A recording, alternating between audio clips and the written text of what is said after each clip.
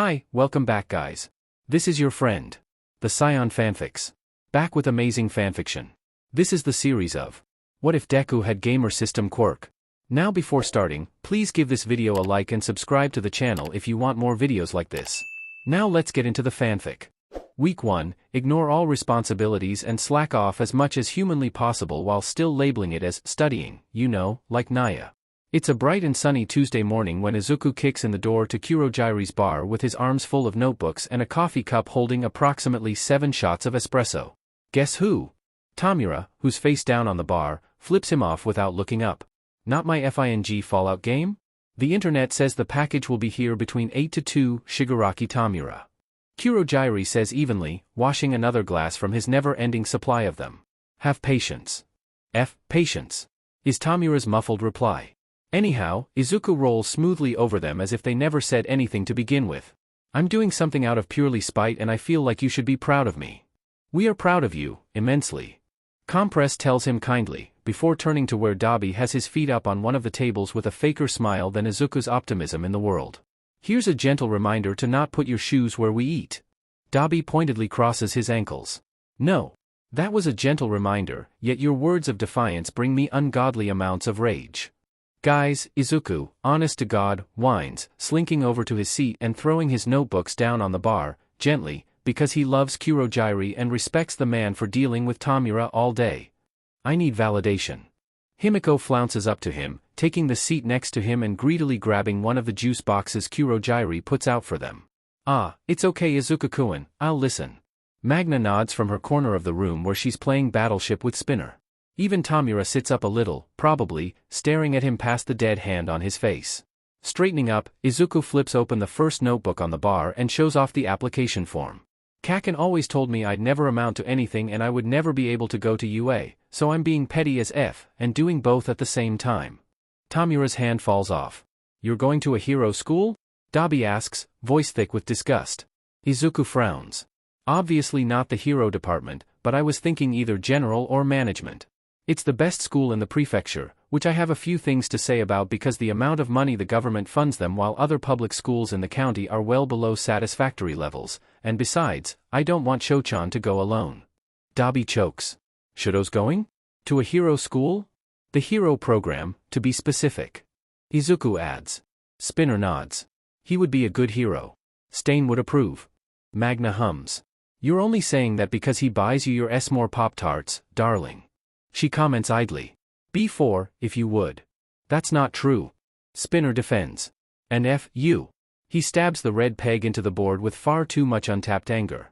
Pop-Tarts are ravioli. Twice hops onto the table next to Magna and Spinner, throwing a peace sign and knowing full well the amount of chaos he just caused. 3, 2, 1. Tomura slams his hand down on the counter, his pinky carefully raised. Pop-Tarts are not FING ravioli you shitbags. Yes they are. Himiko jumps up and down, dragging Compress into the argument, and within less than 3 seconds the entire bar descends into pure and unadulterated chaos until Kurogiri warps in an air horn and silences them all with the deafening sound of Izuku's future investment in hearing aids. Children! Kurogiri shouts, the gold of his eyes furrowing heavily. I am this close to dropping you in the middle of the Pacific Ocean and making you swim back to land. Spinner raises a hand. I can't swim. Kurogiri just stares at him, letting him know without words how little FS he has about that fact. They all quiet down, the fear of God, or Kurogiri's irritation, effectively put into them as they go back to their tasks. Except Izuku. The planet is ravioli. He whispers under his breath. Dabi glares and throws his left shoe at him. It's silent for a good minute, Dabi scowling at his shoeless left foot before the earlier conversation reoccurs to him. Wait, we were talking about Shouto joining the hero program. Why the hell is he doing that? Didn't he run away from home because he didn't want to be a hero? No, he ran away because your dad is an abusive dickbag. Himiko chimes in helpfully. Dabi's eyebrow gains a twitch. Thank you, Toga, you really needed to announce my tragic backstory to the entire bar. That's so awful. Grow up, everyone has a shitty past. Twice pops up on the other side of Himiko, which she grants him a single pat somewhere on his face. It's hard to tell where exactly with that mask on. He looks happy enough, at least. Beach, we've already unlocked it 20 levels ago. Tomura deadpants to Dabi, ignoring the commotion behind him easily. Compress dramatically presses the back of his hand against his forehead. Me, on the other hand, will forever remain a mystery dash. Seiko Atsuhiro, a former entertainer, age 33, lives at 45-6, Higashi Ikebukuro 1 Chome, Toshimiku, Mizudafu, prefers dogs over cats but isn't picky, favorite drink is warm sake, favorite food is grilled eel, likes to listen to jazz music and electro swing, quirk, compress, is activated through physical touch through the arms, so the best way to subdue would be to immobilize at least from the forearm down. Izuku rattles off absent-mindedly. When nobody says anything for a long moment, he glances up, blinking at their stunned expressions. Was I wrong about anything? Compress slowly slinks down, crouching on the ground with his hands over his head. Kurogyri, can I?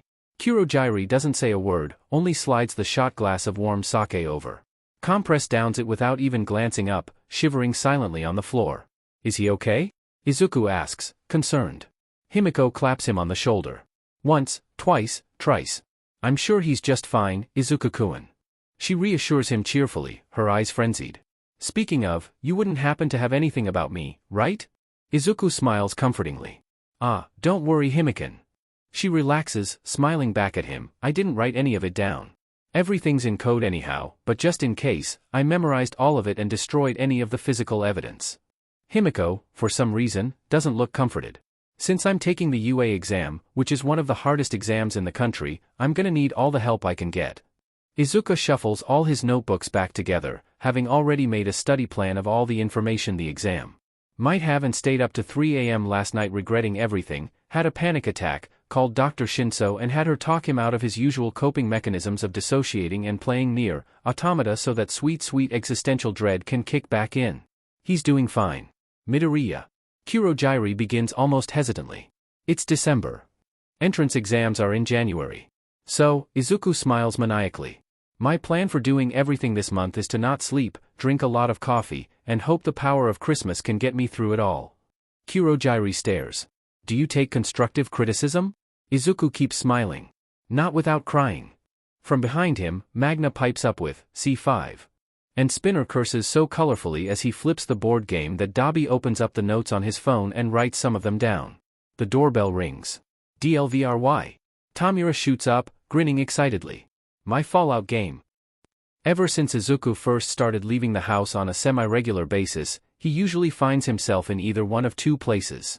Kurogyri's bar, because while he may have friends now, they're all usually somewhat busy doing crime, or at least pretending to be busy.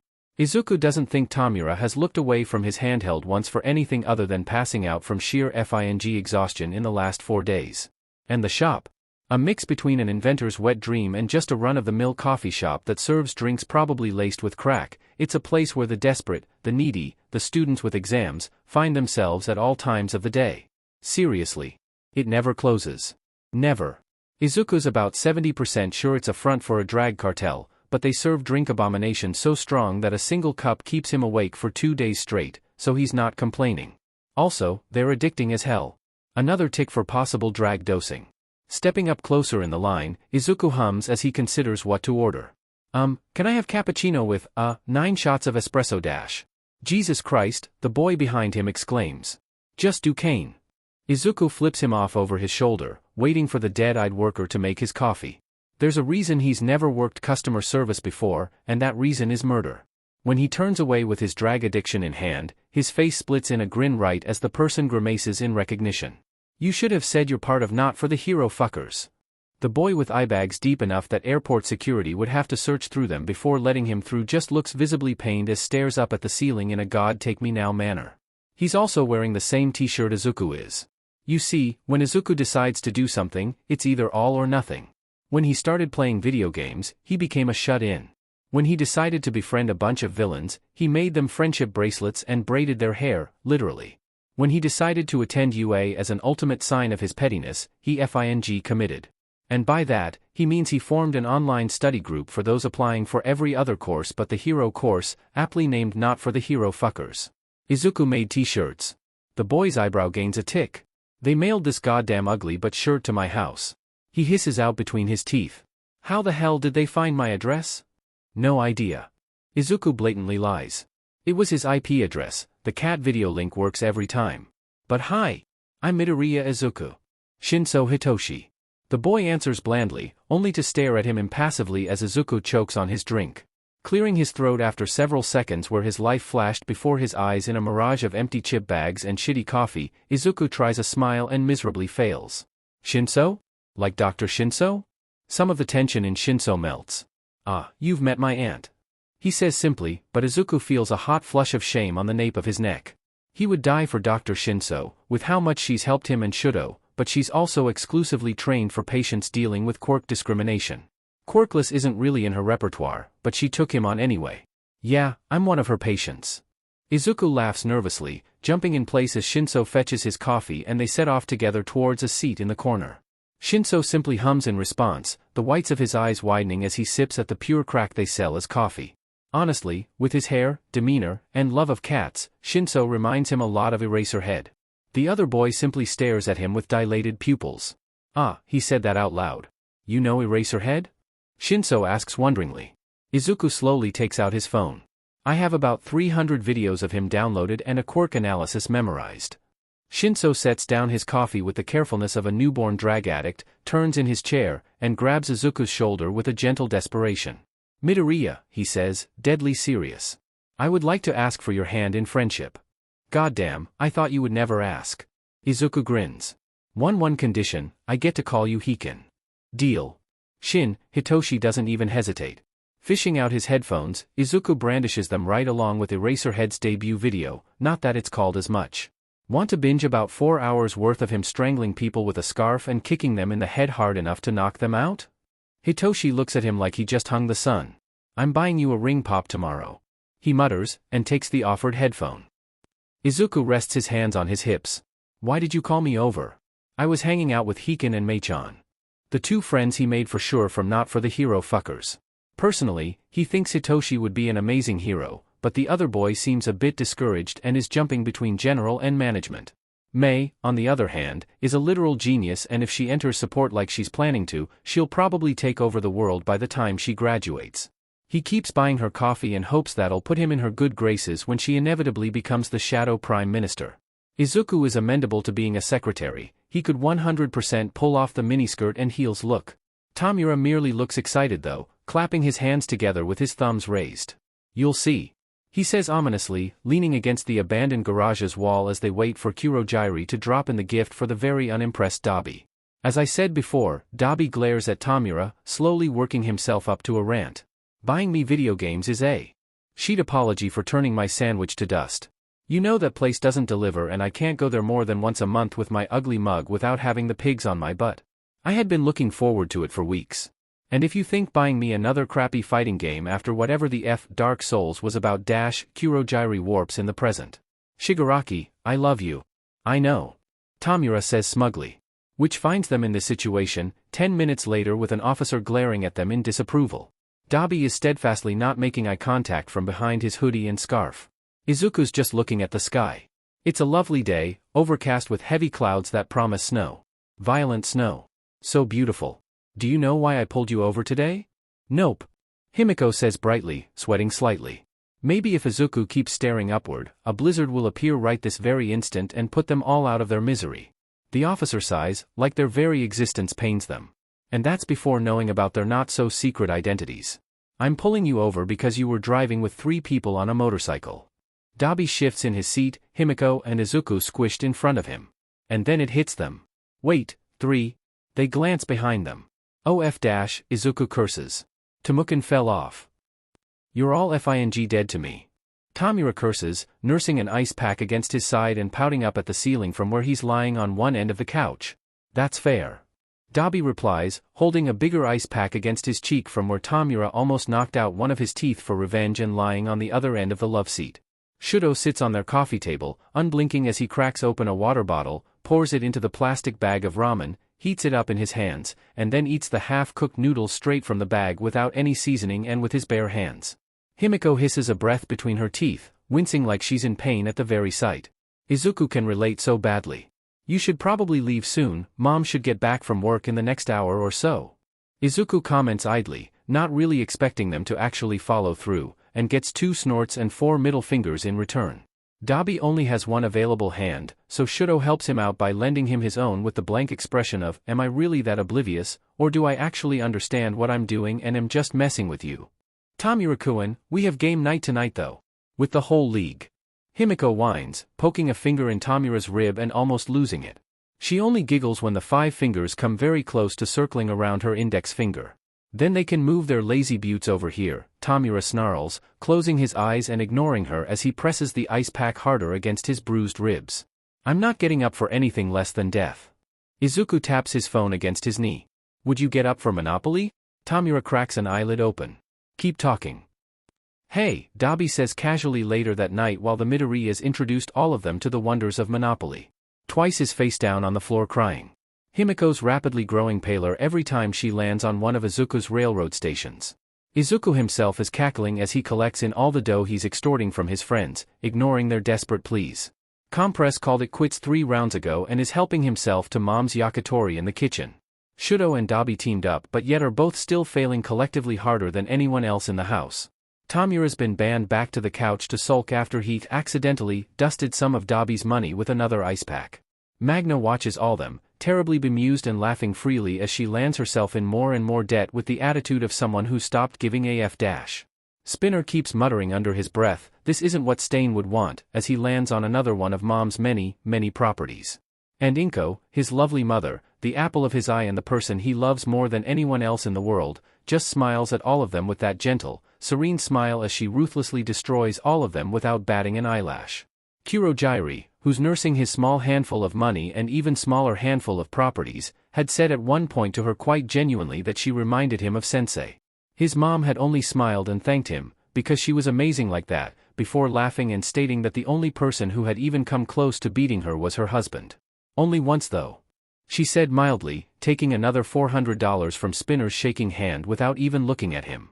"He cheated horribly too, was always a sore loser, that one. He married me for my competitiveness though, he should have known what he was getting into." Quite unfairly, everyone's head turned towards Izuku, which he thinks is rude. "He's not that competitive." "Yes, Dakuin?" His mom prompts when Dabi only frowns at his and Shouto's property, a single brown one that Izuku's been eyeing for the past 20 minutes.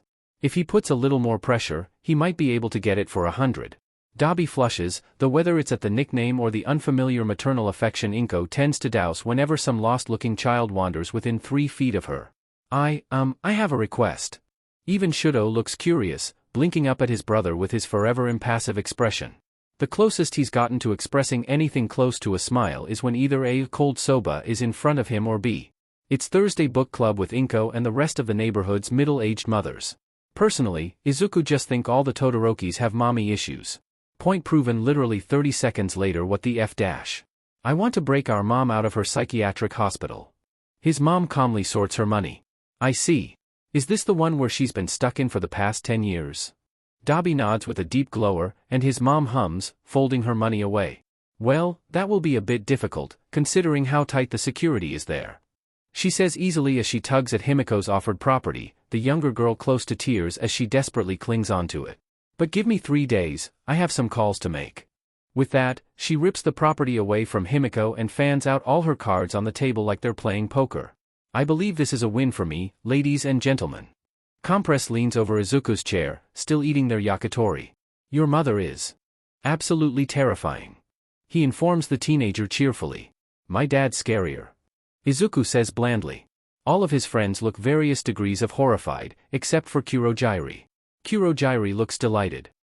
3 days later, Izuku trails into Kurojairi's bar with his mother on his heels, holding an impressively thick manila folder. "Dakuin, dear." She hums softly, dropping it on the table of the suddenly polite and well-behaved adults. "Mommy issues, the lot of them. I called Hisashi, had him pull some strings to get some information about your mother's location in exchange for a few things." Dabi hesitates, obviously concerned. "It wasn't anything bad, right?" She laughs, patting his cheek like he's a small toddler. Dabi blushes. "Oh, it was just a couple videos of Izuku, don't worry about it." Izuku crosses his arm with a scowl, cheeks burning red. "He wanted me to dictate letters I wrote to him when I was 5. God, could his dad get any more embarrassing? Or creepy? He dug through his father's old things while searching for an old Pokemon game to play with Tomura, and came to 2 conclusions. His dad is possibly a career criminal, if his tax returns are any indication.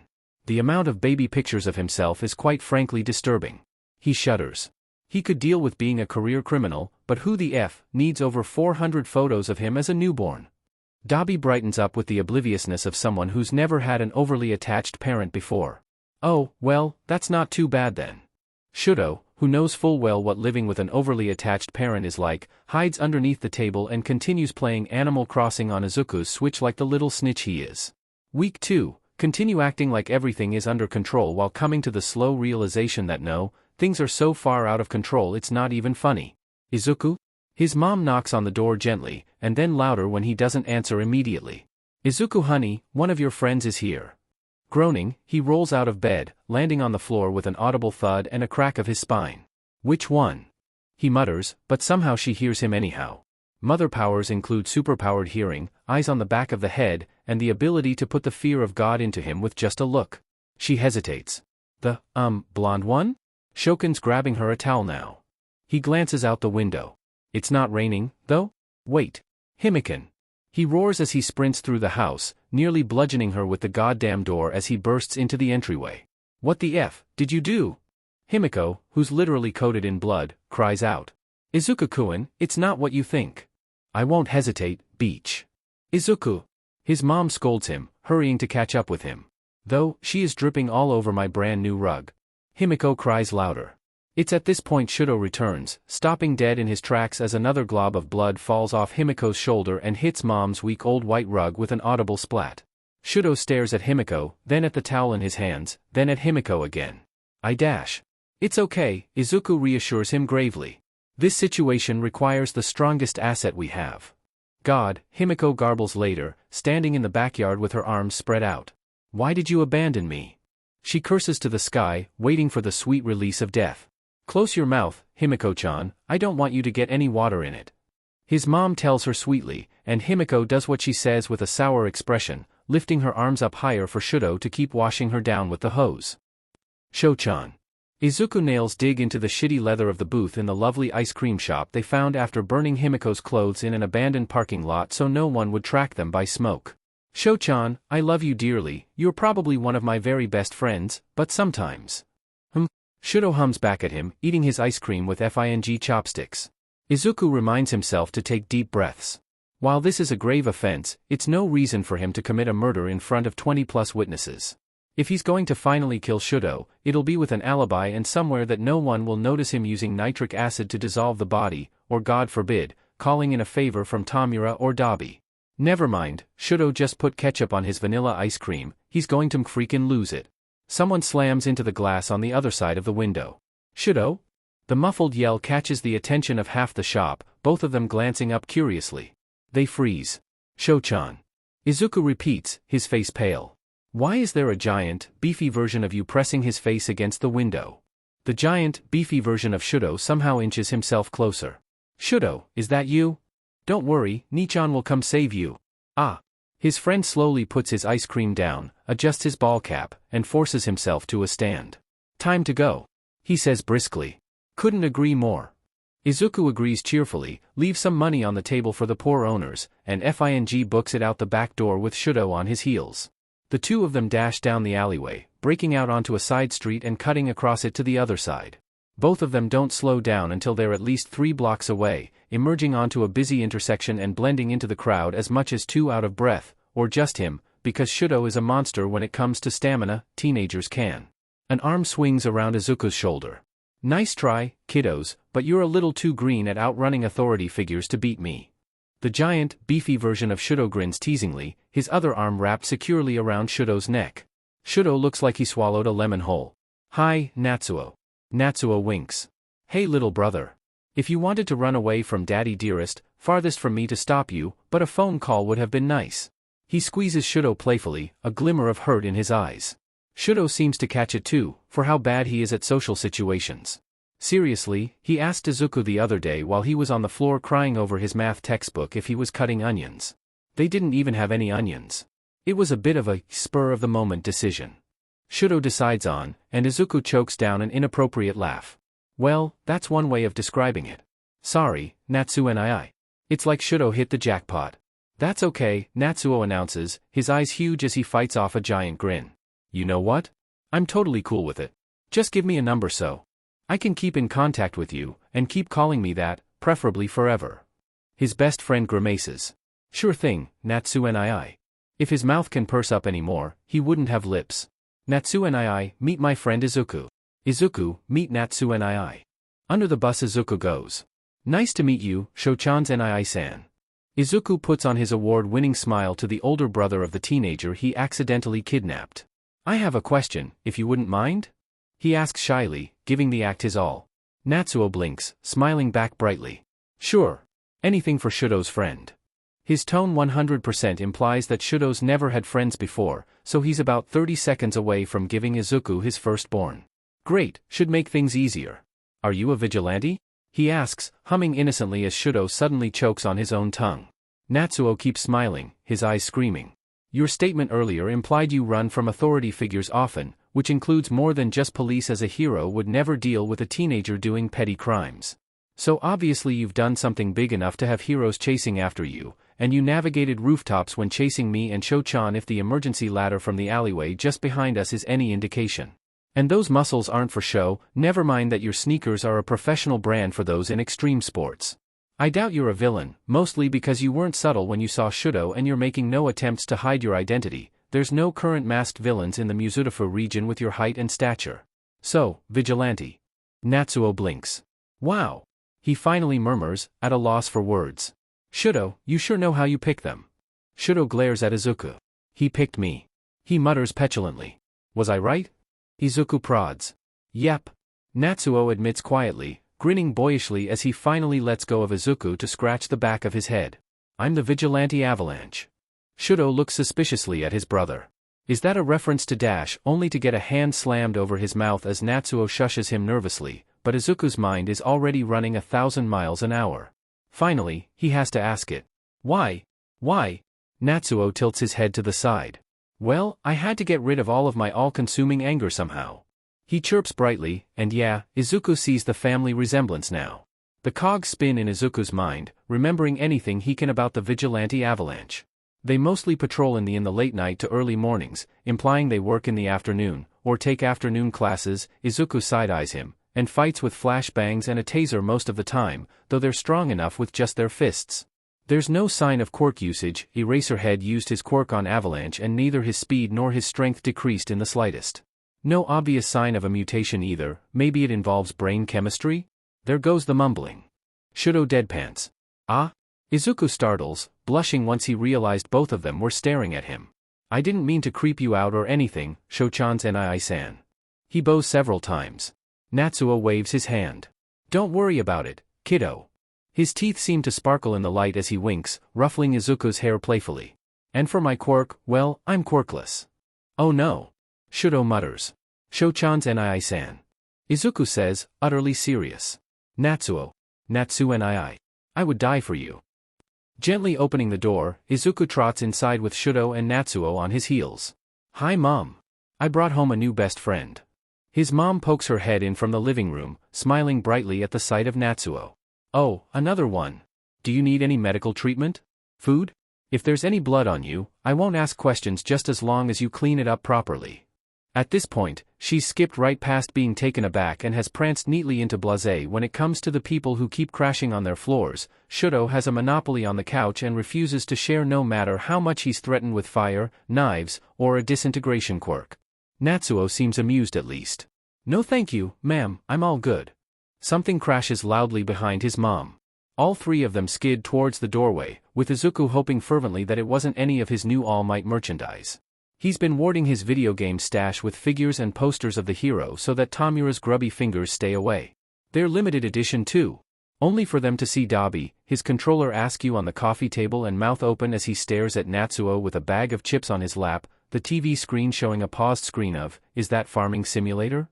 Tuya-nii? Natsuo croaks. Sheet, Izuku knew he forgot something. Dabi carefully places his bag of chips on the coffee table, saves his game, turns the TV off, and dives straight through the window. It wasn't open. Unfortunately, Natsuo also inherited the dumbass genes and nosedives right after him. Carefully picking his way through the shards of glass, Izuku pokes his head out the now very broken window. Both of them are running down the street, screaming incoherently for two vastly different reasons. Natsuo, for seeing his seemingly dead brother after 10 years bumming it out on Shouto's couch and playing shitty video games. Dabi, for faking his death and having karma catching up to him in the form of his 5'11" beefy younger brother. His stick but doesn't stand a chance. Sure enough, Natsuo tackles him in a move that would make a professional quarterback weep, yelling something so littered in profanities that his mom instinctively covers his ears despite him hearing far worse from Tomura whenever he gets piked. Are they? Shouto trails off from where he's sticking his head out a foot below Izuku. Noogieing each other?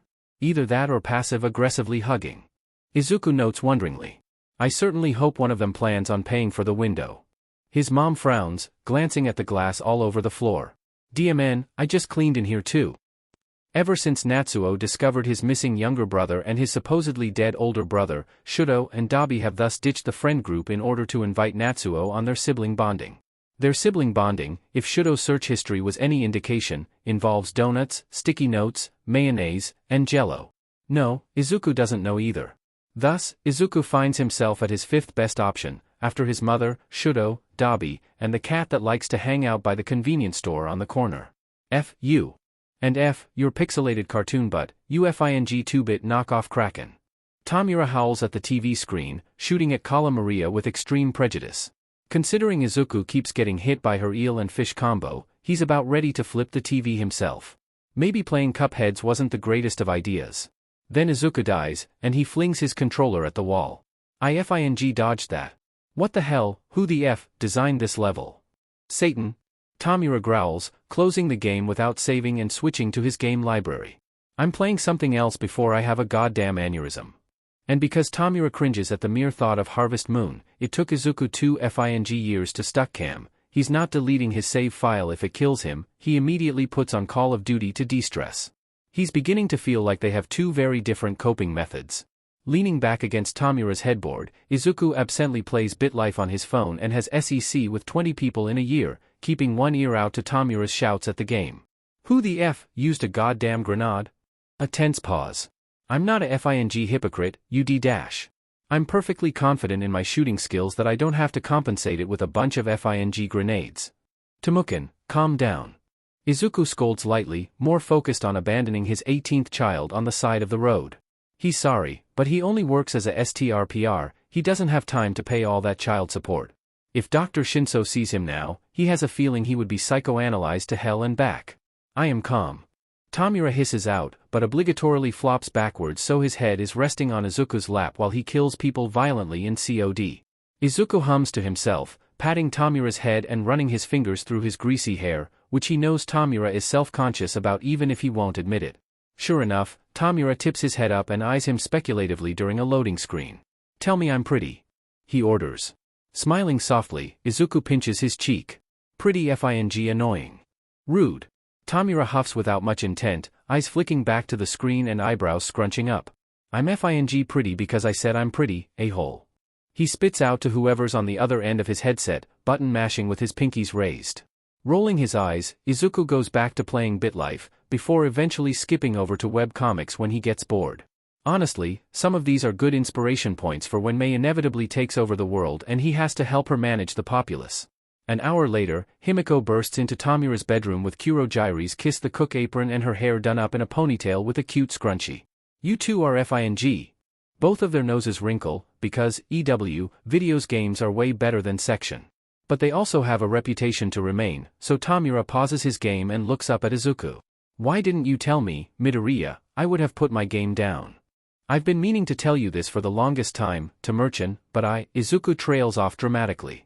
I have a FTSH for Xbox controllers. BRRH, Tomura intimates his controller vibrating with a suggestive eyebrow wiggle. Himiko looks a little sick. That's what she gets for being gross. Plopping down next to them, she flings her legs over Tomura's and props her head up with one of his many pillows.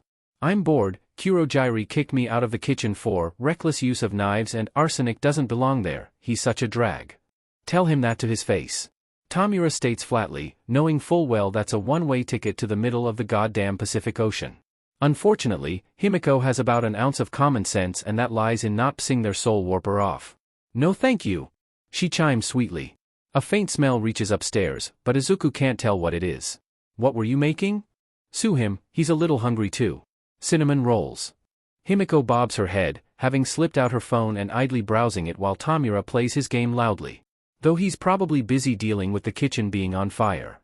Izuku chokes, Tomura's controller fumbles in his hands and accidentally disintegrates, and Himiko reblogs a post about cats being assholes. The smell is definitely smoke, and something dawns on Izuku horribly. Dabi spends more than a given quarter of his time here, which means the FING sprinkler system is disabled. Tomura shouts, leaping off of the bed and scrambling for his consoles. Midoriya, get all my limited edition figures. Toga, my pre-ordered games. Sir, yes sir. Would you mind telling me why all three of you ran back after evacuating the first time? Kurojairi asks them, voice low and simmering with anger. I'm a minor, so legally, anything I say doesn't count, right? Himiko asks with a panicked smile, juggling the giant Persona 5 box next to the Dissidia collection. The gaze turns to Izuku. I'd really not say. Honestly, the figurines are getting a little heavy, but he has a feeling Kurojairi will warp them the instant they're out of his arms and up 1,000 feet up in the air directly over his head. Tomura, oh Tomura, the man has no fear. Bold words for a man who saved his alcohol collection first before checking in on his ward. Kurojairi is silent for a long moment. Agree to never speak of this again? Agreed. Izuku comes home in time for dinner, covered in soot, ash, and icing. Turns out that even after being roasted in the oven at temperatures unsurvivable to humans without either a fire-resistant quirk or pure spite, those cinnamon rolls tasted pretty good. So despite brushing death, Kurojairi, he's in a pretty good mood. Until he walks into the kitchen to see not only his mother, but Dabi, Natsuo, and Shouto crying hysterically. Is everything okay? Izuku asks, almost hesitant to know. Did something bad happen to the boy's mom? Did someone famous die? Does he need to go on a revenge spree? Tea-turtles never meet their mothers. Dabi sobs out with blood trickling down his cheeks as his Walmart brand tears, and the four of them start crying anew, positively wailing at the top of their lungs. Blinking, Izuku slowly steps back. I'm just gonna go. His mother waves him off, loudly blowing into her napkin and patting Shouto's shaking back. Izuku retreats back to his room, suitably weirded out, and vows to bleach the very memory from his brain in favor of playing Undertale. Week 3, cram, until sleep becomes an unaffordable luxury, all the while listening to All Is Well on repeat because it resonates with all dying students. Midoriya-kun, Hitoshi says slowly, dead eyes focused on the screen in front of him from where they've been studying linear progressions for the past hour. They've only grown deader with every letter found in a numerical equation where there shouldn't be one. You have weird friends. Izuku hums distractedly, checking his phone. Shouto sent a picture to the hashtag WhoIsThatVillainIC channel, a selfie of him throwing a peace sign with a blank expression in front of a giant billboard with his face on it and the words "Have you seen me?" Right below it, Dabi sent one with a similar theme, but with a manic smile in front of a home shrine with his baby picture on it. Himiko has one with her T-posing in front of a whole board of missing teenager papers in a CU store, and even Tomura has an old newspaper, with the name already decayed. He's beginning to feel a little left out at this point. I don't think they're that weird. Izuku lies blatantly. Hitoshi makes eye contact, takes a long sip of his cracked coffee that somehow comes across as threatening, and then points out the window. Izuku refuses to look. He knows full well that Twice and Himiko are having an aggressive dance-off right outside the shop. For a teenager who has a surprising amount of issues about villains, he took the revelation that the people who randomly teleport into Izuku's house to steal his food are villains admirably well. Which means he passed out when Tomura held out one of his many hands for a handshake, only to be woken up by being fanned with one of them. At this point, Izuku has passed having FS to give about touching dead body parts. When the fainting and the screaming passed, Hitoshi took the offered breadstick from Compress and numbly ate it on Shouto's couch between Magna and Spinner, both of them giving him condolences for his unwilling incorporation into this madness. Izuku's pretty sure they go bowling every Wednesday to complain about them now. The sound of sirens puts a halt to Himiko's and Twice stabbing, both of them shrieking before diving into a nearby alleyway as some rookie hero gives chase. Izuku goes back to studying. I've brought you here, Compress says slowly, the room dark and lit only by a dim light bulb above his head. To play the most dangerous game dash. Knife Monopoly? Himiko idly asks, turning on her phone and blinding the entire league with a very graphic image of a dissected bird as her home screen. Izuku needs better friends. Compress hesitates. I was going to teach you all how to play strip poker, but now I'm curious about whatever knife monopoly is. Later. Izuku begs, eyes burning as he stares at his chemistry textbook, trying for the love of God to understand what the electron clouds are about. I'm begging you. You okay, kiddo? Dabi asks carefully from the other end of the bar, nursing a drink that is taking all of Izuku's self-control not to rip out of his hand and chug it like a keg stand. Just fine. Izuku hisses, slamming his head down over his textbook and blinking back the sheer misery he's feeling. Why can't he dissociate for a bit? Studying is so much easier when he doesn't have to set 5-minute crying breaks every hour. Glancing around the room, he tries to find anyone who isn't a dropout, and fails miserably. Compress maybe? No, Izuku asked him what 9 times 3 is and he had to look it up on his phone because he forgot. A glass of juice gets set down in front of him. Remember to hydrate and take frequent breaks. Kurogyri reminds him gently, patting his unbrushed and unwashed hair without a moment of disgusted hesitation. Oh. Could you do a small favor for me, Kurogyri? I would literally die for you, but go on. Kurogyri tells him, completely and utterly serious. Izuku's face doesn't even twitch. Can you explain this to me? Their warper leans over the bar, squinting at the fine text. Well, that's what Izuku thinks those yellow lines for his eyes mean, anyhow. It's hard to read a sentient mist's expression okay. Kurogyri starts, staring down at his textbook. My apologies, I don't seem to understand it either. Well, Izuku's fed. Let me see, Tomura leans into space, and then Dabi, both of them staring at it with identical expressions of confusion. Magna? Dabi tosses out desperately. She's out partying. Or selling drags. Not sure which. Twice answers helpfully, scratching the back of his head. Toga, wait no, not you. Izuku and Himiko glare at the fire quirk user, and Dabi holds out his hands pacifyingly. Not anything against you. Just, we all know you wouldn't understand chemistry. Toga-chan is the best at biology though, she knows so much about it. She only does it to dissect animals. Twice winces at the words that roll out his mouth, and instantly Himiko's lip is wobbling. Her voice cracks a little bit as she speaks. That's mean, Jin-kun. I'm sorry Toga-chan. No I'm not. Twice smashes his face into the bar, screeching to himself quietly as his mutters dissolves into half-baked apologies and off-topic jokes. At least Himiko seems to have already forgiven him, if the way she pads over and rubs his back is any indication. Honestly, Izuku only has room for one mental breakdown right now. It's him. He's the one having a mental breakdown. Spinner rests his elbow on Izuku's hair and kindly doesn't comment on the fine layer of grease over it. You're stuck on C6H12O6? That's the chemical reaction for sugar and it's a polar bond, so it makes it soluble in water. The entire bar goes dead quiet. What? Spinner asks defensively. I liked that song, Molecular Shape of You, a lot back in college. Helped me pass my gen ed science courses I had to take. You. Tomura rasps out, for the first time lost for words. You went to college. Spinner blinks. I did. Never finished though. Why? Is that a problem?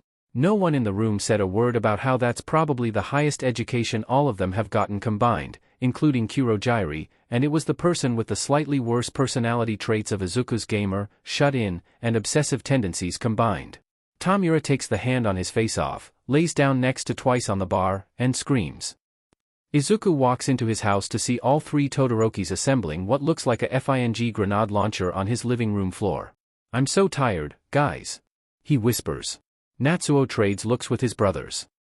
We can go back to my apartment? Izuku nods slowly. There's 9 Natsuos, which he knows for sure is his vision malfunctioning. Rather than him accidentally being cloned. The world can't take the sheer himbiness of 9 Natsuos. You do that. Barely managing to avoid the tempting cry of sleep while he crams English words into his brain, Izuku grunts his thanks as Himiko drops off a cappuccino in front of him. I got you a nice, hot cup of coffee for my sleepy Izuku-kun. She giggles as she sits down across from him. Her smile strains when he downs it with sheer desperation, looking mildly concerned for his kidneys. It's cold though. Izuku retorts, still sipping at it. Nice cup of coffee. She amends cheerfully. Izuku stares down at the brown sludge. It tastes horrible. Himiko discreetly pushes her own drink, some pink abomination with glitters and sparkles, out of his lunging distance. Cup of coffee? She offers weakly. To be honest, I'm not even sure this is coffee. It's amazing what 11 shots of espresso does to the taste. Cup. You know what, that works. Both of them go back to their respective tasks once that's settled, Izuku having a mental breakdown as he wonders if can get away with writing a dictionary worth of vocabulary on his stomach, and Himiko doodling in her sticker-covered notebook with one only pink earbud in, humming to herself contentedly. It's only been a week since she ran away from home and ended up crashing between Kurogiri's spare room upstairs and the floor right next to Shouto's couch, but she just seems happier. More livelier. Less like there's a dull look in her eyes every time she gets lost in thought. His throat feels tight, so he downs more of his drink, catching her attention swiftly. What does coffee normally taste like, anyway? Himiko asks curiously. Izuku chugs the rest of it, leaning back in his seat and aiming towards a trash bin at the other side of Kurogiri's bar. The paper cup misses, but Kurogiri only sighs from behind the bar and uses his warp gate to dump it properly. Izuku knew there was a reason he liked the man, and not only because of his ability to make Tomura shut the F up once in a while. Not as good as it smells. Oh, Himiko says, staring into space. Like shampoo. Unicorn shampoo? He asks, with the tone of a veteran who has seen the horrors of war. She nods. Unicorn shampoo. He takes Christmas Eve and Christmas Day off at least. Well, it's not by choice, but rather his mother tried to tug the textbooks out of his fiercely resisting hands, both of them hissing back and forth until Shouto walked over and dumped ice cubes down the back of their shirts. Natsuo must have taught him that, because Izuku sure as hell didn't. So yeah. He's forced to take the 2 days off, with his mother hustling the sacred texts off to lands unknown, his textbooks into her bedroom, as even when he wants to die he doesn't dare step into it without her XPLCT permission. Luckily, she didn't find out about the flashcards, so he's studying on the floor of his bedroom, squinting at traditional Japanese sayings and wondering what kind of drags they were on for them to come up with this stuff. Didn't court ladies use lead in makeup or something like that? Maybe that was England. Izuku's arguing with himself on whether it's Japan or England that used toxic chemicals on their face when he hears the sound of Shouto walking down the hall. His mother walks much heavier. He's not sure whether the unnaturally light footsteps are because of endeavor or just Shouto's natural gait. Dabi walks the same way though, and Izuku had previously chalked Natsuo's quiet steps to his vigilantism, so maybe he needs to turn on his computer for something other than Nintendo lo-fi music to study to and check in how his endeavor hate forums are doing. Midoriya, Shouto's voice from the doorway draws him out of his thoughts, wearing sunglasses and a rainbow beanie, a sure sign as any that he left the house. It's not Sunday, so it can't be brunch with Dabi, nor Tuesday, so it's not sibling bonding time with Natsuo, or Friday, which is when he has his appointments with Dr. Shinso. Izuku tries not to bug Shouto on where he's going. The boy deserves his independence more than most, but Shouto literally thought a mugger was just a homeless beggar and tried talking to him about his life choices. The surprising part is that the mugger listened and got his act together. They're friends now on TikTok apparently. I went to go buy Inko-san a birthday present, but I don't know her well enough. Shouto explains, almost hesitantly as the bag over his wrist ruffles. So I had an idea. No presents for me? Izuku asks wryly, and gets Shouto rummaging through his bag to pull out a single packet of ramen with a bow slapped on it only to fling it at his head with what feels like terminal velocity. He deserved that. Both of them move on without another blink. Do you think she would like this? Shouto asks, pulling out the last item in his bag and showing it to him. A box of hair dye. Izuku's eyes widen. Yes. He whispers. His mom bursts into tears when they walk into the kitchen while she makes dinner for them, and probably the whole league when they inevitably show up. Shokuin. Shouto nervously fiddles with his now very green bangs, a stark copy of Inko's pure green rather than Izuku's black highlights. Izuku offered, but Shouto had one person in mind when the two of them were dyeing his hair, and one person alone. He doesn't mind. Shouto deserves all the good people in his life, and Izuku isn't biased, but his mom is the best. Shokuin, come here. His mom gently beckons, and Shouto folds himself into her arms, hilariously tall and broad-shouldered compared to his mom's small frame. She talks to him softly, so quietly that Izuku can't hear it, but Shouto relaxes more in her arms, burying his face in her shoulder. Izuku makes to leave, only for Shouto to call his name. Glancing back, he raises an eyebrow as Shouto steps back from his mom and digs through his pocket, eventually holding out an eyebrow pencil. For the freckles. Shouto explains at his confused look. Needless to say, the hug Shouto gets almost sends him flying to the floor. Izuku scans the fresh produce, dropping a couple of bell peppers from Kurogiri's list into the basket over his elbow. At his side, Dabi picks up a box of raspberries with his gloved hands, humming as he checks it for mold before putting it back and grabbing a different one. What brand of chips do y'all want? Himiko shouts from one end of the store. I'm always a slot for Doritos. Tomura yells back from the other end. Izuku sighs. Man, this has been a long week. Dabi gives him a weird look. It's 8 a.m. on a FING Tuesday. I know. Himiko skids around the corner with a carriage full of junk food, Tomura on her heels with 3 baskets of canned goods in his gloved hands. We good? Both of them do a cursory look at the list. Yeah, we got everything. Izuku finally says, sending the text out to Kurogyri. Within moments, a warp gate appears in the middle of aisle 1, vegetables and fruits. Thank you everyone. Himiko waves to the hostages sitting on the ground, but it's with her bloody knife. Everyone gasps and flinches back in sync. What? She blinks, glancing around to find the source of their terror. Luckily, the sound of sirens distracts her confusion. Let's go! Dabi shouts, pushing him and Himiko first through the warp gate like the good big brother he is. Izuku oofs as he lands in the middle of the bar, Himiko skidding next to him, then Tomura and Dabi already bickering. The gate closes, leaving them surrounded by the efforts of their bi-weekly grocery run, theft. It's a sheet ton of food to feed the whole but league, okay. How did it go? Magna asks, already rifling through Himiko's snacks and stealing a bag of Cheetos. Good. Izuku chirps cheerfully, pushing his thermal goggles up into his hairline and pulling his respirator down. Jiren really came into a clutch to help him hide his face, with the whole ensemble being vaguely threatening with red lenses and a toothy grin painted on the respirator. Compress walks up next to her, both of them sorting through the junk food. He glances up, probably to ask something, before doing a double take. What are you wearing? Frowning, he points at his face coverings. You mean this? No, those make sense. Compress waves off. I meant your shirt. He glances down at his shirt, a plain white t-shirt with the words villain costume printed on it. It was on clearance at his local thrift store. It's my villain costume, obviously. Izuku explains slowly, still confused. Don't bother. Kurogyri mutters. I haven't been able to make sense of it either. The smell of bacon and eggs cooking stirs him from his sleep. Normally, that would be a comforting smell, just him laying in bed and listening to his mother cook breakfast while Shouto talks to her quietly. But considering the last thing he remembers is studying with Hitoshi and Mei at the shop, and the only food they serve is prepackaged chips, it's a bit concerning. MMH, he groans, forcing his blurry eyes open from where he's sleeping face first on the table. The first thing he sees is several people gathered around him, all of them gasping at the sight of him awake. Ivy. Mei nudges his shoulder, using her nickname for him. Ivy, don't move. Blinking slowly, he squints up at her as she smirks. Why? It comes out as a statement. Just trust us. Hitoshi chimes in next to her, also smirking heavily with his phone camera aimed towards him. Or what's on his back? What did you put on me? Before Mei or Hitoshi could say anything, another girl walks up to them with a plate.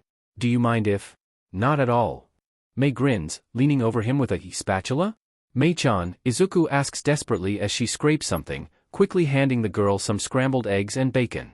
Hitoshi and the girl pose for a selfie before she escapes back into the crowd of eating students. Please tell me you didn't put a tripod Bunsen burner on my back while I was sleeping and decided to make breakfast for the entire cafe. Okay, I won't tell you. Mei pats his head. Hitoshi takes another photo. What's Hokusai's most famous work? Tomura reads off the flashcard, his face twisting into a frown. Who the hell is Hokusai? He mutters to himself. Himiko's head pops up from where she's playing Bayonetta on the TV in Izuku's living room. Oh, I know this one. It's the Great Wave off Kanagawa? Izuku rattles off, limbs twitching slightly against the carpet underneath where he's lying on his back. According to WebMD, he's either having a heart attack or a pulmonary embolism, but mostly he's just tasting colors. His mom has banned caffeine ever since he let that fact slip, so he's making do with eating cosmic brownies while crying hysterically. Correct again. I think that's it for art history, so whatever Tomura was about to say gets interrupted by Izuku's front door being bashed open. If anybody asks, Natsuo says, reeking of smoke and soot with char marks all along his clothes. Shouto and Dabi don't look much better, but Natsuo steals the show by holding the goddamn grenade launcher while saying this. I was here the whole time. Okay? All three of them slowly nod. Great. Natsuo says faux cheerfully, shoving the grenade launcher into Dabi's fumbling hands before wandering down the hall. I'm gonna go steal your shower real quick, be right back. What were you three doing? Himiko asks, pausing her game and leaning over the back of the couch. Her cheeks grow rosy at the sight of the bloody cut on Shouto's arm. Shouto, smartly, hides behind Dabi. None of your business. Dabi says curtly, hefting the grenade launcher up. Just, don't check the news for the next 24 hours or so. Works for me. Himiko grins, flopping back in her seat and resuming her game.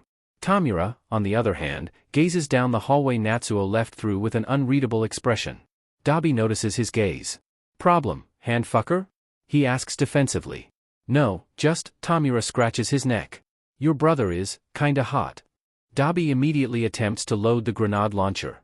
It takes the combined force of Shouto, Himiko, and Izuku to hold him in place. When Natsuo comes out of the bathroom with just a towel wrapped around his waist to investigate the noise and Tomura blushes, they end up having to knock Dabi out with Izuku's math textbook to prevent a voluntary manslaughter. Why are you hitting yourself? Why are you hitting yours? LOL, I'm dying. An overcooked lasagna noodle. Mood.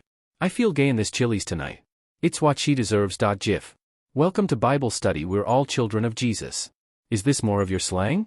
Shigaraki Tomura, did you change my username again? What up, I'm Tomura, I'm 19 and I never FING learned how to read. Can you prove it? Welcome to Bible study. We're all children of Jesus. Not currently.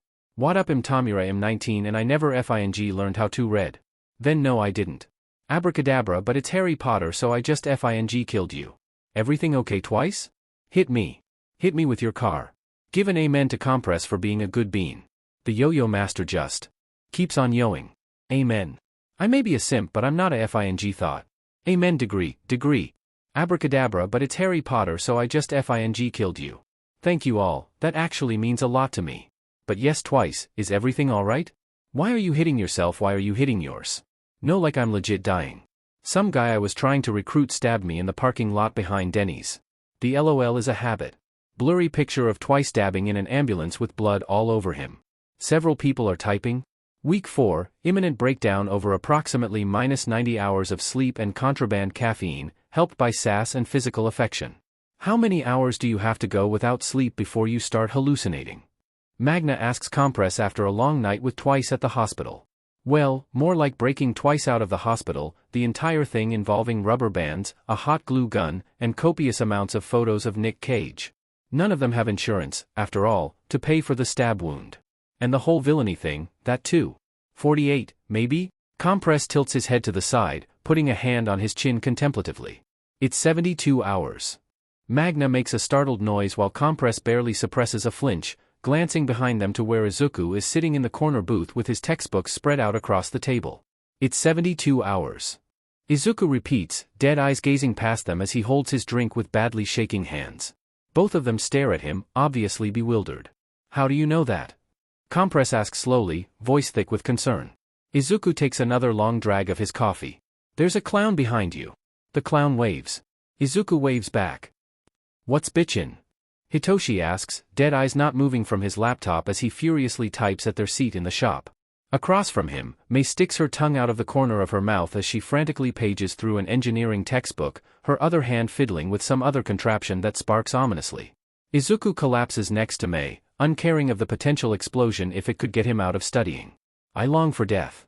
Without missing a beat, both of them chime in. Same. Flipping open his Japanese textbook, he slips out the worksheets he downloaded online and throws himself into studying them, the rest of the world turning psychedelic colors in the corners of his vision. Sweet, another side effect of not having slept in almost a week. Eventually, they take a break, with Mei being the elected coffee fetcher. She grumbles, not wanting to separate from her death machine, but obligatory gets up with their combined cash and joins the line of exhausted students, quickly chatting up several of the Not for the Hero Fuckers members who formed their own study groups. They're nice enough people, but quickly grew unnerved with the fervor the three of them took to studying. It's not his fault that his past incarnation was a feral raccoon with rabies. What are you studying from anyhow? Izuku asks curiously when Hitoshi quickly switches tabs when someone walks behind him, hunched protectively over his screen like he's a dragon and it's his gold. Hitoshi purses his mouth, eyeing him for a long moment. Promise not to say anything to Hatsum? If there's one thing Izuku loves more than friendship, it's secrets, specifically the kind of secrets that are the exact opposite of Midoriya, I need your help to hide a body, that he gets at least 4 times a FING day. Sure. Spinning his laptop around, Hitoshi brandishes his screen. Izuku takes back every good thing he's ever said about Hitoshi. Course hero? Izuku asks cheerfully, voice so fake it wouldn't fool a snail. But Hitoshi's not dumb, but has very little experience with friends lying to him, mostly because he's never had friends before Izuku took the baseball bat of platonic soulmates to his skull. Lying is a skill Izuku had to learn within 3 days of meeting Tomura. Yep, Auntie got it for me to help me prepare for the exams. I guess she still felt bad for missing Christmas. Hitoshi states conversationally, and Izuku shoots him a dark look which reads, "We'll be talking about this later," while Hitoshi conveniently looks out the window attempting to whistle. Attempting is the key word. It's quite evident that Hitoshi can't whistle for the life of him and can only make a sound like some pot smoker after a hit. Don't ask. But still. Course hero. Just the idea of it is making him salivate. All those papers no longer hidden by hundreds of firewalls and fake blurry images to fool him into hoping that the first 4 offered lines could offer him the answers he craves. And Hitoshi has it. Mei flounces back with 2 of their drinks, setting her and Izuku's coffees down. "Someone volunteered to test one of my babies out." Her eyes sparkle ominously, leaving Izuku with the feeling that they didn't quite volunteer as they were voluntold. Without another word, she's gone just like that, screaming at the top of her lungs as she approaches some boy with yellow hair and a black zigzag who, understandably, looks terrified for his FING life right now. "Purple panda?" The poor barista calls out, sounding so confused and drawing the attention of half the cafe. Hitoshi stares at the ceiling, long-suffering. Mocha for purple panda?" Izuku's silent for a long moment. "Are you gonna dash?" "Yeah." Hitoshi interrupts him, still staring at the ceiling. Just give me a moment." A long moment stretches into 2, a full minute passing by before Izuku realizes Hitoshi is too anxious to get up. Immediately, Izuku feels the mom-friend override activate like he's some kind of sleeper agent, every instinct screaming at him to solve every problem of Hitoshi's that has ever existed. So of course he just gets up and fetches Hitoshi's coffee for him. The barista, towering over 8 feet tall with tattoos running up and down his arms and knives for hair, hands over the coffee with evident confusion as he stares at Izuku's own green hair. He opens his mouth, and then closes it again, which is good because otherwise Izuku would have to add his appearance to reason 403 why this place is probably a cover for a drag cartel.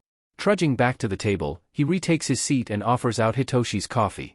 "Congratulations, I now have to come up with some kind of cover story on why I would be called Purple Panda, when I'm neither purple nor a panda." Hitoshi smiles at him behind the rim of his cup, taking several large sips. "You're kinda like a panda though. A baby panda. Tiny, harmless, and cuddly." He eyes Izuku. "Maybe not harmless. Another word about my height and I'm going to break your kneecaps, Hiken." Izuku says sweetly. Moving on, Hitoshi accepts quickly. "Please don't tell Hatsum I have course hero? Or anyone, please." He smirks. Everyone for themselves, after all. "Sure, it's no problem." Izuku shrugs, a small little half-smile playing around his mouth. Hitoshi sighs. "Thank you. Sometimes, I feel like you're the only one I can trust, Midoriya." And that's the exact moment when the sleeping drags Izuku put in his coffee kicks in and he passes out. Izuku keeps smiling serenely even as Hitoshi's head hits the table with an audible thunk, carefully extracting the mocha from his grip before it spills over the table. Then, he reaches over for Hitoshi's laptop and slides it across the table towards him, phone already out to take non-stop pictures. Everyone for themselves. He chirps cheerfully. He's not that good of a friend. Besides, Hitoshi needs the sleep. Izuku acknowledges the hypocritically in that statement, but given that he has the self-preservation instincts of a goldfish, he's elected to ignore it. Across the room, Mei cackles as her newest victim screeches in agony. No one bothers to look over. Shouto walks into the kitchen to find Izuku crying hysterically over a baking pan, and then immediately does a U-turn and walks straight out. He pauses in the doorway, and Izuku swears he hears him mutter, "Do this for Inko-san, Shouto," to himself. Either way, Shouto pivots back into the kitchen, face set like he's a soldier going off to war. "What are you doing?" "Baking." Izuku sobs cheerfully, smiling brightly at his best friend with tears running down his face. "I was really craving honey buns." Shouto blinks. "It's 2 a.m. He keeps sobbing with a smile. "I know." Another blink. "Do you ever sleep?" Shouto asks, almost wonderingly. "I mean, sometimes I close my eyes when I blink." As if he was a wild animal, Shouto slowly approaches him, gently taking the baking pan out of his hands. Izuku lets him, mostly because his hands are shaking horribly. "I was making the dough and I didn't let the yeast rise enough so I had to add more yeast and then the dough was too wet so I had to add more flour and now," he sniffs. "There's so much dough." Shouto glances over to where a giant cooking bowl is filled to the brim with dough. "Don't worry about it." He reassures, though he frowns in bafflement at what they're going to do with approximately 10 pounds of dough. It isn't this hard in cooking, mama. Izuku blubbers, barely noticing how Shouto tucks the pan away and guides him by his shoulders out of the room. Have you ever heard about ASMR? Shouto asks, faux casually as he steers him towards his room. I've been really into the video where the nun takes care of me while I have the plague. There's a long pause, before he says, voice fond. I feel like I'm in good hands. Considering Izuku has watched that video, he feels like he should be concerned about that when he has more energy to care. Izuku gets 3 lines into Shouto monotonously reading the B-movie script before he passes out face first sideways on his bed, Shouto asleep perpendicular over his back. Inko takes a photo and hangs it up on the hallway wall to shove off to all the other Thursday Book Club members. Kurojairi walks into the bar to see the entire league crying hysterically, all of them holding loaves of various sizes. There's just, Himiko sobs. So much bread. Shouto sits among a throne of bread, handing out more loaves to the crying villains with a blank face. Have some more. He says blankly to a bawling spinner. Homemade bread for free. Shouto chants, like some knockoff 19th century newspaper boy. Kurojairi tries to leave, but a small figure cloaked in green stops him in his tracks, balancing 4 loaves on his open physics textbook. Eat the bread, Jiriken. Izuku says, eyes manic. Eat the bread. Don't do this to me, I can't handle any more yeast products. Load it on, buddy-o. Twice yelps, the sound mixed with both utter joy and utter pain as Shouto hands him more bread. In the corner, Dabi shoves an entire loaf into Tomura's mouth, laughing maniacally as Tomura lets out a muffled scream. Kurojairi, understandably, is terrified. Hey, do you have a bag I can borrow? Tomura asks, searching around the bar for his handheld. The only bags I have are the ones under my eyes, and they're specifically designed to carry the burden of my existence. Izuku says. Literally all you had to do was say no. Izuku glares at him, one hand practically attaching the coffee cup to his mouth while the other is scribbling formulas in the vain attempt at memorization. What do you even need a bag for? I'm going camping. Tomura says absent-mindedly, not noticing when Izuku chokes on his coffee. Tomura, camping? I need something to hold my games. Across from him, Himiko looks vaguely shell-shocked. This is the dark timeline. She mutters under her breath. Kurojairi, luckily, comes to their help while wiping a perfectly clean glass. He has a feeling that the fact they live on top of a bar isn't a coincidence in the slightest with how much he's thrown himself into the aesthetic. Shigaraki Tomura has discovered where the middle Todoroki son lives and has decided to go stalk him. Himiko and Izuku trade wide-eyed looks. Dude, Izuku breathes. Dabi's going to kill you. Tomura grins. I know, right? Finding a bag, Tomura pockets all his games and pulls up his face mask. See all you losers later, I'm going on a stealth mission. Have fun? Himiko waves hesitantly as Tomura walks out the door, looking honestly not sure what to do with herself. Izuku feels her. He feels her so badly. About 20 minutes later, one of his Snapchats lovingly nicknamed Cryptid Sightings solely for embarrassing pictures of Tomura pops up with a notification. Himiko and him open it at the same time, staring at the selfie of Natsuo grinning wildly in a grocery store with Tomura following him, not being inconspicuous at all, and the caption he thinks he's so slick. Lol. Less than 30 seconds later, Dabi storms down the stairs, already on fire like some kind of avenging angel. I'm gonna kill that necrophile a-hole. Izuku just sighs as he watches Dabi practically fly out the door in his endless pursuit in turning Tomura to a fried corpse, biting down on his pencil and trying to write with his coffee cup. Himiko stares, and it takes him a moment to realize what just went wrong. Are you killing me? Izuku doesn't sleep the night before the exam. He doesn't study either, a migraine taking residence behind his eyes by banging pots and pans obnoxiously. It's nearing 1 a.m. when he creeps out of bed, stumbling down the hall towards the low level of noise from the living room. Shouto's asleep on the couch, socked feet kicked up on the armrest and elbow thrown over his eyes to block out the flashing light of the TV. Izuku takes a look at the TV, catches some blonde model in heels beach slap either her identical twin or a fellow model, and promptly turns the reality show off before its content can burn into his brain. It's not that Izuku dislikes reality shows. Rather, he gets so into it that his mother had to suplex him to tear the remote from his white-knuckled hands. Avi should have won Season 2 of Skin Wars and he will die on that hill. Picking up one of their numerous throw blankets, he gently lays the surfing dog's quilt over Shouto. His best friend shifts in his sleep, a gray eye peeking up at him cautiously before relaxing back into the couch cushions. Sleep. Shouto grumbles, gesturing to his general direction. He smiles humorlessly. I'm trying. But Shouto's already unconscious once more, so the words go unheard. But once again, he doesn't give his mother enough credit, including her ability to automatically tell when Izuku's up later when he should be, especially after he finally somewhat fixed his sleeping schedule. Izuku? He jolts up, glancing up down the hallway. His mom yawns back at him, hair messy and a sleeping robe loose around her shoulders in the dim light of the lamp from her bedroom. Can't sleep? Shaking his head mutely, she smiles gently, beckoning him over. They end up sitting on her bed against the headboard, her arm wrapped around his shoulders as he cuddles into her side. For a long moment, he just listens to her breathe, closing his eyes as she gently runs her hand through his hair. What if I don't get into UA? He whispers. The hand threading through his bangs stills for a moment, before she brushes them back to affectionately kiss his forehead. What if everyone was right about me? It burns to admit it. But even when the whole world was against Izuku, his mother has always been there. Sometimes she's failed, he admits, even though the very thought feels sacrilegious. But what parent hasn't messed up at some point or another? His mother has always loved him. She's always tried, when no one else was willing.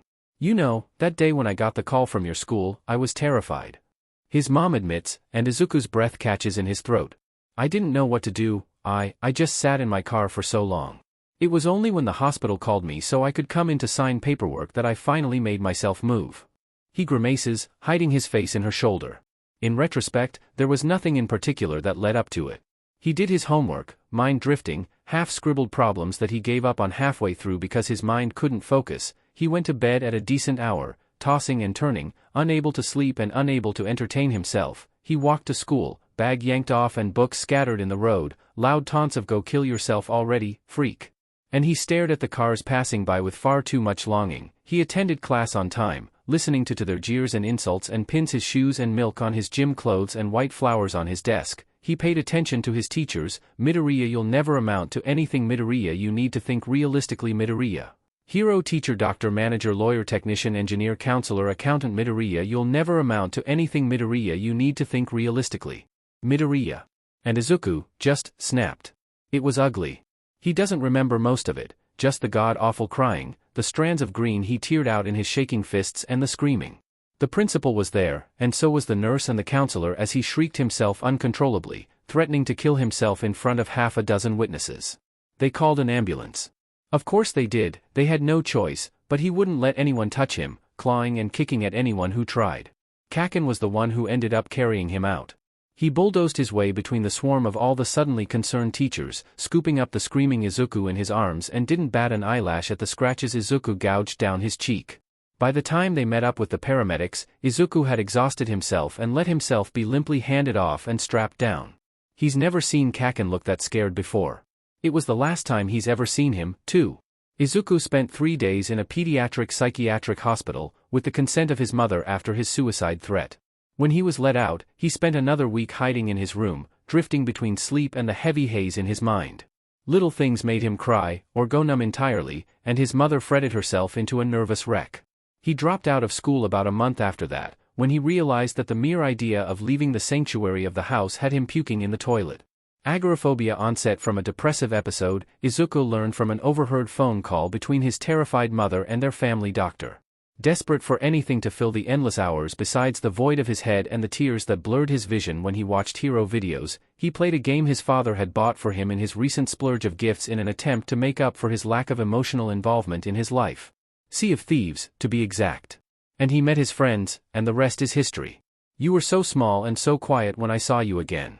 He remembers how she had clasped his cold hands with her trembling ones, crouching down in front of his chair with unshed tears clinging to her eyelids. I promised myself that I would do everything I could to make the world easier for you. Izuku, listen to me. His mother looks him in the eyes, and tells him the words he's always wanted to hear but never had the courage to ask. You are not useless. No matter what you do in life, what you become or career path you chose. You're 14, baby, you're not supposed to know what you're doing with your life right now. She tickles his side, pulling a laugh out of him. If one path collapses, there's 3 more in its place.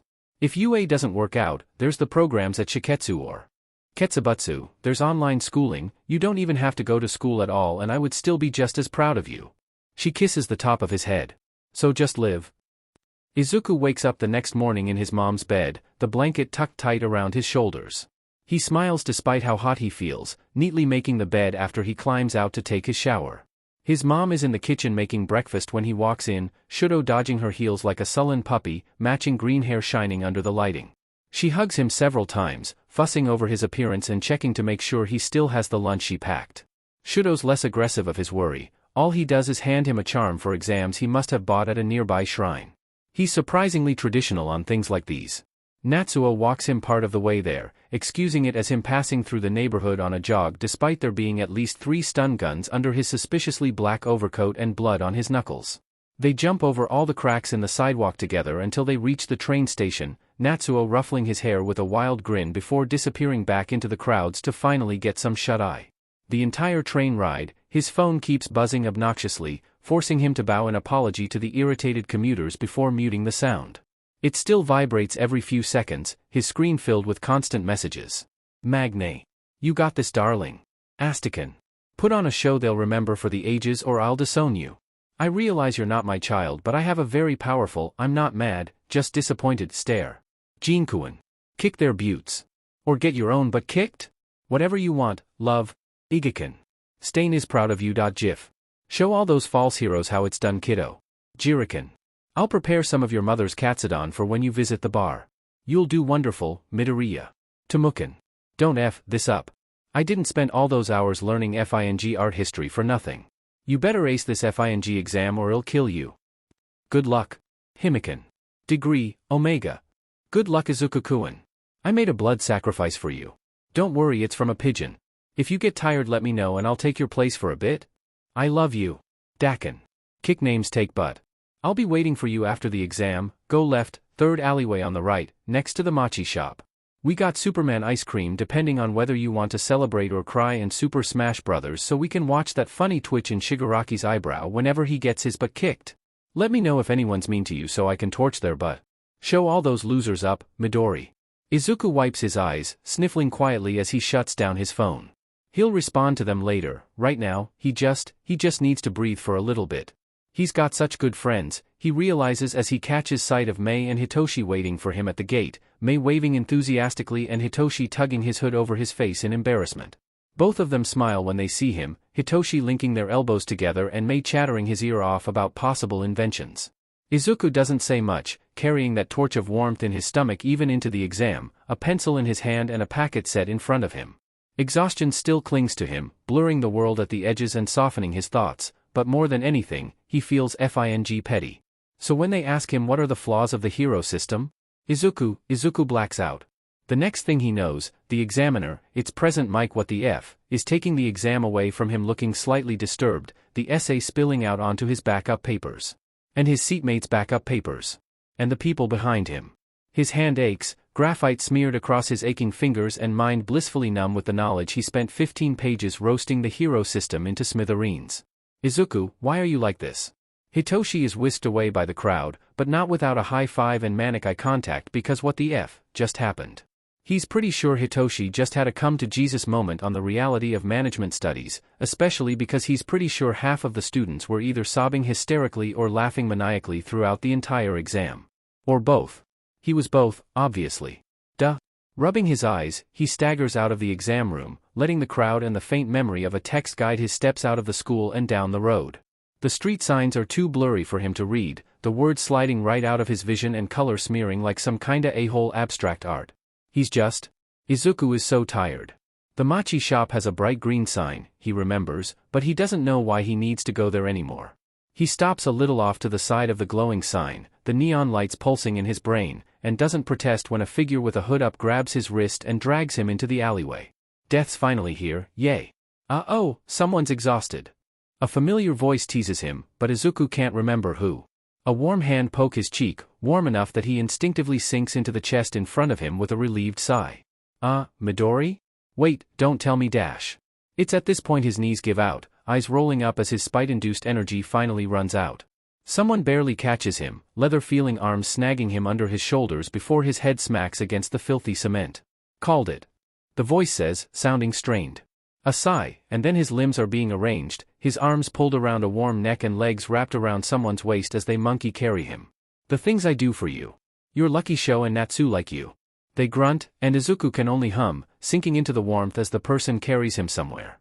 A hand rests on the back of his head, tucking his face into their scarred neck. Go to sleep, Midori. We'll celebrate when you wake up. Izuku smiles, and lets the tidal wave of exhaustion drag him under. Wrinkling his nose, Izuku mutters something incomprehensible as he feels something moving along his cheek. Several people gasp, and Tomura cackles, which is an immediate sign that he better wake up right now. The F-? He mumbles, forcing his eyes open. His cheek is pressed against warm leather, arms locked tight around the thing he's forcibly cuddling. The thing that is currently chuckling into his hair. Izuku eyes widen, cautiously glancing up. Dabi raises an eyebrow back, his phone balanced on the top of Izuku's hair. Hey there, Midori, think you could release me now? Izuku realizes very quickly that he's currently lying on top of Dabi's chest and is gripping his shirt with a Vulcan death grip. He squeaks. Sheet, sorry. He yelps, hurriedly untangling himself from Dabi. It's only when he's scooted himself to the other side of the bed that he realizes that the rest of the league is standing around them in a semicircle. Kurogyri has a camera. Himiko's holding a marker. Narrowing his eyes, he glances down at his forearms. You didn't. Himiko nods sagely.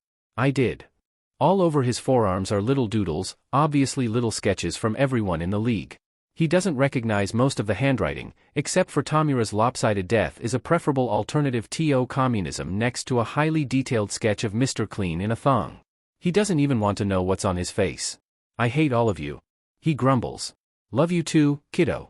Dabi says dryly, and feeling bad considering he's been using Dabi as a pillow for the last, who knows, considering he still feels exhausted. Izuku mumbles a quick not you and gets a single head pat in return. Great, love this sweet moment, can you get off my bed now? Tomura snips, nudging Dabi's leg with his toe like he's some disease thing.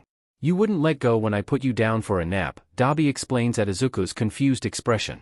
It was either stay hunched over or lay down and browse my phone. It being Shigaraki's bed wasn't exactly a hardship. I'm gonna have to wash everything. Tomura hisses. Who knows what kind of sheet you carry around, you walking staph infection. Dabi blows Tomura a kiss. That, somehow, is the worst possible response he could have chosen. Before another bloodbath occurs, Kurogyri claps his hands cheerfully. I'm sure Midoriya is still exhausted. Your mother called, you can stay as long as you need to rest up before returning home. Izuku was pointedly not thinking about the fact that they have each other's numbers. Kurogyri's crush on his mother isn't something he likes to think about. You heard him, get. Tomura pokes Dabi again with a gloved hand, and it's only quick reflexes that stops himself from getting a steel-toed boot to the crotch. The rest of them trickle towards the exit of Tomura's room, lingering around the doorframe as Dabi extracts himself from Tomura's nest of pillows and blankets. Good night, Midoriya Izuku. Kurogyri says, sounding like he's smiling. Izuku smiles sleepily, moving over so Tomura can crawl into the bed next to him. Night, Jiriken. Get some sleep. Spinner waves enthusiastically. Compress tips his hat. Sleep tight. I love you, Izuku-kun. Himiko jumps in place. Don't let the bed bugs bite. But of course, the league being the league, they can never have a soft moment without someone ruining it. He trusted Magna. Tonight. I'm a fight. Twice immediately chimes in, his huge smile visible even under his mask. Dabi finger guns, sheet-eating grin stretching as far as the staples would let him. Till we see the sunlight. Tick-tock. Compress whips out a pocket watch from God's nowhere, because he lives for drama like Shouto lives for shitty reality TV. Rolling his eyes, Izuku can't help but join in. On the clock. He states monotonously. Himiko, at the very least, doesn't seem deterred. But the party don't stop dash. Oh, whoa, whoa, whoa. They shout as one, several of them even throwing a fist up into the air or yelling excitedly. Except for Kurogyri, because Kurogyri is already safely in the hallway far away from the inevitable fallout. Shut the F up? Tomura screams, throwing a pillow at the group. It hits Himiko hard enough in the face to knock her right over. The next person who sings is getting their paycheck docked. Despite the fact that Izuku is about 90% certain they don't get paid, they all take the hint and quickly clear the room, most of them snickering or outright cackling. And Izuku? Izuku grins widely, feeling more alive than he has all week as Tomura grumbles to himself with that hysterical twitch in his eyebrow, flopping down in the bed next to Izuku. F.U.A., Izuku decides as he lays down, tucking his head underneath Tomura's chin. He's got all he needs right here. Dabi's room above Kurogyri's bar is always warm. Back at Fath, Endeavor's home, it was warm as well, but in a different way. Every breath was a death rattle, his chest aching as he creaked through the house on soundless feet.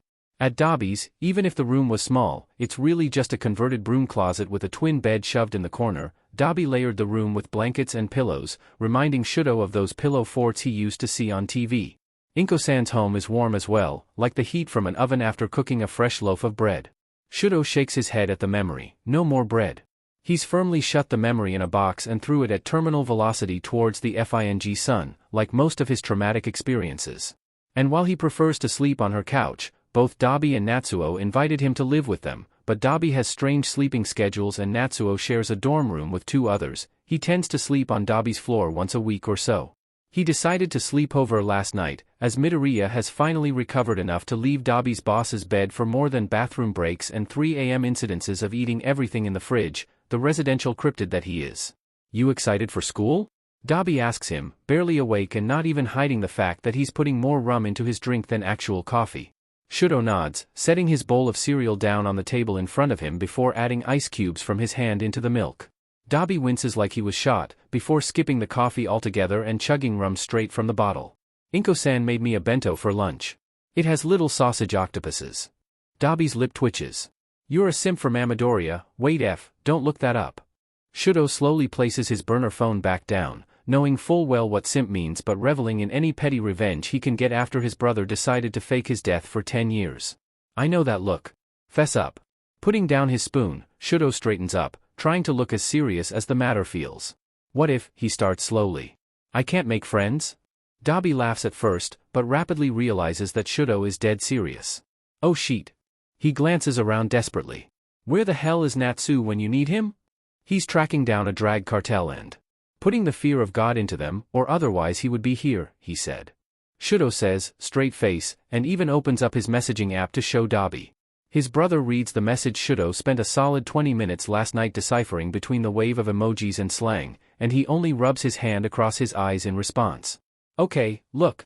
Dabi heaves a great sigh like this conversation is killing him. As long as you don't talk about SEC, you've had the SEC talk, right? Yes, Midoriya gave it to me. Shouto answers evenly. It was quite informative. It was. There was a PowerPoint and everything. They ordered pizza and made an afternoon of it, and Inko-san taught him how to use incognito mode. Shoken, it'll be helpful for a lot of things, not only SEC, it showed me how to get the blood out of my new carpet after Himiko-chan's visit and how to word my prenup so I'll get my fair share when he dies. Dabi groans, head thudding against the kitchen table. Shouto wonders if he's trying to give himself brain damage. Unlikely, it would be much easier if he used the sharp corner instead of the wooden top. I don't want to think about Midori teaching you how to put a condom on a banana. Before Shouto can ask what bananas have to do with anything, Dabi picks himself up with a mutter. Okay, what was I saying? Oh yeah, section. Just don't talk about SEC and you'll be fine. I think. Is that how you made friends? He asks curiously. Dabi flips him off. Get going, you'll be late. Shouto checks the time on his phone, and while it's still a comfortable amount left over, he goes back to eating his cereal, crunching on the ice loudly. Dabi gets up, mumbling something about not being paid enough for this. Why did I decide to be a brother again? It was better as an only child, and takes the rum bottle with him. His phone beeps, reminding him of one of the several group messaging apps Midoriya forcibly installed. There's some games downloaded too, which he plays whenever the others are involved in their more competitive console games. Currently, a game called Dream Daddy is his favorite. No Natsuo, he does not have daddy issues, he just thinks Craig is attractive. Toga understands him, though she called him basic for his tastes, whatever that means. King Simp. Good luck today, Izuku-kun, Shouto-kun. God Simp. Thanks Himiken. You're the best, love. Anti-simp. Choke on AD and die. God Simp. Are you offering to Muken? I bite, smiley face. Normie. Why are you biting? From somewhere further in the apartment, Dabi lets out a muffled screech. Simp magnet. Frechkfenf N01F tell him. God Simp. It's a sec joke, Shouchan. Normie. Oh. What does Frechkfenf mean then? Anti-simp. It's a key smash idiot. Normie. How do I do that? King Simp. Just type anything you want. Normie. Dabi laughs so hard Shouto has to get up to make sure he isn't actually choking. It'll be a good day. He thinks. Meanwhile, Izuku is about ready to kill a beach. Love you mom. He calls out as he runs around the house like a chicken with its head cut off. Where did he put that notebook? His mom smirks at him, raising an eyebrow as she dangles his blackmail notebook from one hand. This one? Thank you. Izuku grins, throwing himself in a hug. She instantly hugs him back, rubbing his back and soothing any of his first day's nerves. You're the best, he says as he steps back, rubbing the back of his head sheepishly. She playfully slaps his arm. You know I am. Now, your father called earlier, you were still asleep at Tokens, don't worry, and he wants to call you after your first day of high school. Despite himself, his face scrunches up. Does he have to? If you really don't want to, she says slowly, eyes moving across the ceiling oh so casually. But if you talk to him, he might just buy you that new PlayStation you wanted. Izuku narrows his eyes. God of War edition? She nods with a smug grin, knowing she already has him. Fine. He acquiesces grudgingly, because a 10-minute awkward conversation would be worth it to have the white console with a matching controller and a price tag worth well over 100,000 yen. They shake on it, because they understand the value of deals, before Izuku realizes he's going to be late at this rate. I gotta go, I'll update you on how my day is going at lunch? He sends his text to Kurogiri, begging for a quick pickup. Please do. Ruffling his hair, she steps back as the unmistakable sound of Kurogiri's warp gate opening fills the room. Have a good day at school. Don't hurt yourself. And please, for the love of all that is sacred, don't kill someone on campus. Izuku waves goodbye. No promises. Which answer is that question for? Yes. Bye. He jumps through the warp gate with a sharp salute, snickering at her exasperated sigh. It's like stepping out his front door, the change in air pressure and temperature that's just noticeable enough for him to hesitate for a beat. There's a glimmer of the warm amber of the bar, before he's falling through another gate onto something that squishes beneath him. Izuku doesn't have much time to dwell on that, mostly because 176 inches of pain lands directly on his solar plexus and grinds his spine into the dirt like skis in a mortar bowl. Hey Shouchan. He wheezes. Shouto wheezes back from where he's starfished over him. Hey Midoriya. I see that you took Jiriken's gate too. He notes. Shouto makes some kind of sound that, at best, would be described as a cat overcome with disgust at the absolute failures of humanity. Izuku's not sure if it's aimed towards himself, Izuku, Kurogiri, or the world in general. Eventually, both of them manage to climb to their feet, clutching their aching stomachs and glaring half-heartedly at each other. He finally manages to take a look at what he landed on, and his face scrunches up at the sheer pettiness of it. A dumpster? Really, Jiriken? Having somehow fully predicted this, Shouto whips out a Febreze can from his bag and douses himself liberally. Want some? He offers, shaking the bottle. Izuku sighs, spreading his arms out. Why not? Shouto quickly showers him down like it's bug spray with a bottle labeled as Downy April Fresh. At least Izuku has good friends. And even mildly annoyed, Kurogiri only dropped them a street over from UA. Izuku knew the old grump liked him somewhere in that cold, dead heart of his that only cares about Tomura for some reason.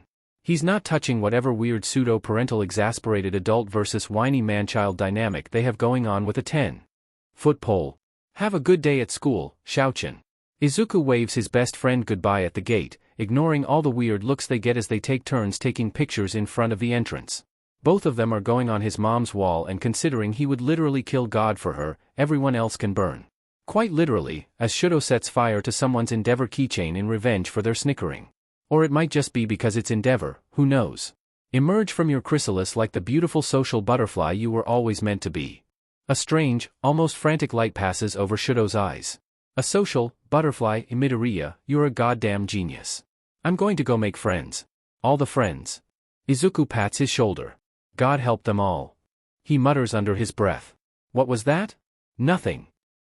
Shouto pauses in front of his classroom, looking at the freakishly large door. Like, is this really necessary? But no, he has more important things, and that is his solemn duty to making friends.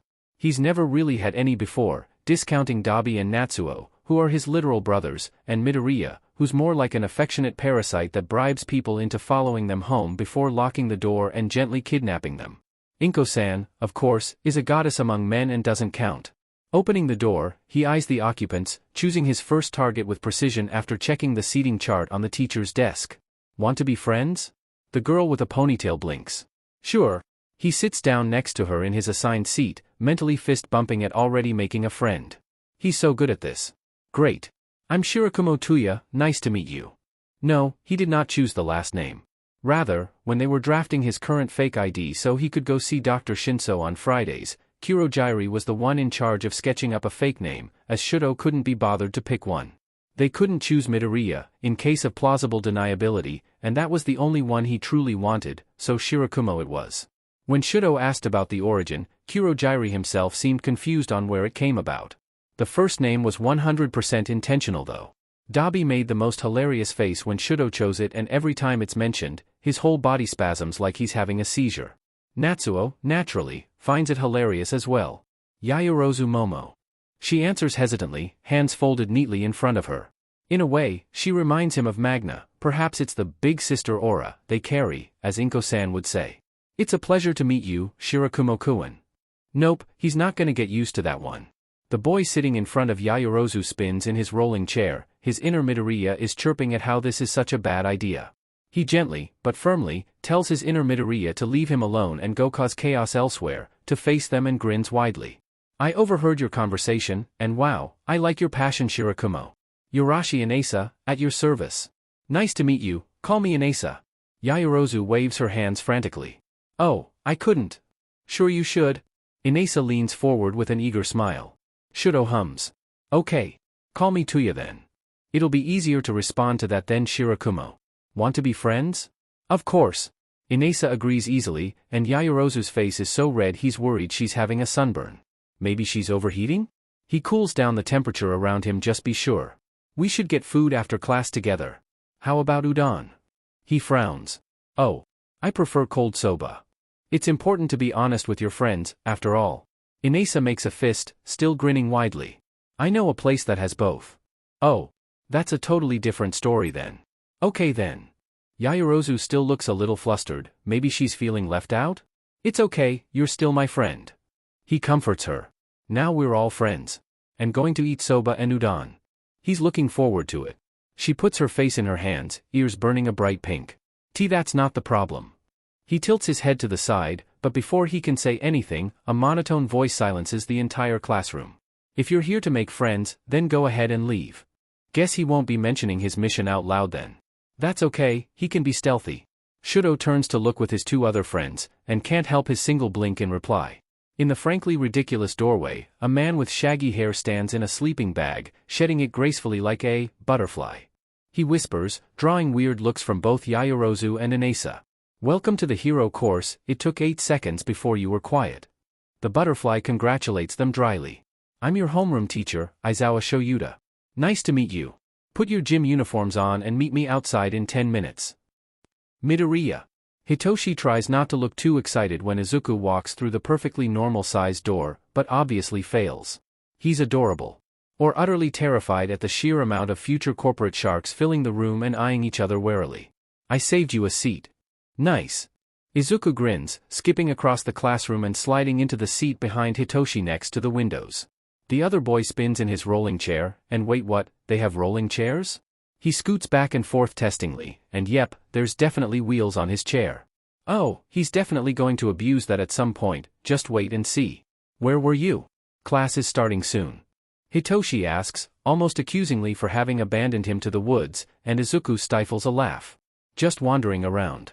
Did you know that there's a highly complex and vast vent system that spans the entire classroom building and even some in the gyms? He smiles innocently at Hitoshi's glare. Just saying. Hitoshi glares harder. There's dust on your shoulder. Without looking away, Izuku brushes it off. Hitoshi raises an eyebrow, and with his eye bags, the look is much more threatening than it should be. Izuku actually has a theory about his insomnia being linked to how mental quirks often can't be turned off. Nice try, but wrong shoulder. I totally knew that. Izuku lies, wiping off his other shoulder. Hitoshi opens his mouth, no doubt to call him out on his bullshit, but the bell finally rings and saves Izuku from being roasted like a finely grilled sea bass. Hitoshi sends him his "this isn't over" look, to which Izuku replies with his best "I've never done anything wrong in my life ever" expression. Unfortunately, it's not very effective, if at all. Drats. The bell has barely finished before Boots, with a heel that is way too long for field work, kick open the perfectly average-sized door with an unnecessary amount of drama and noise. Wow, he's already liking it here. Hello boys and girls, I'm your homeroom teacher, Kayama Namuri. For the next 3 years, I'm going to teach all of you naive children how to beat the industry until it's your whimpering plaything. Midnight, the R-rated hero, tightens her whip with a threatening smirk. Pleased to make your acquaintance. What the F did you get me into? Hitoshi whisper screams frantically. Izuku just pats his fluffy hair. It's too late, but if they die now, they'll die together at least. Where have you been? Aizawa asks them in irritation when the entire class shows up to the field 20 minutes late. A brown-haired girl with pink cheeks raises her hand slowly. Sensei, you didn't tell us where the locker rooms were. Or the field. There's a pause, before Aizawa groans and pinches his nose. Fine, you get a pass on that one. Line up, we're doing a quirk assessment test. Overall, Shouto thinks he does a pretty good job. Yaoyorozu scores first, with Inesa in second and him in third. There's a blonde boy in fourth that seems vaguely familiar and is practically frothing at the mouth. You! He growls when the assessment is over and the rest of the class is making their way back to the locker room. What the hell is with your quirk? Shouto tilts his head to the side. I can heat and cool the water molecules near me in order to create what you see as ice and fire. Not quite, but it's the closest approximation to his quirk that isn't half cold half hot. It's a very unique one, after all, and Endeavor is still under the opinion that he's been kidnapped. Well, that's sorta true. He scowls internally. He should have listened to his instincts when they started screaming about the smiling boy with green hair who approached him on his way home from school. Now look at him, he has feelings now. Not what I was asking. The blonde boy growls. Were you FING dropped on your head as a child or what? Bold of you to assume I was held. He answers without thinking twice. Silence. His classmates share troubled looks as the blonde boy looks like he's 30 seconds away from a nervous breakdown. I'm hungry. Shouto announces out loud. They have been out here all morning, after all. Yaoyorozu touches his arm gently. Let's go to the lunchroom together then, Toyakuin. Inesa pats his other shoulder. Onward. He cheers, and both of his new friends push him back into the building, not allowing him to look back once. Off to the side, Aizawa watches him with an unreadable expression. They're taking turns introducing themselves, and by the virtue of being later on in the class roster, Izuku can just sit back and let his anxiety stew while they introduce their names and quirks. Great, another reminder on how they're living in a dystopia. Eventually, it's Hitoshi's turn. I'm Shinso Hitoshi, and my quirk is brainwashing. I can control people who respond to me, and no, I've never committed a crime beyond mild trespassing. Said incident was because there was a cat in the window who looked sad. At least the owner was very understanding. Shinso, your quirk would be great for business. Kayama snaps her whip eagerly as she stops next to his desk, but Hitoshi only frowns uglily. I'm not gonna break the law. The entire class JRKS at Kayama's loud laughter. Haha, haha, haha dash, she grabs his shoulder with wild eyes.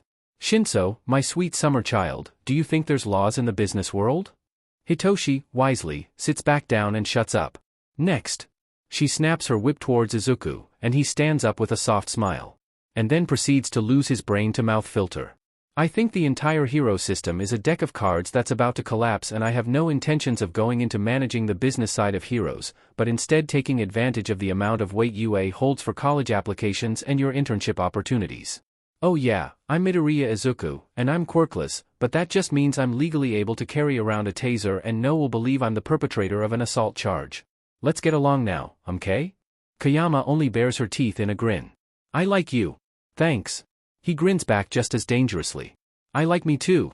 Hitoshi groans and smashes his face into the desk. Is it too late to go back to General? Like they're all working on some unheard signal, as one, they all start chanting, one of US. One of US. One of US. Hitoshi looks like he's regretting every single one of his decisions that led him to this point, but mostly his sheer existence as the entire class plus Kayama start screaming loudly as they prepare for the war ahead. Or, you know, high school. Shirakumo. Aizawa's face curdles as he says his face name, looking pained for a brief moment before it fades back into perpetual blankness. Stay after class. I'll meet you at the gate. He reassures Yaoyorozu and Inesa, and then pulls out his phone to message Midoriya and Inko-san to be sure. Inko-san replies with a thumbs up and congratulations for making friends, causing him to feel fuzzy, while Midoriya leaves him on read. Not surprisingly, last Shouto saw him, he was talking to a group of rapt management students at lunch like he was a cult leader and they were all his loyal servants. Choosing to stand by the teacher's desk, he waits patiently for the rest of the class to clear out, until Aizawa shuts the door. Then he glares at Shouto. What's your name? Shouto blinks. Isn't his name on the roll card? Besides, Aizawa just called him by it. Maybe he forgot about it. Inko-san did say once that older people forget things more often after he spent half an hour looking for her keys which were in her pocket the whole time. I'm Shirakumo Tuya. Don't lie to me. Aizawa shuffles towards the desk, glaring at him with red and baggy eyes. You're clearly Todoroki Shouto. No, I'm not, I'm Shirakumo Tuya. Shouto immediately lies once again. Listening to authority figures is overrated. Except for Inko-san. He would die for her. Aizawa narrows his eyes. The hair dye and quirk name change might have fooled most people, but you have a very distinctive scar. He shrugs. Wow, what a coincidence. He says monotonously. I could call Endeavor. Aizawa warns. Welp. He wants to be a hero, but not that badly. Sleeping on Inko-san's couch and watching Married at First Sight all day doesn't sound too bad either. Maybe he could do some minor jobs for Dabi's boss to pay her back, though he's seen her bank statements when he runs errands with her. She doesn't need the money, not with what her husband sends her every week, but he could still buy her something nice. Maybe a new quilt, she likes the one that looks like a fried egg they saw on a commercial. But I won't. Shouto blinks up at his teacher, not bothering to hide his surprise. Whatever the reason you ran away, you're in one shape, you're being fed, and you seem happy. Are you staying someplace safe?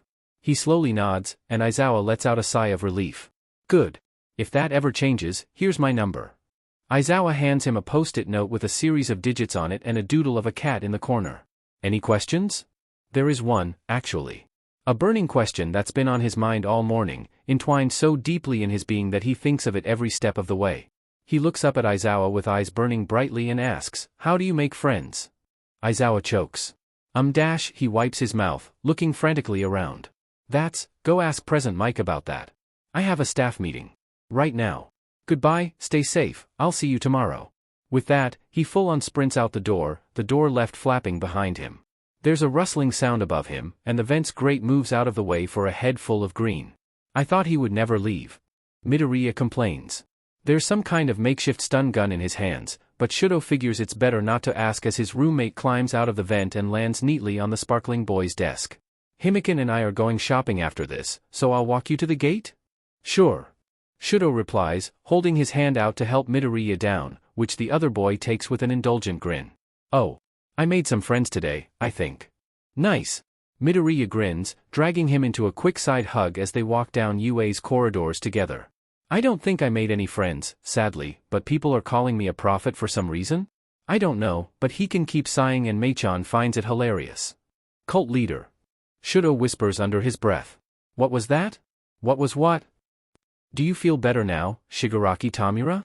Kurojairi asks him with that stupid patronizing tone from the rooftop of a business center across the street. Shut up. He grunts, adjusting his binoculars as he tracks Izuku and Dabi's brat walk down UA's ridiculously shiny hallways. The entire place gives him the heebie-jeebies, with its shiny symbols and crisp uniforms and all might. Shut up, Dabi grunts, though Tomura hasn't said anything, probably detecting an incoming rant. He peers down at the duo through his own binoculars, laying down over the edge of the rooftop in a lazy sprawl. I'm trying to lip read over here. Actually, lip reading only has an about 30% success rate, and is much more difficult than it's portrayed in the media. Compress pipes up helpfully, and both Tomura and Dabi wave at him dismissively at the same time.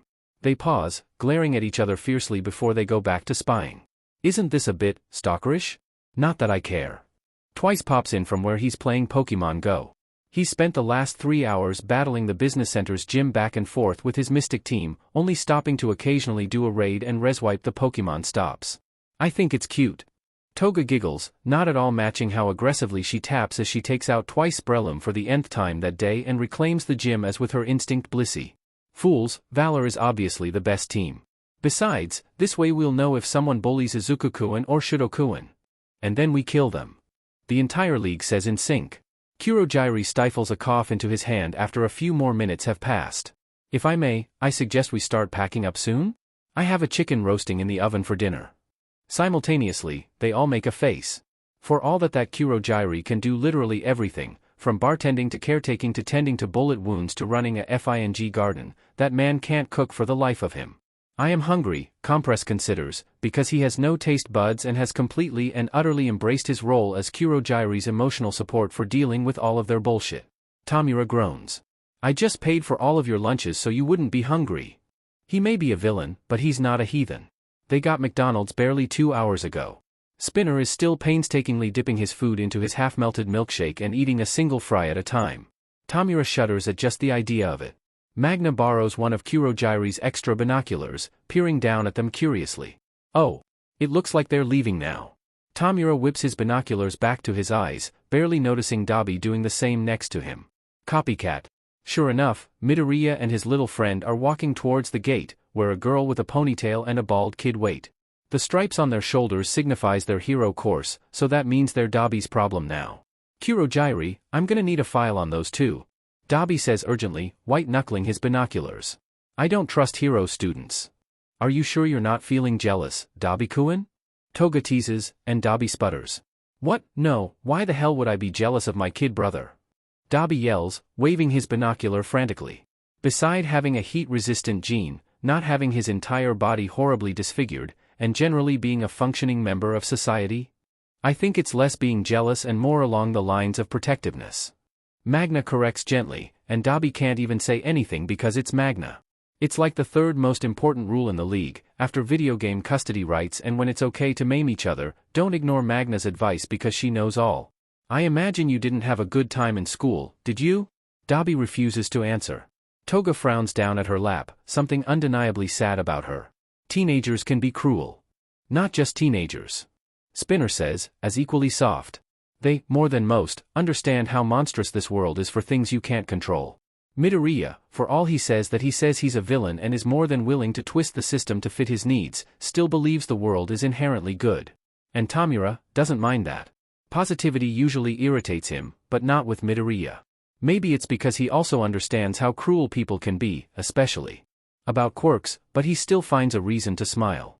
His little friend is the same way, for all that he hides behind a blank expression, and it's why Tomura tolerates Dabi's brother living with them part of the time. Can't have our support members getting hurt, after all. Tomura stands up, shoving his hands in his pockets as the entire league watch the blob of green wave goodbye to the other green blob. It's near impossible to tell them apart at this height. We haven't unlocked all the cutscenes yet. Compress elbows him. You can just say you're worried about them. Tomura screeches, face red as a tomato. Shut the F up? Magna pokes out her leg from behind the crate they're hiding behind. Feel my leg, I just shaved. Himiko gingerly touches it. Oh. My. God. She whispers, stroking her hand up and down her leg. It's so soft. Guys. We are literally under attack. Spinner hisses, peeking his head up only to throw himself down as another row of flying thorns attempt to decapitate him. This is not the time. Twice joins Himiko in touching Magna's leg. I don't know about you guys, but this is looking pretty bad. I'm not worried at all. Okay, I'm pretty terrified, let's leave. Could you fuckers keep it down?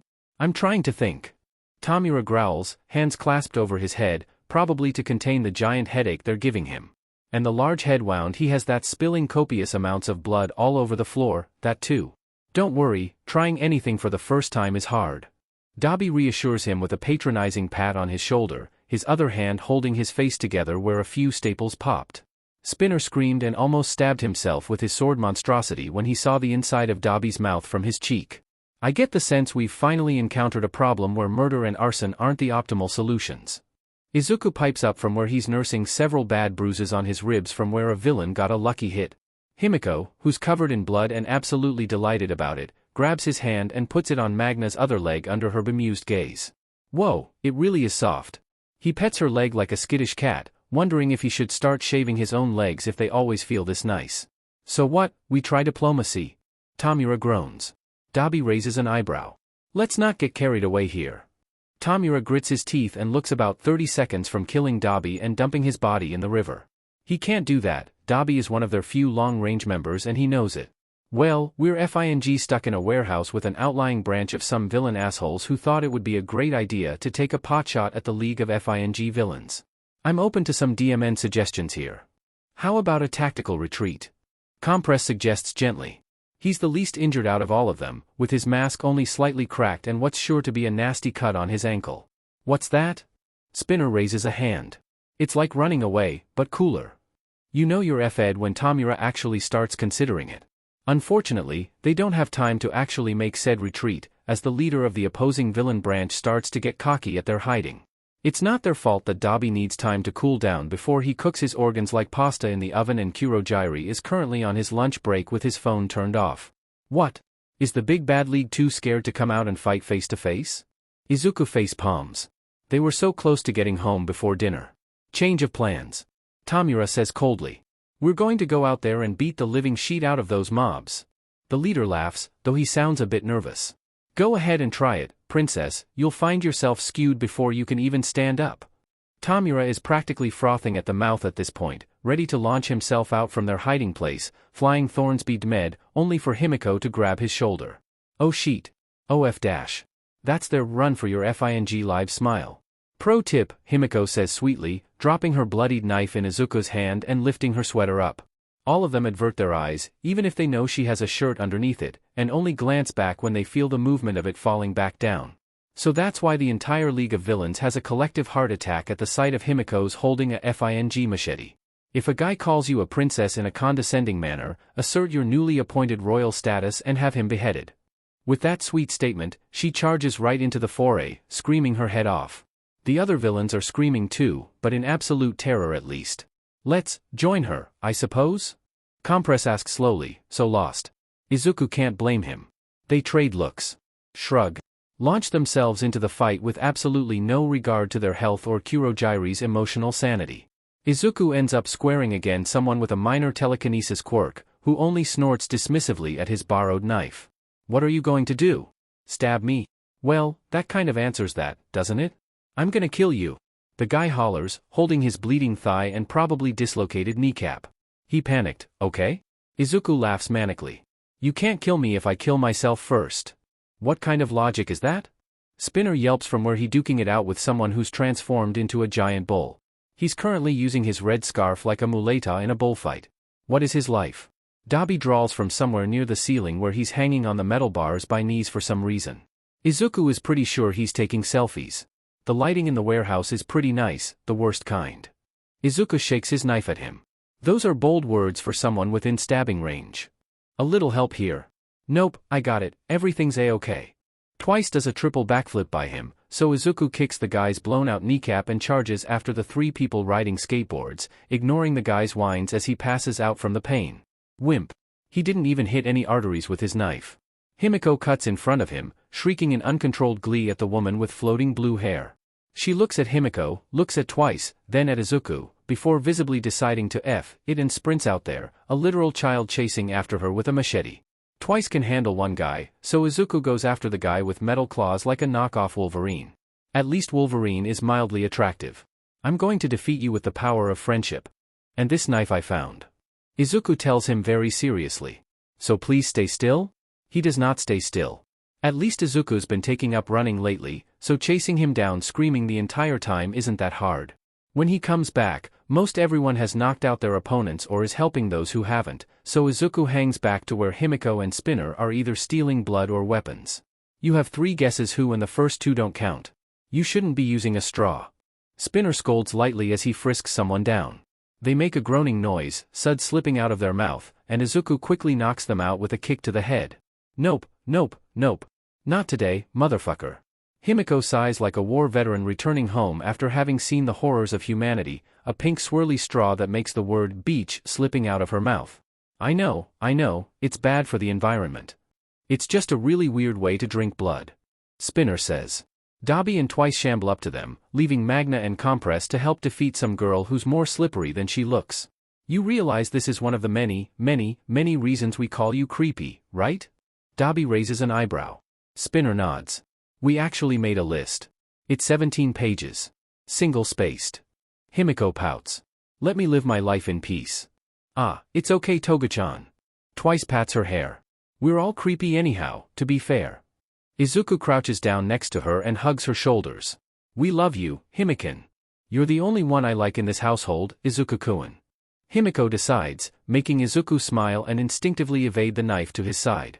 He pointedly does not say that he wrote 12 out of those 17 pages, in case the friendly knife stabbing becomes a whole lot less friendly. It's at this exact moment the Lady Tomura's fighting throws a fistful of dust in his face while he's mid-monologue about who has the better dusting quirk. He opens his mouth, face scrunched up in preparation for another hissy fit. Only to sneeze. Loudly. Several times. Magna takes the distraction to knock the lady out with her giant magnet, looking over at the still sneezing Tomura in concern. Are you okay? I have a dust allergy. Tomura says, glaring at all of their shocked looks. Compress opens his mouth, but another sneeze and the middle finger interrupts him. Yes, I realize that's ironic. As long as you know. Compress pets Tomura's hair like one would to a particularly disgruntled cat. Tomura sneezes once more and seethes silently. I was gone for an hour. Kurogyri shouts. Tomura shrugs, rubbing his runny nose. We wanted slushies. Said slushies are a little banged up and melted, but none of them care as they lay around Kurogyri's bar in various states of injury. They really need a team medic, but not many of those tend to turn towards villainy. Shame. Kurogyri sighs, pinching the bridge of his non-existent nose. Just, don't move. He leaves for a bit, probably having a brief nervous breakdown in the back room, before returning with a bottle of allergy pills. Tomura. Kurogyri warns when Tomura looks like he's about to protest. Ooh, no last name, someone's in trouble. Tomura glumly takes the offered pills and downs with a pout. You're not the boss of me. He mutters petulantly. Kurogyri gives him the dad glare. Well, someone has to look for the welfare of this team since you apparently only care about yourself. Wrong. Tomura points at him victoriously. I also care about video games. No one points out how that statement really isn't helping him. Why a machete? Compress changes the subject with the tact of a bull, and considering Izuku saw one go through a low-bearing wall today and almost bring the ceiling on their heads, he can say it's pretty DMN graceless. They take it anyhow, because none of them are willing to touch what Kurogyri and Tomura have going on with a 20-foot pole wrapped in barbed wire. It's basically just a big knife. Himiko explains, lifting it up from where she's cleaning it, or trying to lick it when she thinks nobody is looking and almost cutting her tongue off the entire time. I always carry a bunch of them on me at the same time. If anything happens and I lose my first knife, bam. Another knife. Lose the second one? Bam. Another knife. By your definition. Spinner begins, looking intrigued. What counts as a knife for you? Her grin widens. Wouldn't you like to know, weather boy? At this point, Tomura's fallen asleep mid-argument, Kurogyri smoothing a blanket over his shoulders and tightening his gloves so he doesn't accidentally disintegrate the bar while asleep. Izuku creeps closer, intrigued by the rare sight of Tomura's bare face without a dead hand covering it. So of course he takes a picture of it and sends it to Cryptid Sightings. Kurogyri gives him an admonishing look, but Izuku just shrugs. He has to take what little joy when he can, okay? But really, Tomura's sleeping pretty deeply, even doped up, if he's not waking up to Himiko's and Spinner's spur-of-the-moment knife show and tell. Is Tomuken going to be okay? Izuku asks in concern. Aside from being living proof that humans are doomed as a species, he's fine. Kurogyri replies flatly. You think that's a knife? Spinner cackles, whipping out his giant sword made of knives. This is a knife. Himiko wails, collapsing to the floor hugging a medieval stiletto blade the side of her forearm. It's okay Stabchan, I still love you. She sobs to the dagger. The entire league is chanting Spinner's name, with Twice and Magna even picking him on their shoulders like he's a football player who just won the winning score at the Super Bowl. Tomura keeps sleeping, a pile of drool forming on Kurogyri's precious countertops. That reminds me, where is Dabi? Kurogyri asks, glancing around the bar. The league quiets down, all of them looking for their residential pyromaniac with daddy issues. Oh my god, we lost him. Himiko breathes. Kurogyri grabs one of his special wines from the top shelf that the entire league isn't supposed to touch under the pain of quadruple amputation via warp gate, pops the cork, and then chugs it like a man dying of thirst. Dabi was neither lost, or as the more hysterical members of the league would insist, twice, kidnapped, but rather getting himself something to drink. His slushie got knocked over by a very enthusiastic toga with a FING machete, so he's at the nearest drink place finding the coldest, most bland thing his stomach can handle. Also, Shouto's never had boba tea before and it's a FING disgrace. He's ashamed of him. Waiting in line with a scarf pulled up to his nose and a pair of sunglasses on, Dabi endures the terrified looks of the cashiers believing they're about to be robbed. See, he would, but he's promised his brothers he would be at Midori's house by 3 and also he's really FING lazy. Get someone else from the league to do that sheet. His phone buzzes from the group chat between him and his brothers, reminding him that he should probably get them something to unless he wants to be fending off thieving raccoons with their monstrous bite sizes all night. N is for anywhere and anytime at all. You okay, Sho? You seemed a little out of it yesterday. Yesterday consisted of them crashing in Natsuo's dorm room and eating enough discounted white day candy to put them into a sugar coma while watching animated movies. To be honest, Dabi doesn't remember much past Shrek, having passed out on Natsuo's cold concrete floor 3 inches in front of the blaring TV. He slept in worse places. Shouto is for you and me. I'm fine, I was just thinking of something. Atsuo is for anywhere and anytime at all. Owo? Does our whittle Shouto ha a crush? Shouto is for you and me. Is the Easter Bunny the Catholic Church's persona? Ukboy, is for fire that burns down the whole town. I hate this FING family. Atsuo is for anywhere and anytime at all. You're legally obligated to care about us. Ukboy, is for fire that burns down the whole town. Joke's on you, I'm legally dead so the laws don't apply to me. Shouto is for you and me. Wait. Does this mean you don't pay taxes? Atsuo is for anywhere and anytime at all.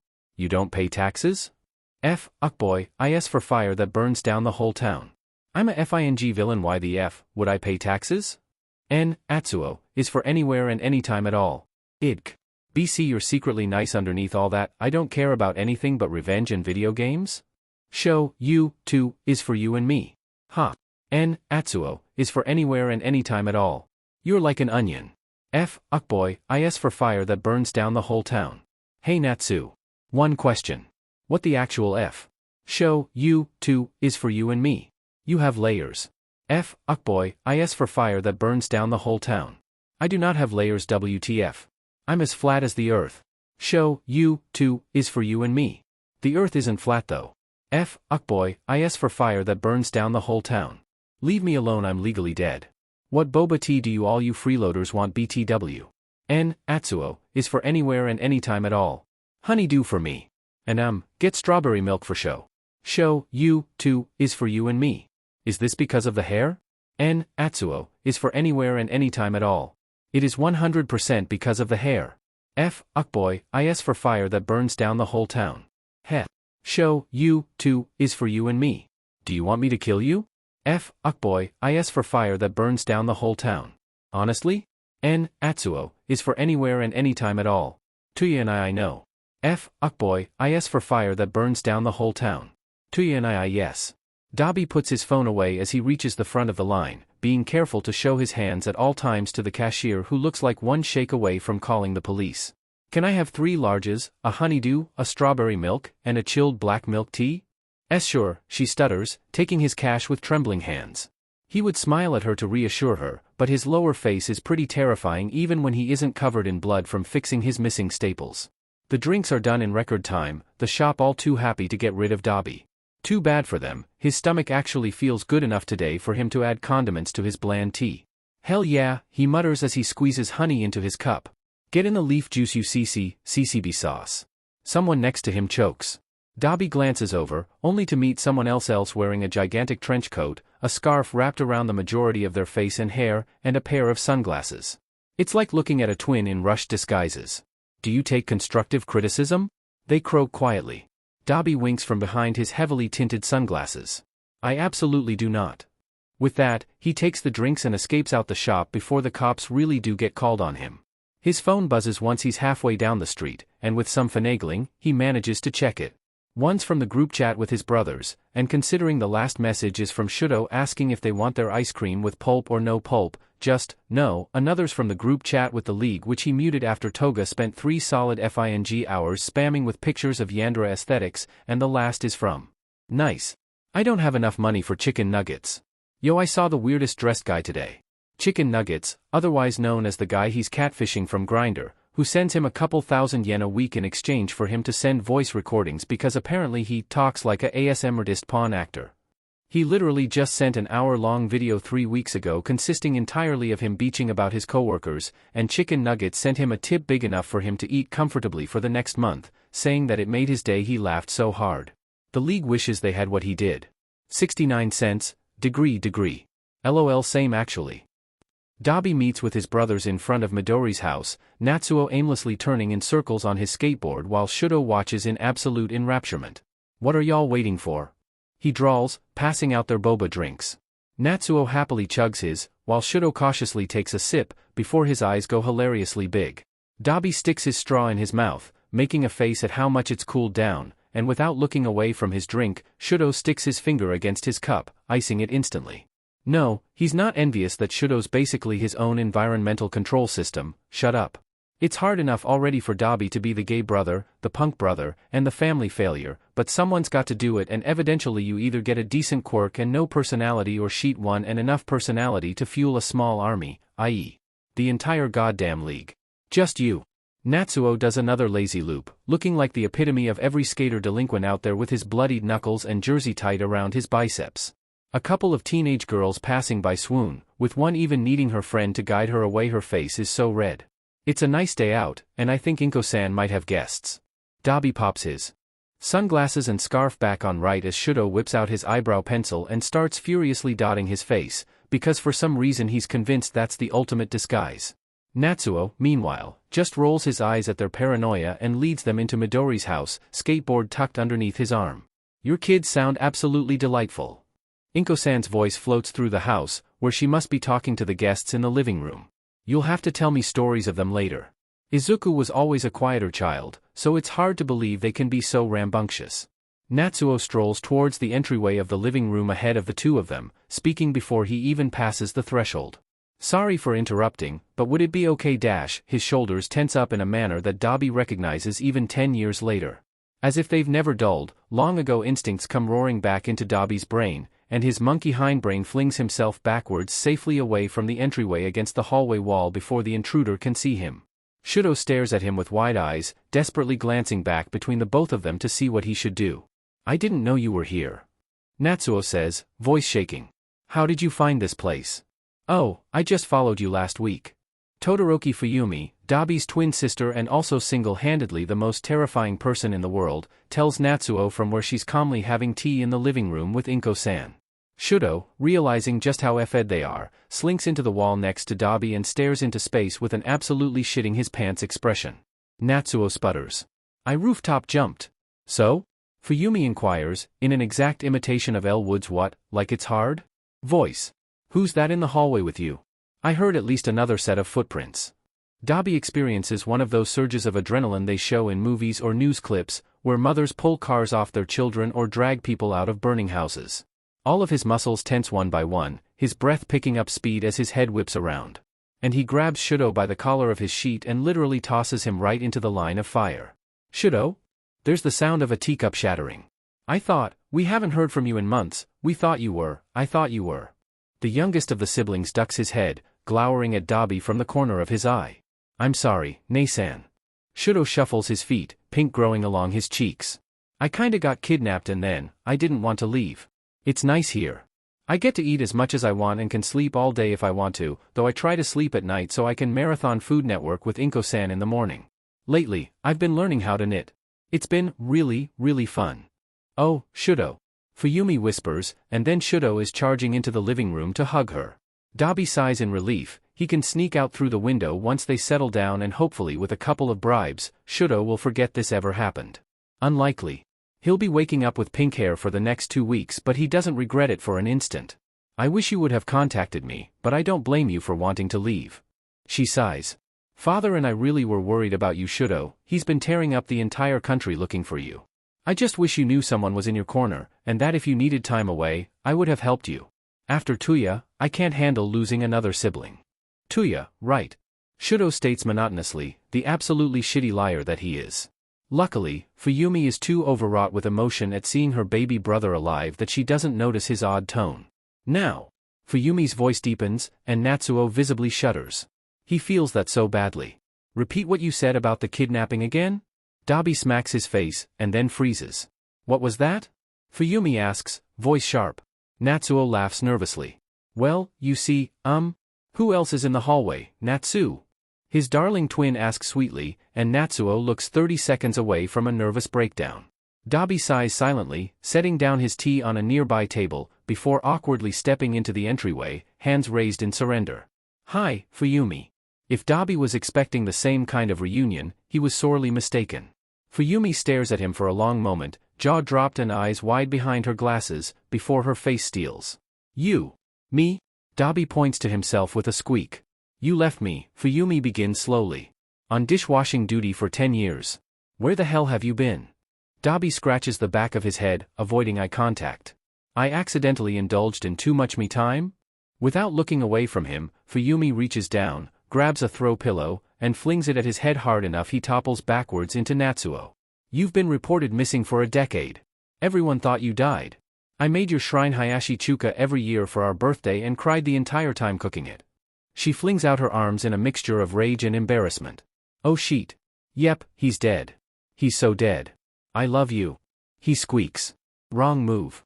Fuyumi grabs the actual FING coffee table and lifts it up over her head. That's it. She practically breathes fire, glaring at him with dagger eyes. You're dead to me. I thought I was already dead to you. Dabi says immediately, because the League has one brain cell and Kurogyri has it.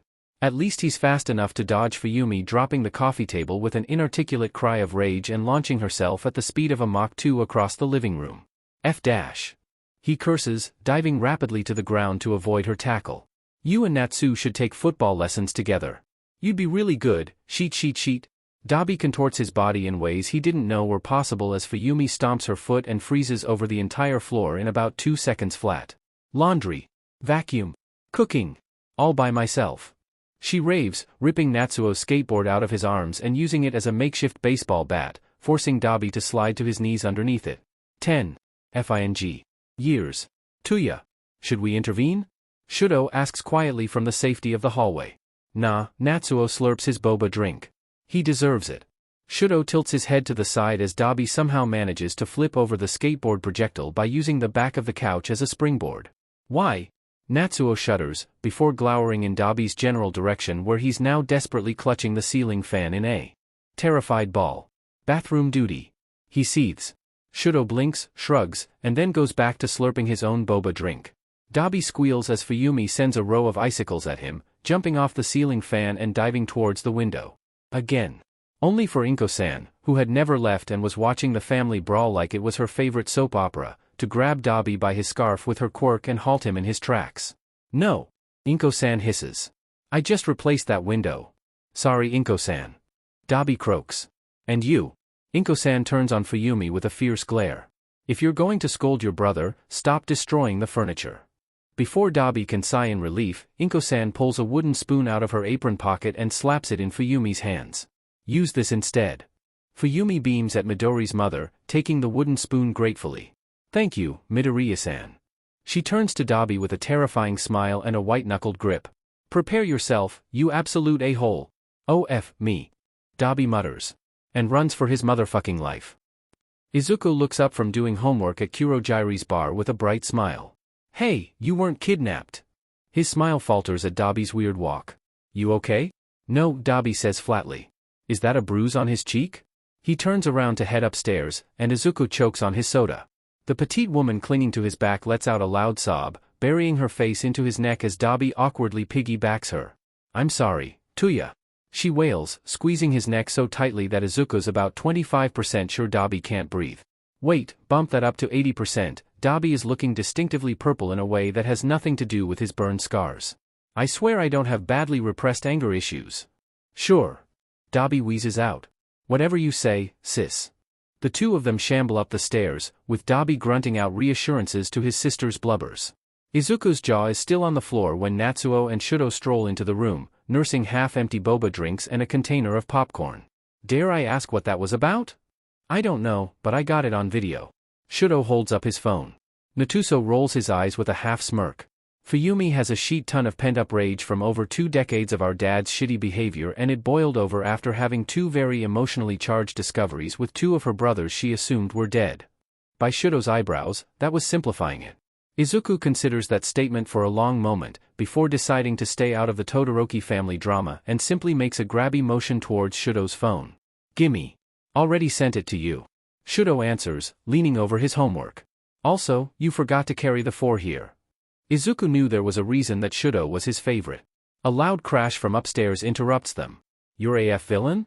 Oops, Natsuo mutters unrepentantly, right as Dabi starts screaming frantically. They all trade looks, before individually yet simultaneously decide that is it absolutely not their business whatsoever. Shouto intones quietly, all of them repeating after him and nodding their heads seriously. Rest in peace Dabi, it was nice knowing you. Class 1J watches with bated breath as Kayama shuffles the pack of cards, dealing them silently to the 4 players hunched around the teacher's desk. Go clockwise, is all she says before she steps back, allowing them free range to do what they please. May hums, before placing her card down first. Ace of spades. She proclaims to the room like an announcer. Someone dramatically gasps. Shouto, on the other hand, looks nonplussed as he sorts through his cards before playing his own red Uno card. +4. Izuku chuckles, shaking his head at those poor fools. Leafeon, I choose you. He throws the card on the table, delighting in the crowd's horrified noises. Hitoshi trembles. What the F are we playing? Before Izuku can answer that delightful question, the warning bell rings, reminding them they have 2 minutes to get wherever they need to be. May's out her seat at the first note, stomping her feet until a set of wheels pop out the soles of her shoes. See you boys later. She hollers as she roller skates out of the door at the approximate speed of a bullet train, leaving a trail of scorched ground behind her and several people flattened against the lockers with the skill of one who's used to this 7 a.m. bullshit. Izuku glances back to Shouto, but his best friend is already gone, the only sign that he was there being the open window and the faint sheen of melting ice. Kayama claps her hands. Everyone to their seats. We'll settle today's round of shock value tomorrow, so Midoriya is the de facto winner, once again. She narrows his eyes at him, but Izuku only smiles brightly. What she can't prove can't hurt her. Yaoyorozu doesn't even bother to scream in shock anymore as Shouto dives through the open window feet first, perfectly landing in his seat and slamming the window shut literally seconds before Aizawa steps in with the bell. Aizawa stops dead in his tracks, eyes devoid of any emotion as he tries to make the connection of having seen Shouto in the middle of playing shock value with 1J literally 10 minutes prior and yet somehow being in the classroom without passing him by the door. I don't know what you're up to, Aizawa says. But for the love of all that is good in the world, stop it. I have no idea what you're talking about, sensei. Shouto says blandly. He gave his best I truly have no idea what's going on look, the same one that can drive Midoriya to attempted murder in less than 2 minutes. He knows this fully, as Midoriya did not take him eating the last Trix yogurt last night well in the slightest. Inko-san had to drag Midoriya off of him before the other boy suffocated Shouto with a pillow. Aizawa rubs his face. You know what? I'm not going to touch that. I've gotten 4 hours of sleep in the last 3 days, I am just too tired. Kirishima raises his hand, despite how he's been shivering all morning. Are you feeling alright, sensei? Peachy. Aizawa says dryly, leaning back and using his eye drops. In other news, I'm going to take a nap. Don't wake me up for anything less than one of you bleeding out or the building within a couple meters is on fire. They school didn't burn down in his 40-minute nap, but it came pretty close. Shouto doesn't have any proof, but he just knows it's Midoriya's fault somehow. For once, the league is actually having a somewhat calm day. Izuku says somewhat because they're never truly calm, all of them, except Kurogyri and Compress, are just too feral for that. Currently, he and Magna are braiding Himiko's hair on one of the couches, weaving in as many googly eyes, Izuku, and ribbons, Magna, that can physically fit. Tomura and Spinner are on the other couch playing Breath of the Wild, while Dabi sits on a nearby stool reading something on his phone. Twice and Compress seem to be pretty reoccupied with an old pre-Quirk karaoke machine they stole from the restaurant they get their food from on Burger Thursdays. Why anyone thinks putting something that valuable behind glass will deter villains with sticky fingers is beyond him, personally. Kurogyri isn't available, but he had told them softly, but very firmly, that if they left the building, he would eviscerate every single one of them except Tomura. Tomura would get grounded, though, so he's not sure which fate is worse. That looks pretty fun. Izuku comments as he watches Link cross-dress and still kicks but in a crop top. What an absolute legend. Can I have a turn later? After the Yiga clan. Tomura waves him off, teleporting somewhere with a sheet ton of birds to buy some ingredients. Dabi perks up. If you're letting Midori play, can I skip around Zora's domain dash? No. Both Spinner and Tomura snap, with Spinner looking queasy at the mere thought while Tomura practices some very familiar deep breathing. Ah, he is doing the exercises Izuku taught him for his anger issues after all. Magna blinks. I feel like I'm missing something. She admits. Dabi is under no circumstances, Tomura hisses, allowed to play Breath of the Wild. Why just this one? It's Dabi-kun's kind of game. Himiko points out brightly, which is true enough. If it's marketed towards children, Dabi hops it on like a flea on sheet. Izuku has a feeling he's compensating all the childlike joy and wonder he didn't have a chance to feel growing up, but the last time Izuku brought that up, Dabi locked himself in his bedroom for a good bloody cry before giving him a cream-filled donut that was actually cream, but mayonnaise. Izuku took the punishment like the good friend he was and ate the abomination against the natural order under Dabi's narrowed eyes. Spinner slams his hands on the coffee table. He just spends the entire time being thirsty. Listen, it's not my fault that Sidon is literally the hottest character in the entire Zelda franchise. Dabi instantly argues back. Sidon is 100% prime boyfriend material, he's incredibly supportive and would treat you like the king you are. Tomura lets out an inarticulate shriek of rage. He's a fish. Someone's never seen The Shape of Water. Izuku mutters. Magna, who has seen it, glares at him for watching an R-rated movie with several graphic SEC scenes. He gestures to the coffee table where Himiko is literally scraping blood off her knives. Magna shrugs, he's got her there and she knows it. The argument between Tomura, Dabi, and Spinner is still going. Honestly, Izuku doesn't know whether to be impressed or worried. That overgrown smiley shark is not better than Midna heathen. Tomura truly sounds offended on Midna's behalf. You just use the game to project your horniness on fictional characters. Spinner accuses, have argued about someone named Skull Kid being the true MVP of the entire franchise for the last several minutes. Dabi gasps like a scandalized old lady. I wouldn't do that. That's what I have fanfiction for. Himiko tilts her head back, nearly dislodging the googly eyes he's taping to the end of one of her many small braids. What's even the point of reading fanfiction? The blood is never as pretty as it is on screen. It's simple, Toga. Dabi says. So I can finally experience all the love and SEC I'm not having. It's at this point that Compress and Twice pull themselves away from the jukebox and peer over Dabi's shoulder at his phone. Dabi, you're in the tentacle tag. Compress points out, right as Twice says, don't you have like a bazillion sugar daddies? No, I think it's only like 12 or 5. Dabi raises an eyebrow. Did I stutter? It's not clear which question he's answering. If Dabi-kun can't play, can I play? Himiko pipes up, while Izuku hisses at her to keep still. Damn it. No, Tomura shuts down immediately. You're not allowed to play either after last time. Himiko whines. Just because you like to be a completionist doesn't mean that I can't have fun. Tomura points at her. Fighting Ganon buck naked with a tree branch is not having fun, that's being chaotic neutral and we already have Midoriya. Excuse you? Izuku asks, honestly offended. I'm chaotic good and you know it. We already said I'm chaotic neutral, Tomura-kun. Himiko protests. Izuku-kun is chaotic good, you're neutral evil, and Dabi-kun is chaotic evil. We've been over this. Yes, they had an entire debate about it. No, they're not allowed to argue about it anymore after destroying Kurogiri's sink. It's at this exact point, when Tomura is too distracted by League Alignment chart part umpteenth, that the familiar anxiety-inducing music starts. Guardian. Spinner shrieks. I can FC that. Tomura screams, hurriedly smashing the buttons to teleport away.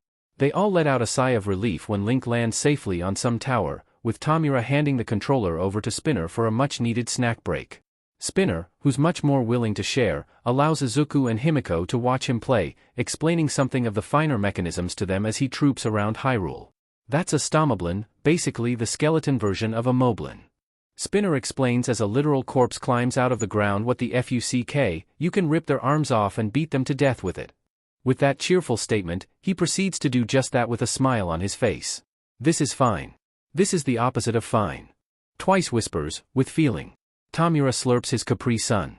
You can do that in real life too if you're not a coward. Okay, they're going to ignore that vaguely ominous statement. Link is so small though, so swole. Himiko says, before gasping dramatically. He's a twunk. Compress squints. What's a twunk? His tone implies that he really doesn't want to know. A mixture between a TWK and a hunk. Magna explains kindly, a distinctively haunted look in her eyes that screams of memories that should under no circumstances be relieved. She's seen some sheet. Tomura snorts. No way. He waves it away. Dismissively. Have you seen his biceps? Spinner, show them that Link is a hunk. Spinner sighs long-sufferingly and strips Link down to his underwear in the menu screen, spinning his figure around so they can all get a good look at him. Izuku hums. Yeah, I don't see it. Can just anyone pull off cross-dressing that easily? He doesn't think so. Himiko holds the hairbrush in front of her mouth like a microphone. Izuku-kun challenges Tomura-kun's argument with the idea that Link is in fact a TWK. Climbing up on the coffee table with dozens of small braids and at least 10 googly eyes, she appraises the room. Ooh, pick me. Twice raises his hand with a little bounce. Or don't. She points at Twice excitably, to no surprise. You, in the black mask. 3 categories, take you pick. He's a hunk. He decides, covering his mouth before he can contradict himself. Something that sounds like TWK makes it past his fingers anyway. That's 2 votes for hunk, people. Himiko shouts. You, with the fancy mask. Compress, who's looking more and more like he wants to hide behind said mask, shrugs. I suppose twunk? Admittedly, I'm out of touch with this sort of terminology and don't know the difference. Himiko graciously ignores the last fact. That's 2 for twunk, 2 for hunk, and only 1 for TWK. Anyone else care to join the riveting debate of the century? Dabi obviously must have just finished reading his tentacle FIC, or maybe he was replying to one of his gazillion sugar daddies, but either way he finally contributes to the conversation with a single, TWK. Tomura, of course, rises to the bait. No FING way. He gestures to the screen where Spinner has been ignoring all of them and is currently fighting some kind of white centaur. He's literally riding a linel like it's a horse right now. He's a hunk. This isn't FING Skyward Sword, Dabi. You can still be a TWK and have big D energy. Dabi waves at himself. I mean, look at me. You're a walking corpse with your skin held together with FING Office Max supplies. Tomura hisses. Dabi raises an eyebrow. Are said supplies being paid by people who think I'm hot? Yes. Are any of your stupid video games being paid for by anyone? Sensei pays for them. Tomura argues, before rapidly greening at the implications of what he just said. I can't, I just vomited in my mouth. Moving on now. Compress hurries them, patting Tomura's back and urging them to move on with the conversation. Unfortunately, Himiko does just that. If anyone's the TWK here, it's Izuku-kun. He has the daddy issues to go with it. That would imply I'm interested in section. Izuku says boredly, kindly ignoring her last statement. Imagine the emotional labor. Tomura wrinkles his nose. That's too much work. He agrees, looking better now that they've successfully blocked out the last 2 minutes from their lives for the rest of time. So we have 2 for each, Izuku-kun, Magne, Spin-kun, may we have your votes? Himiko holds out her hairbrush mic. The 3 of them exchange looks, running on the exact same FING wavelength. TWK. Twunk. Hunk. Himiko flings her hairbrush at them. With a sigh, she collapses next to him and Magna on the couch, all 3 of them watching the screen in silence for a long few moments, which is never a good thing when it involves Himiko. The last time she went quiet for any long PRD of time, she made the headlines for a month. Hey, Link is pretty small, right? Even if he has great muscles? Yes? Spinner trails off, not knowing where she's going with this but smart enough to be wary. Do you think he can fit in a dryer? The League, minus Kurogiri, contemplates this. I don't know. Izuku admits, not liking that it bothers him. Himiko sits up. Hey, do you think dash? No. Compress points at her. Under no circumstances are you allowed to climb in the dryer, young lady. Boo. Himiko sticks her tongue out at him. You're no fun. She turns to face Izuku, her best puppy dog eyes on as he tugs on his sleeve. You think I can fit in there, right? Izuku scratches his chin. It's a pretty big space. I'm more curious on how long the air supply lasts in there. Hypothetically, how long can you hold your BR dash? Let's, Compress interrupts loudly. And I cannot say this enough, not do that. The League trades a look. Compress groans and mutters something under his breath about wishing Kurogiri would come back from his errand soon. 40 minutes later, they're all crammed in the rather small laundry room at the back of the bar. Midoriya, please don't do this, I'm willing to beg. Compress pleads as Izuku climbs into the dryer. Izuku levels him with a flat stare. Then beg. And slams the door shut. After drafting his anxiety-inducing phone call with his father and the perfect way to get back at Shouto for eating the last Trix yogurt, he taps on the door of the dryer, taking in a huge gulp of air once the door is opened. Wow, Izuku-kun, you really can hold your breath for 4 minutes. Himiko chirps as Magna helps him climb out. Thanks. He grins brightly. The trick is not caring if you live or die. Dabi shoves him over. Move it, Magne said it's my turn in the dryer. God, Hitoshi MMMMS at lunchtime the next day, the 4 of them crammed between 2 potted plants in the frankly ridiculous-sized cafeteria. This headache just isn't going away. Izuku plunks down a tray of tonkatsu in front of Hitoshi. What's this? His platonic soulmate asks suspiciously. Food and water. Izuku answers blandly, nudging the glass of lemonade forward with a finger. Maybe you've heard of it. Hitoshi makes a dubious expression. What about you, Ivy? Mei pokes him with her chopsticks, far more interested in her phone with one earbud in than the maple tofu in front of her. Shouto, on the other hand, seems completely enthralled with his cold soba rather than his buzzing phone on the table next to him. Because he has absolutely no boundaries, Izuku leans over and opens his phone to check his wall of texts, considering Shouto is one of those people who doesn't put a password on their phones. Can't relate, that requires too much trust. The objectively hotter sibling. I only exist to decay. The objectively cooler sibling. Decay exists only as an extant form of life. The objectively hotter and cooler sibling. We will all return to the earth someday to become the nutrients in which the living feast upon. You fuckers think you're real funny, huh? Ah. Peace is forbidden here. The objectively cooler sibling. Peace is an idea, not a reality. The objectively hotter sibling. Okay, what the absolute F, guys? In the emo one here, we need to clear the air. Your most curse takes within 30 seconds, go. The objectively cooler sibling. Saying Omi wa mao shindiru, but with a country accent. The objectively hotter and cooler sibling. Toothpaste is bone soap. You fuckers think you're real funny, huh? Wussy is the uwu version of bussy. The objectively hotter sibling. Actually NVM go back to venting our repressed childhood trauma. The objectively cooler sibling. Repressed? There's no repression here, smiley face.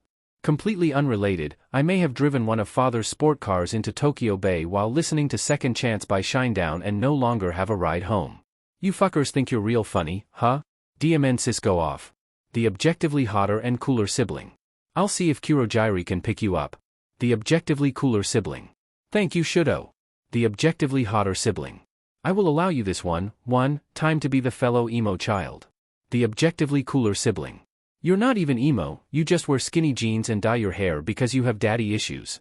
Come talk to me when you've been to a rock concert in person. You fuckers think you're real funny, huh? DMN go off. The objectively hotter sibling.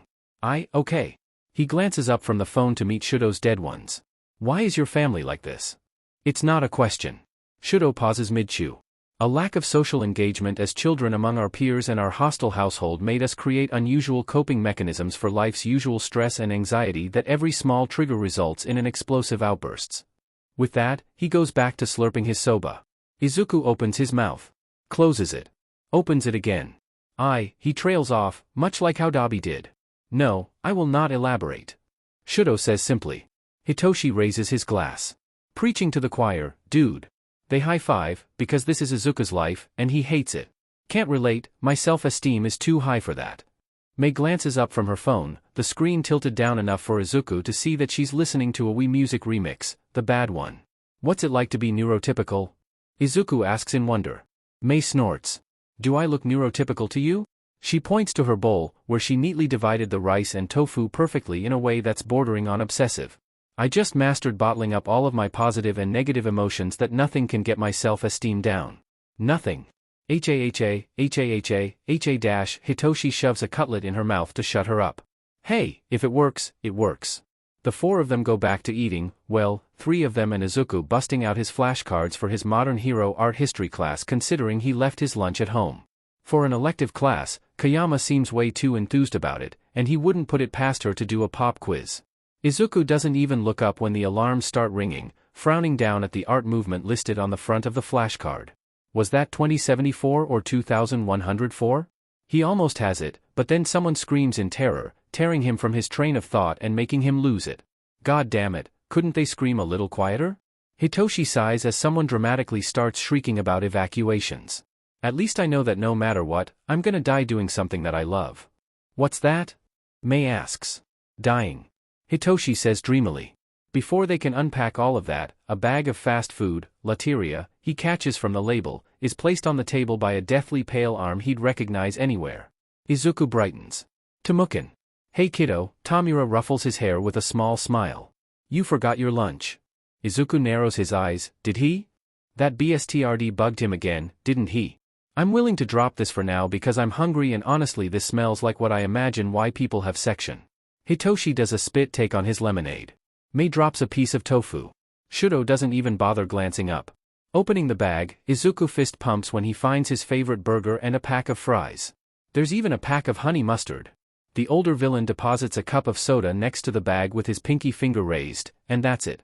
Tomukin, Izuku says, face steeled and voice deadly serious. Marry me. Tomura, of course, only snorts. Sure, I need someone to do my taxes anyhow. Izuku gives him an incredulous glance. We're villains, Tomukin, why the F would we do taxes? He says, careful to keep his voice down even over the ruckus in the hallway. You'd be surprised how much a warhead costs. Tomura says mildly. Thoroughly not wanting to know about that, Izuku stuffs the burger into his mouth and mmmms into the decadence of grease and way too much salt for his blood pressure. Where's Himeken? He asks once he's done some truly indecent things to his food. I thought the two of you were hanging out today. Oh. Tomura blinks once, slowly, like a cat. She's been here the whole time. At this exact moment, Kirishima bursts into the cafeteria, long jumping over fallen tables like an Olympic high jumper with a terrified expression while Kodai from Class 1B chases after him with a knife in her hand. Why? Won't you bleed? She stabs his shoulder, only for the knife to bounce off his hardened skin. Whatever I did, I'm so sorry. Kirishima screams, looking near tears as he does a beautiful Fosbury flop over a room divider. She howls with pure aggravation. Pay with your life, you DMN cheat code. Izuku stares at them fleeing the room with his mouth agape. But Tomura, the terrible influence he is, only looks begrudgingly proud. I knew that our 3-hour lecture on video game slang would pay off. Just, go. Izuku points at the door. Tomura smirks as he tightens his hood over his head and vanishes into the crowd, but not without one last mocking 2-finger salute. I'm gonna kill that JRK. He grits out. I thought you were going to marry him. Mei teases. Haven't you heard? Izuku asks innocently. The life insurance for widows is great this time of year. We're all gonna die. Someone shrieks as they run by with their arms flailing in the air. Mei takes a selfie with a peace sign, Hitoshi buries his face in his food, and Shouto bites into a tomato like an apple. Izuku hates his FING life.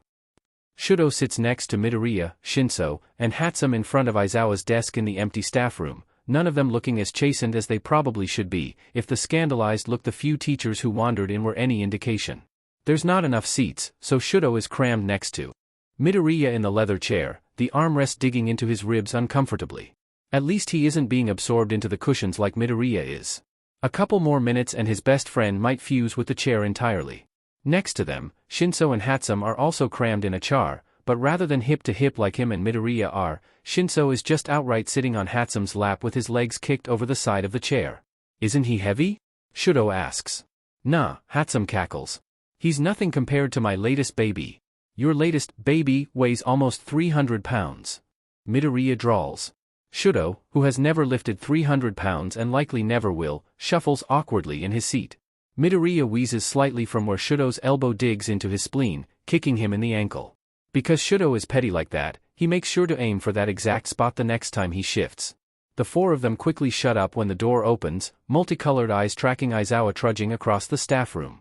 With a groan, he plops down his rolling chair, just staring at his desk with an expression of, kill me now. Shouto swears he hears Shinso mumble, I feel that. Now that he's looking at it, Shinso does look an awful lot like Aizawa, another one to add to the corkboard he has hiding underneath Inko-san's couch. Okay. Aizawa inhales, closing his eyes for a brief moment. Then they snap open, glowing a menacing red with his hair rising towards the ceiling. Why, pray tell, did the four of you not evacuate even under strict orders and the intruder alert blaring in your faces? What can I say? Shinso drawls. I long for death. Midoriya nods with a deadly serious expression. I'm a bad beach, death can't kill me. Death is my beach. Hatsum cackles, slapping Shinsu's knee. For Shinsu's part, he simply stares straight ahead with dead eyes, uncaring of the way he's jostled around her lap. Shouto, who doesn't have any death jokes to make, simply raises his bowl of soba closer to his mouth, once more elbowing Midoriya cushion and nearly killing in the process. You know the saying, a little childhood trauma builds character. Aizawa stares. They stare back. Mandatory therapy with hound dog for a week and 3 days of detention. Aizawa orders. Don't pull that again, you four are on thin ice as it is from your morning, his face curdles. Games. He blinks. The chairs are seated on the floor though, not any ice. Shouto kindly informs his teacher, just in case Aizawa didn't realize that. His control is impeccable, he would never ice the floor without reason or a dare. It's an expression, Shirakumo. Aizawa sighs. Shouto glances down. It's a carpet. Aizawa squeezes the bridge of his nose. Just, go. Talk to your homeroom teacher about detention. If your homeroom teacher is me, talk to somebody else, I don't care who. Preferably midnight. Not present, Mike? Shinso raises an eyebrow. Keep that up and you'll be my favorite. Somehow, that comes across threateningly. Go home, problem children. Slowly, the four of them disentangle themselves from the seats, Midoriya Cushion especially having to claw his way out of the sole sking leather. Thank you, sensei. Hatsum laughs, leaving a half-disassembled pen on the teacher's desk. When did she have time to do that? Aizawa waves them off, practically nodding off as he sits while the four of them make their escape. It's only when they're safely out of the schools and walking towards the train station does Shinso let out a sigh of relief, eyes darting every which way as he hands Midoriya a scrap of paper. That was terrifying, and you so owe me for this. Midoriya hums, a sound that sends the hairs on Shouto's neck rising up. Thank you, Hikin. You got to meet your idol, though, so wasn't it worth it? Shinsu's cheeks turn a bright shade of red as he whips his head to the side and glowers at the ground. Shut up. He mutters. Hatsum tilts her head to the side, watching them not unlike a cat. Do I want to know? She asks, a mix of her never-ending curiosity and her very strong self-preservation. Nope. Midoriya chirps, slipping ahead of them on the sunlit road and turning on his heel to grin at them. It's going to be fun. Himiko kicks her legs at the bar, sipping on a box juice as Kurojairi, long back from his errands, opens a window to air out the bar from an argument between Dabi and Spinner. Hey, if Dabi-kun has big D energy, what do you call someone when they have the opposite? Izuku, who's staring up at the knife buried in the ceiling with a confused squint, makes a considering noise. To be honest, I have no clue. Little PP power? Dabi suggests with a nasty smirk. Magna, without once looking up from her historical novel, whacks him upside the head. Spinner rests his chin on his hand. Medium D dash? Twice makes a SOSO motion. Does it matter? Hell yeah it does. What if it's not a D joke at all, what then? Guess we'll die. He shrugs, content with that and goes back to searching for the change he dropped during Dabi and Spinner's duke. Compress tosses a marble and catches his midair. To be honest, it's quite strange to discuss this sort of thing with you. Most of you have called me dad at least once. Kurojairi grunts. All of you have called me dad before. That reminds me, he backs away from the window, eyes narrowed on where Tomura is watching the news on the couch with his feet kicked up. I want to show you a video from earlier that concerns me. Okay, but in my defense, Toga and Midoriya bet me $10 that I couldn't fit in the dryer. Tomura replies without looking away from the TV. That's not what I was dash, Kurojairi does a double take. You climbed in the dryer? Slowly, ever so slowly, Tomura pulls his gaze away from the screen and towards his pseudo-father figure. No. It's at this exact moment that Himiko slams her hands on the bar. Medium PP potential. Kurojairi drops his head into his hands. Why can't you use these talents for villainy? He pleads with them. What did you think I broke into UA for? Just to buy Midoriya lunch? Tomura snorts, and Izuku fakes being offended, even though the entire league knows that yes, Tomura would do exactly that. He's a giant marshmallow under all those layers of spite and lotion deficit skin. Kurojairi sighs. And just what reason did you break into UA for? What operation could be possibly worth the chance of you being arrested without anyone knowing where you were? I was there. Himiko raises her hand. Kurojairi glares. Himiko lowers her hand. Nothing that important, grins are echoed around the bar at Tomura's lie, Dabi most of all. Just a distraction big enough that no one can connect the League of Villains with one break-in. Izuku tugs out the piece of paper he had Hitoshi swipe for him earlier that day, while Himiko does the same at his side with her own stolen note. Everyone in the league, except for Kurojairi, follows their example, dropping their own scattered charts and schedules and patrol lists on the bar top for Kurojairi to see the evidence of their research over the last several days. Amongst the sprawling paperwork, several locations form a common thread: Hero Public Safety Commission, Might Tower, Unforeseen Simulation Joint, Kiyoshi Ward Shopping Mall, Tatooine Station, Juko News, and Fujiya Hospital. It'll be difficult, God will it be difficult. But she's waited long enough. After all, isn't that the saying? Hide a tree in a forest? Tomura raises his hands with a smirk. It's times like these that Izuku can see why they follow Tomura, even when they argue and try to kill each other. The failure king who will destroy the society that has hurt so many of them. Any questions, Kurojairi? When Kurojairi next speaks, it's with a hint of pride. Shall we begin, then? 5:14 a.m., abandoned appliance warehouse, Yokohama City. Does everyone know what they're doing for step 2? Kurojairi asks, neatening the pile of papers with all the planning Compress and Izuku spent all night helping him with. Even now, with a coffee cup clutched in Izuku's hand, plans and contingencies for if the first one falls through and countermeasures if those fall through slosh together in his brain like slushies. Goddammit. Now he wants a slushie. Twice raises his hand. About the plan? Or life in general? Kurogyri visibly stops himself from banging his head on the table. The plan, Jin-san. Oh. Twice lowers his hand. Then yeah. Ooh, wait. Himiko jumps up and down. Kurogyri looks so tired, Izuku relates. If this was step 2, what was step 1? Fing getting here, Toga. Tomura snaps back without glancing up from his 3DS. Mood. Izuku fiddles with his respirator between Twice and Spinner, bouncing on his heels as Kurogyri and Compress finish packing the last of their supplies. I just want to tell you something before we all split up, Compress says after he's finished with his part, wiping his eyes theatrically. All of you are such amazing, wonderful people, and we're going to show our best effort today and not focus on the fact that if one thing goes wrong, we're all going to die. Thanks, Dabi rubs his face. That was so very comforting. Compress beams. You're welcome. Nice pep talk and all, but can we go now? Spinner complains, shivering despite Dabi wrapped around his back like a disgruntled housecat portable heater. The warehouse they were using is awfully cold, considering it has half of a roof and not a single unbroken window. Even Himiko's cold, though that might be the skin-colored unitard bedazzled with glitter she's wearing. Fine. Compress sighs. Not a lick of showmanship in any of you. I'd have more showmanship if my ball weren't freezing off.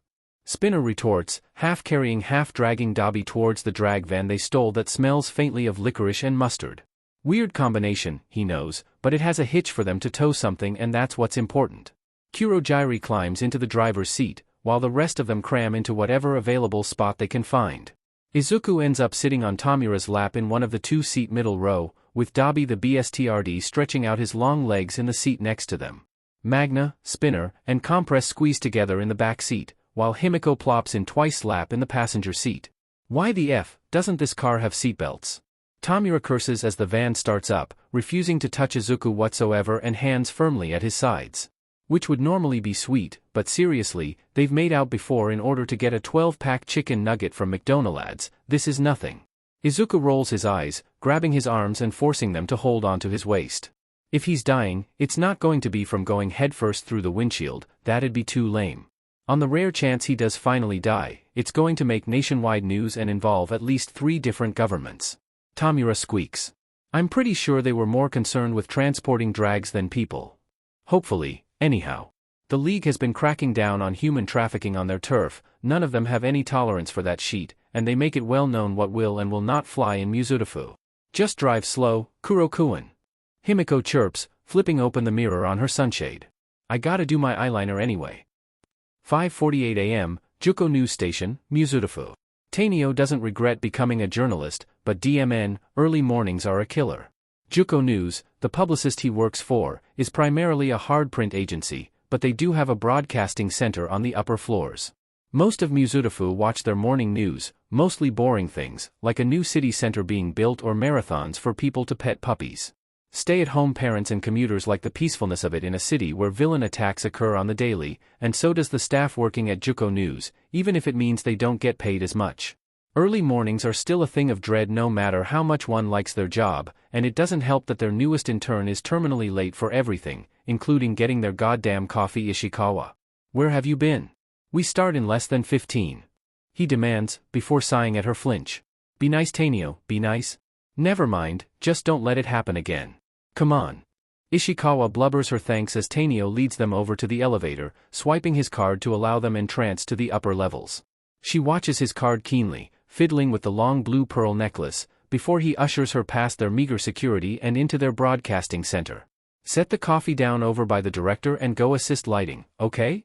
He gentles his voice, glancing over his shoulder at their youngest member. But she's not holding any coffee. Oh, is that what she was supposed to be doing? I couldn't tell, she was spending so much time talking on her phone. Ishikawa hums, her left eye dripping down her face. Gray sludge plops at her heeled feet, blonde hair emerging from Ishikawa's melting pink. Unfortunately, you're going to have to wait a little while longer. For your caffeine fix.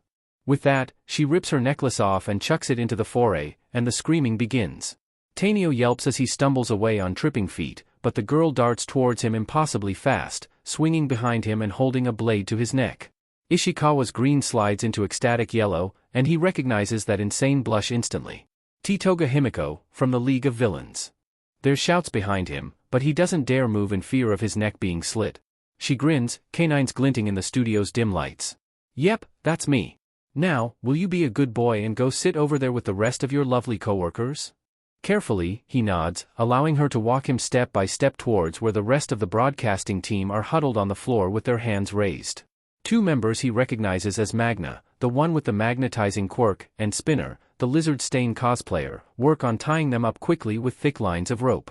Not like they could fight back even if they wanted to. The only one with a somewhat offensive quirk is Fuji-san, and all she can do is make people's mouths taste funny.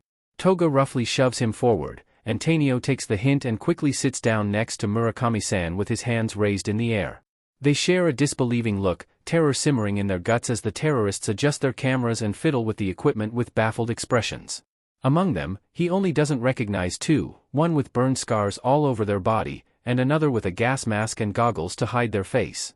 Yo, the one with a hand on his face, wait, is that Shigaraki Tomura? Asks Murakami-san. Has anyone eaten this yet? He's holding her bagel. Murakami-san shakes her head. No? She sounds like she doesn't understand what he's asking. Cool, thanks. Shigaraki pops the dead hand off his face, stuffing it in pocket and taking a bite out of the bagel, before making a face. You like cinnamon cream cheese? Murakami-san helplessly shrugs, but Shigaraki has already moved on. Hey, anyone want a bagel I just took a bite out of? Did you brush your teeth this morning? The one with burn scars says, and when Shigaraki says yes, makes a gimme motion. Yeah, come to Papa, you curdled milk and eggless donuts. Please never call it that again. Shigaraki deadpants, but hands the bagel over anyway and goes back to sorting through their breakfast order. The guy with burn scars shrugs. No promises. Then, he proceeds to lick the cream cheese off the bagel, before blowing a breath of blue fire on the soggy bread and eating the burnt crouton it became. Tanio doesn't even notice his wrists and ankles being tied, he's in that much emotional shock. He only jolts out it when the League member, Magna, pats his shoulder with a sympathetic smile. You get used to it after a while. She offers. He never wants to get used to that crime against humanity. Poggers, Shigaraki fist pumps when he finds another uneaten bagel, this one without cinnamon cream cheese. Tanio is regretting becoming a journalist now. 6 a.m., Mizurufu City Center, Mizurufu. Citizens glance up in curiosity as the screen on the Mitsubishi UFJ Financial Group's skyscraper tuned to Juko's morning news remains blank, the screen showing nothing but black. Even if they don't consciously pay attention to it, it's become ingrained in their routine so easily, simply by being near their circles of existence. They don't focus on it, more concerned with their daily lives. After all, it's probably just a technical error. Until someone shouts, "Holy shit, what is that?" More and more follow the glances of those around them, eyes going wide and mouths dropping in shock. It's not so much the message painted across every screen, including the one on the skyscraper looming over the commuter crowd below, but the signature on the bottom of the screen. The show will begin in 1 hour. Stay tuned to find out. Plus, The League of Villains. 6:32 a.m., Karelia University of Science and Medicine, 20 minutes outside of Mizurufu. Natsuo, in lieu of actually brushing his teeth, knocks back some mouthwash, gargles, and then spits into a nearby trash can. He's put absolutely no FS into his appearance, still wearing the same hoodie and sweatpants he's been wearing for 3 days now. At least he doesn't show up to organic chem in a penguin onesie like that one kid a row down from him, though honestly he really wants to some days. Fuyumi pulls up to the curb with a squeak of her tires, rolling down the passenger window. Get in, loser, we're going to go commit a felony. He squints, but does as she says. Was that a Mean Girls reference? Maybe, I never watched it. You've seen it? She asks, leaning over into the back seat and throwing a wad of clothes at him. No, he says, like a liar. Are these scrubs? Trust me. Fuyumi says convincedly, staring him dead in the eye with a hand on his shoulder. Natsuo immediately has flashbacks to at least times she said those exact words, in which he's ended up either 1, in his underwear 2, covered in string cheese 3, in his underwear and covered in string cheese 4, bench pressing Tuya when they were kids 5, bench pressing Shouto when he was a child 6, bench pressing Tuya as adult 7, bench pressing Shouto when he's a beefy teenager 8, committing spite-fueled arson as a family bonding activity 9, stealing Endeavor's credit card and buying a yacht. It's still in Mizurufu Harbor 10, drinking some kind of monster energy drink she gave him that kept him awake for 4 days straight during finals, which he still has no idea what was in it. 11. Cross-dressing while doing his grocery shopping. 12. Stealing an entire dog. Like what the F dash, Fuyumi. And because he's an idiot, he says, yeah, okay. Climbing into the back seat, he strips off his clothes and changes into the matching scrubs. We're gonna have to rush a little bit to be there in time for the shift change. Fuyumi chimes in cheerfully as they pull away from the curb. Natsuo pauses in tucking the shirt in. The shift change is at 7. It's a 40-minute drive. The incredulity in his voice isn't in the slightest faked. Fuyumi shrugs. Only if you drive normally. And then she revs the engine, and Natsuo sees God. Classical music blasts from her radio as she turns left sharply enough to cut a man, right through a narrow alleyway between 2 buildings and swerving backwards onto the main road, nearly colliding with another car and humming cheerfully to the cacophony of car horns. Natsuo screams. Stop shouting. Fuyumi shouts, cutting across 4 lanes of incoming traffic in the intersection. Natsuo only screams louder as a truck passes literally inches from their tail end, desperately clinging to the headrests to stop himself from being thrown around the car. I know what I'm doing. Watch out for that pedestrian. He shrieks over the music. He's on the street, Fuyumi argues calmly, driving across the road divider and onto an off-ramp, swerving around the incoming traffic. He knows the risk he's taking. Natsuo starts praying. Loudly. 6:54 a.m., Kiyoshi Ward Shopping Mall, Kiyoshi Ward, Tokyo. Good luck today, Izuku-kun. Himiko pecks his cheek as she climbs out of the car, tugging the cat hoodie up with a bunch of pins. Izuku swears he sees one with a funky-looking cat that says DAMN over her head. Twice, instead of his usual suit, has a neon pink zentai zipped on with a guitar case strapped over his shoulder, the result being him looking like some weird street performer. No one will look twice at them, besides those side eyes you give to weird-looking people on the street, but you don't actually want to look at them in fear of making eye contact. Well, except for the clone of Spinner, but he's supposed to cause some chaos with his usual stain cosplay. And the giant sword he's carrying, that too. Before you go, Himiko, Izuku pokes his head out the window, smiling at her excitement. I just need to hear those 3 words from you. I love you. She says hopefully. Izuku keeps smiling. Try again. Himiko grumbles. I will behave. They wave their goodbyes, before the clone of Kurogyri drives the rest of them off. The real Kurogyri is with compress running point, and that reminds Izuku to check in. How are things back at the station? He asks into his communication device attached to his ear. A crackle of static, and then compress pops on the channel. Everything is running according to plan. We'll be on in 5, so make sure to pull up the stream on your phone to get the full Seiko experience. Why did Izuku hear him say the trademark symbol? Please don't do anything stupid or dramatic. Dabi deadpans. You could sooner divert a river from its course than deny me my nature. Tomura snorts. You're one to talk, Dabi. I've seen you practicing your Endeavor takedown speech half naked in your room with a hairbrush as a microphone. Right as Dabi starts incoherently screaming, Kurogyri mutes him. I'll unmute him when the stream begins. He says, absolutely tonelessly. As everyone devolves into bickering on the channel, Izuku mutes himself and looks back at his partners for this mission. You guys ready? Oh yeah, the real Spinner blinks rapidly, staring directly ahead. Everything's just fine. Totally not having an anxiety attack or anything like that. Is my heart still beating? I think it stopped beating. Either that, or it's going so fast I can't feel it. The clone Himiko, on the other hand, bounces excitably. This is going to be great. 7 a.m., Mizurufu City Center, Mizurufu.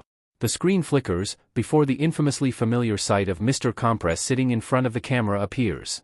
The magician seems for all appearances calm, expression hidden behind his mask and hat with his hands folded neatly over the desk in front of him.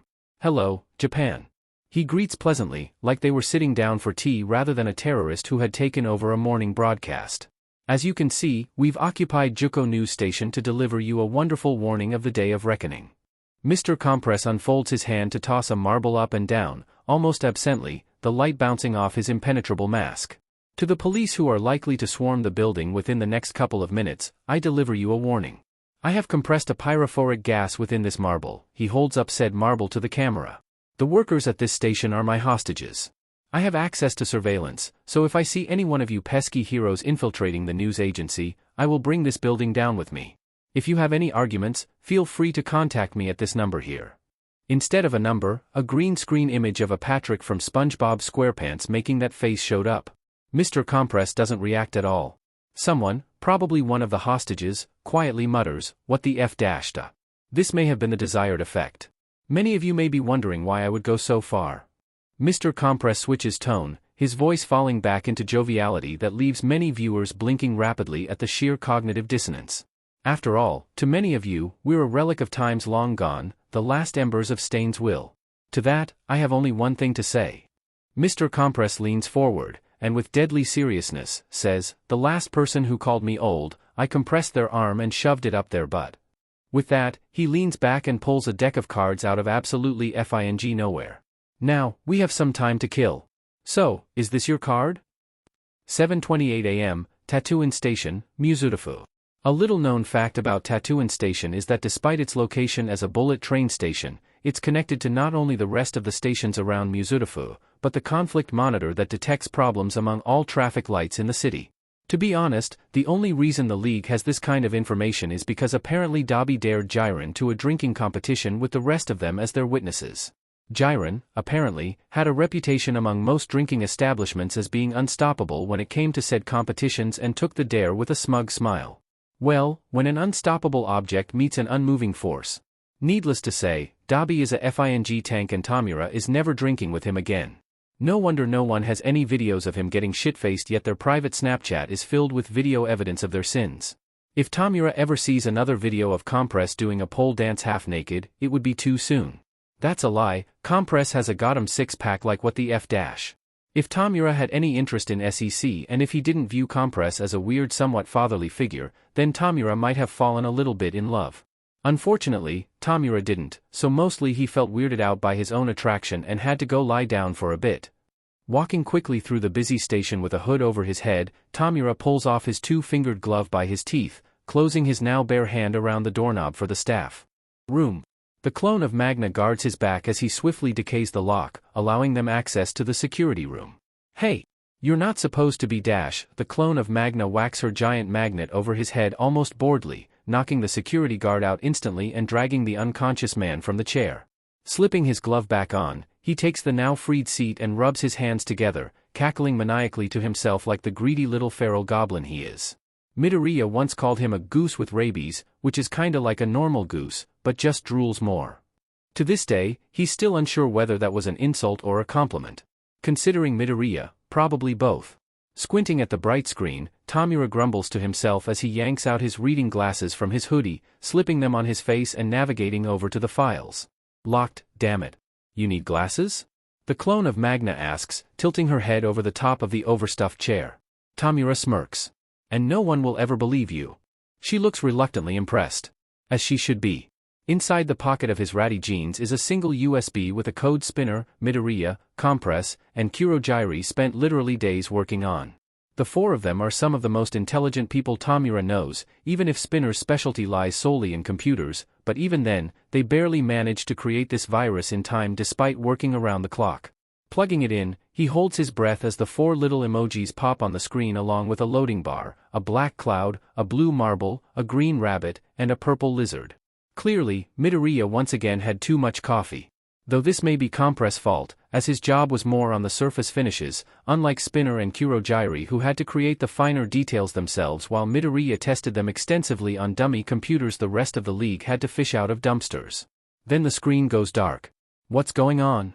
Dabi asks as Tomura lets out a string of curses over the open comms. "Your goddamn guess is as good as mine." Tomura snarls, bashing the keyboard in frustration. FING sheet. Everyone worked so hard on this, it cannot up now.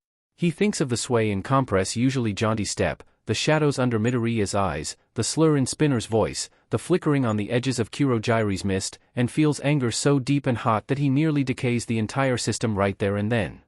"Hey, watch your FING language," Dabi says, the distant sound of something revving obscuring his voice. "Anyhow, I'm pretty sure my guess will be infinitely better than yours. Now's not the time." Kurogyri scolds them, but over the comms and background noise, comes across as more "now's not the time." It makes Tomura crack a smile, and moments later, the screen reboots, credentials signed in and the vast wealth of Mizutofu's active infrastructure laid out in front of him. He can't help it, he starts laughing like a demented hyena. Perhaps the rabies theory has more merits than he assumed.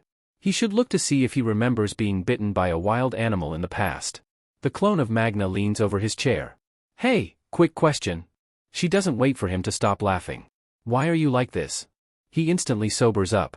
I used too much No More Tears shampoo as a child and haven't felt a single healthy emotion since then. Unlike around Natsuo, or any of Midoriya's little friends, his ominous statement doesn't even draw a blink out of her. They really have been spending way too much time together. Ugh, he needs better friends. If anyone tried to take the league away from him, he would decay their throat out. With that, he cracks his knuckles, staring up at the thousands of lines of text laid out in front of him. Let's go boys. Gender-neutral terms, remember? My bad. Let's go, you undeserving llamas. Better. 8:02 a.m., Fujiya Hospital, Tokyo. I'm telling you, Natsuo explains to Fuyumi. Molotov cocktails always work. Anytime I had a problem, I threw a Molotov cocktail at it. Boom. I had a different problem. Fuyumi rubs her forehead. That may be true in your vigilante work, but we're in a hospital. I'm not letting you set the place on fire just yet, I heard that, even if it means getting out of this DMN closet. To prove her point, she kicks his shin from where they're pressed uncomfortably together. Natsuo pouts. DMN, I was in the mood for a little arson, wait. He does a double take. I never told you about being a vigilante. I wear glasses, I'm not blind. Fuyumi deadpans. Besides, there's only so many hot sauce stains someone can take before it becomes obvious that it's blood. Natsuo crosses his arms, sulking silently, before he hears Fuyumi mumble, you were easy to follow anyhow. You did what? He cries, only to get whacked on the head with a clipboard. Shush. She glowers at him. And it's not like you were trying particularly hard to hide your tracks. I could sneak around the city better when I was 8. Okay. Well, he has some questions. Unfortunately, it's at that moment that the timer on Fuyumi's watch quietly beeps. Thank God. She groans. If I was in there for another 20 minutes I would have committed fratricide. Gee, thanks, I love you too. Fuyumi whips her head around 180 degrees. What was that? She asks, voice sugary sweet. Natsuo eeks. Nothing. Thought so. Fuyumi chirps, poking her head out of the door. Natsuo leans over her, both of them glancing back and forth before scurrying into the empty hallway. With their scrubs and dollar store clipboards, they blend seamlessly into the background as they leave the quiet oncology unit and slip into the psychiatric ward across the hallway. Remember, don't be suspicious. Fuyumi reminds him quietly as they take the empty stairwell up. Natsuo rolls his eyes. Don't be suspicious. He mocks, but it echoes around the stairwell, sounding almost nice. Which is weird, because it's a chronic fact that none of the Todorokis can sing for sheet. Fuyumi's glasses gleam. Don't be suspicious. Running on that neglected because your dad's an a-hole, brainwave, both of them start sashaying up the stairs, don't be suspicious. Natsuo chants, and both of them smile. Instantly, Natsuo starts beatboxing as they furiously headbang, Fuyumi belting out, don't be suspicious, on repeat with her voice getting gradually louder and more guttural. Todoroki-san? Natsuo screams, whips around, and punches the intruder. Right in the face. Their mother's doctor goes flat on his back, tumbling over several stairs and likely giving himself a concussion, if the fact that he's unconscious is any indicator. Fuyumi and him trade wide-eyed looks. He was kinda AD anyway. Natsuo blurts out. Yeah, he was. Fuyumi nods quickly, steals the doctor's keycard, and grabs his hand to yank him up the stairs before he can knock anyone else out with his right hook. Quickly enough, they manage to find their mother's room, swiping the card and diving into the room before anyone else could see them committing an illegal jailbreak. Fuyumi? Natsuo? Their mother glances up at them, closing her book gently. I didn't know you were visiting me today. It hits both of them at the exact same time that no one told her they were going to break her out. Hi Mom, Natsuo says weakly, before trailing off into silence. Fuyumi elbows him. Ow. Okay, so we may be kidnapping you for a little while? And by a while I mean indefinitely. Their mother blinks. Alright. Ignoring their flabbergasted expressions completely, their mother reaches under her bed, pulling out what Natsuo can't call anything but a getaway bag. Standing up, she shoves her toiletries in the bag with what looks like tightly folded clothes and the letters they send her. Fuyumi keeps blinking, like the site will magically change if she refreshes it enough. How are you not more surprised? And in much the same way Fuyumi scolded him earlier, their mother gives them the look that even years later makes him sweat. I'm old, not stupid. I know when my children are breaking the law. Natsuo gulps, which is understandable, but why does Fuyumi look nervous? Actually, never mind, he doesn't want to know what his sister gets up to in order to vent. She's scary enough as it is. Oh right. Their mother pauses in her packing. How are Tuya and Shouto doing? They really think they're so sneaky sending me flowers, but neither one of them are known much for their subtlety. She narrows her eyes at them. None of my children are good at that, not that I think about it. Both of them make a sound that shouldn't be made by human vocal cords. 8:42 a.m., UA High School, Mizurufu. Is everything okay, Tuya-san? Shouto glances up from his phone at Yamamo and Inesa sitting on either side of him on the bus. Despite it being a two-seater, both of them seem determined to snuggle in on him, pressing their shoulders and knees together until his ears feel uncomfortably hot-cold depending on the side. After living with Inko-san for 6 months, he thought he was used to physical affection. He was wrong. I'm fine. Shouto says shortly, frowning down at his phone before locking it and placing it back in the backpack balanced on his knees. Yamamo frowns. Is it what Bakugo-san said? It really was strange. Bakugo had been studying at his desk when Shouto stopped by his desk to pick up his dropped headphones. When he stood back up, Bakugo was staring at his green hair with an expression he couldn't place. The next moment, he blew up at Shouto, insulting him from the way he tied his shoes to his stupidly OP quirk to his so-called resting beach face. Strangely, he never said anything about his hair or his fake freckles. Remember, Inesa shoves their shoulders gently, which means Shouto almost smushes Yamamo between him and the window. Sticks and stones may break my bones. Shouto brightens up. He knows this one. Toga blasts it all the time, after all. But chains and whips excite me? Both of them do a spitache.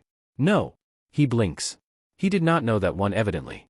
It's not about Bakugo at all, Shouto hesitates, before deciding to explain. My friend isn't answering any of his texts. It's not like him. Yamamo taps her chin. The one with green hair you were talking to at the gate this morning, right? He nods, and she smiles brightly. I wouldn't worry about it then. He's probably in class and doesn't want to seem rude. Shouto doesn't want to explain that Midoriya doesn't give a shit about things like politeness or laws. The only thing stopping him from flinging himself into the sun to fist fight it for giving Dabi's boss a sunburn is the death grip Inko-san has on the back of his shirt. Inesa elbows him, nearly rupturing his spleen in the process. He's your friend, huh? He's not a fan of the eyebrow wiggling. Not in the slightest. We're cousins. He blurts, and feels immediate regret for how white Inesa's face turns. Actually, no he doesn't. Inesa deserves it. Shouto can still taste bile in the back of his mouth. Besides, Shouto isn't really interested in romance, nor is Midoriya. For Shouto, he simply doesn't get all the social norms for that, he barely understands friendships as it is, thanks endeavor. Midoriya simply gives romance the same amount of attention a fly gives world politics, absolutely zero. Besides, he has that weird thing with Dabi's boss that had Shouto walking in on them more than once watching Pawn together and critiquing the acting with popcorn. Yeah, he doesn't get it either. Quickly enough, the bus pulls up to USJ, the three of them waiting patiently for the more eager classmates to crowd off the bus before they themselves slip off. You don't have to be my bodyguards.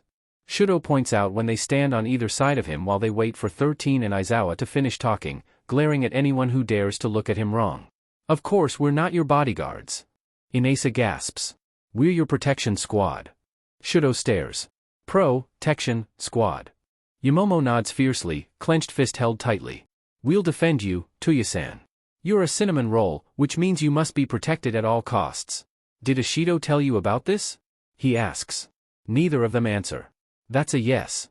With a sigh, he allows them to escort him further into USJ once 13's lecture is over. Dabi would find the whole thing about quirks are dangerous absolutely hilarious. Considering there are only 2 teachers, half of the class splits in the central plaza. Shouto trails behind Inesa as they enter the downpour zone, several of his classmates talking amongst each other. Are you okay?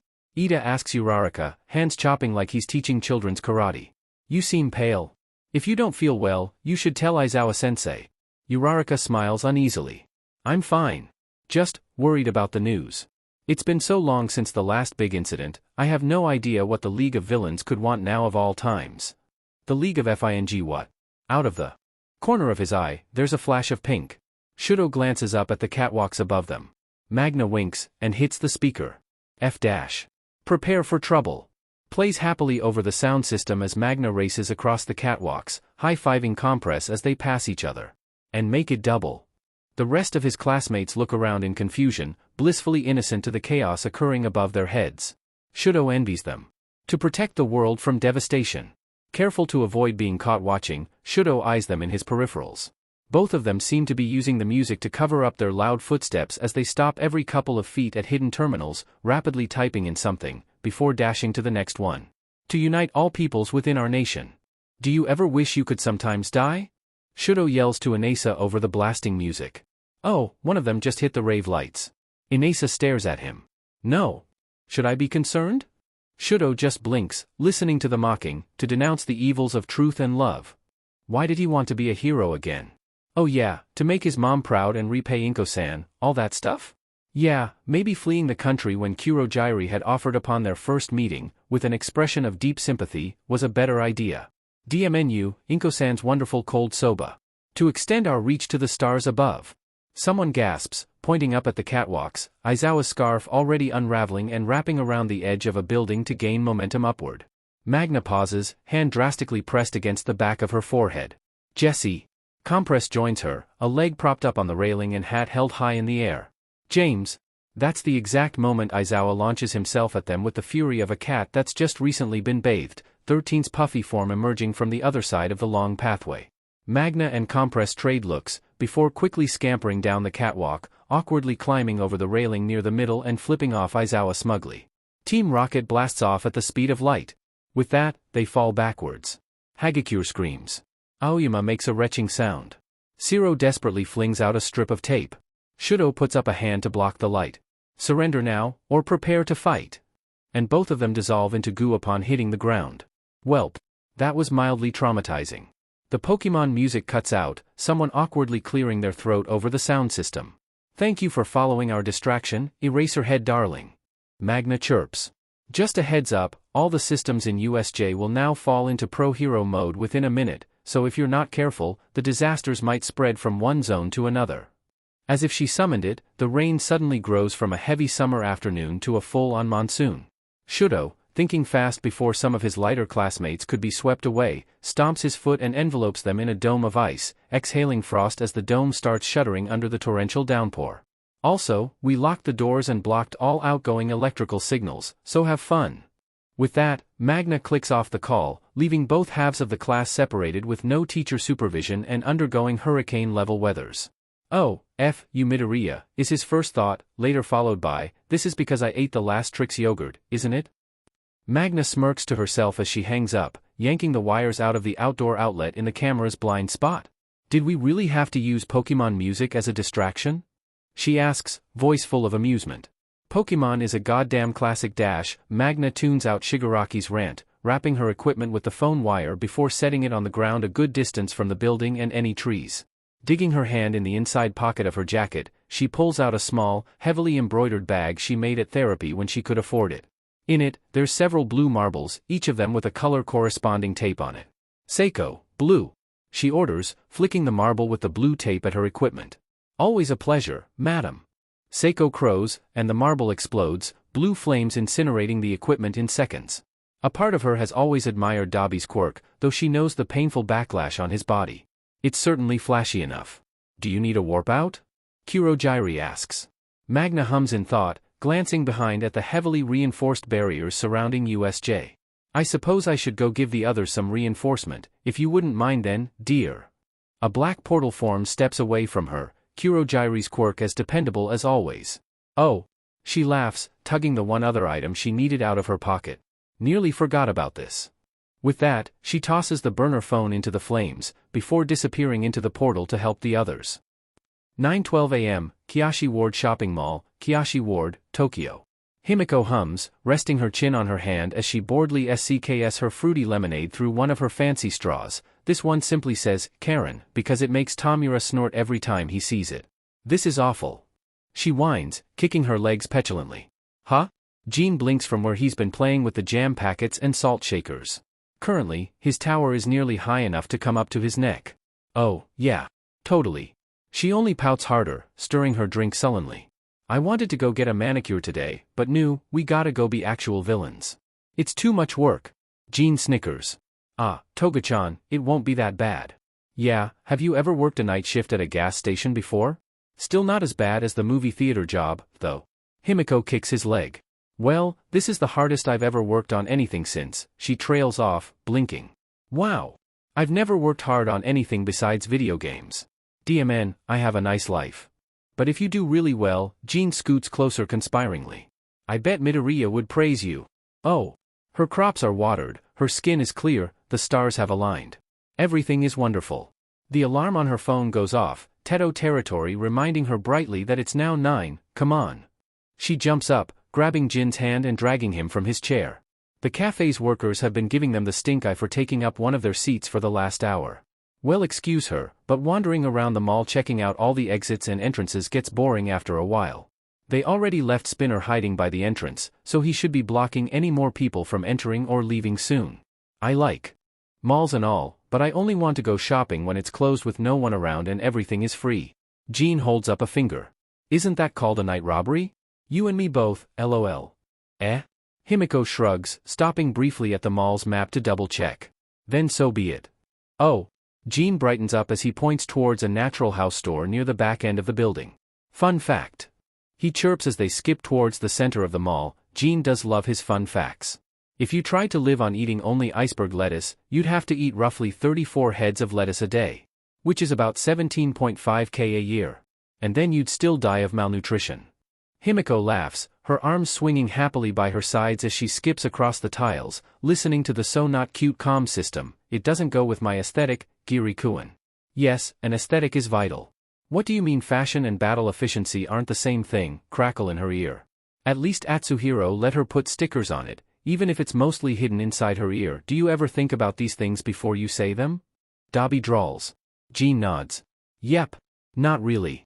I think, wow, that's brilliant, I should say that out loud, and then I do, and it's spectacular. It's an absolute FING disaster. But what a way to go. Izuku says wistfully. Himiko's smile grows even larger at the sound of her favorite people bickering on the channel, blood vial bracelet jangling on her wrist with every step of her dress shoes.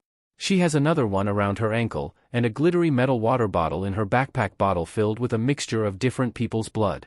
While blood banks in hospital are usually tightly guarded, the same can't be said for their buses. Overall, she just looks like a normal high school girl skipping school to go shopping. Bore ing. Normal is overrated. She sighs, feet slowing down and hands sliding into her pockets. Jean falls into step next to her and links their elbows together. Who needs normal? Jean jabs her side playfully, grinning behind the mask. We're all a bunch of whack jobs here anyhow. Himiko giggles, leaning into his side. True enough. The League is her family, full of people just like her wanting a new future where they can just be themselves. It's her home. That's why Himiko has no problem taking off her backpack once they arrive at the center of the mall, waving goodbye to Jean with an excited jump. Big Daddy in the van, how are we doing? I'm not, Kurogyri cuts himself off with a sigh. Admittedly, it's one of her favorite sounds. We're doing fine.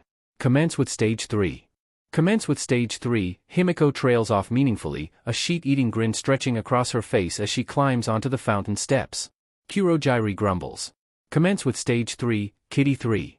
Himiko fist pumps, before realizing something.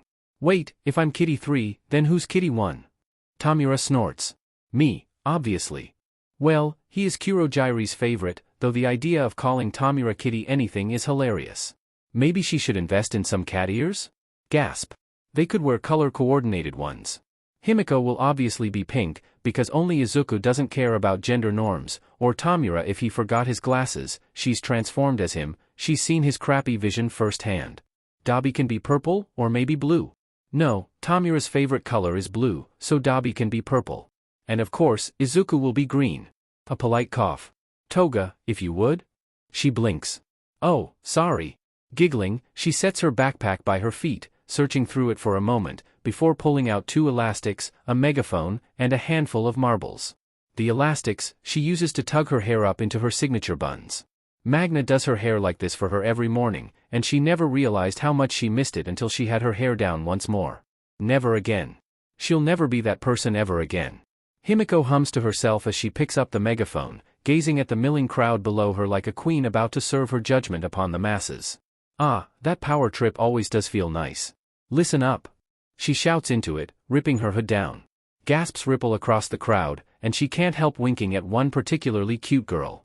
She faints into the arms of her boyfriend, who's hey, he's not bad looking either. Wait, focus Himiko. There's time to be a chaotic bisexual later. This is a takeover from the League of Villains. You're now all our hostages, so be good for me, okay? She winks. Needless to say, they all start screaming. She pouts. Y'all no fun. Why would this be fun? Someone shouts at her, which is just rude. I don't know. She tilts her head to the side cutely.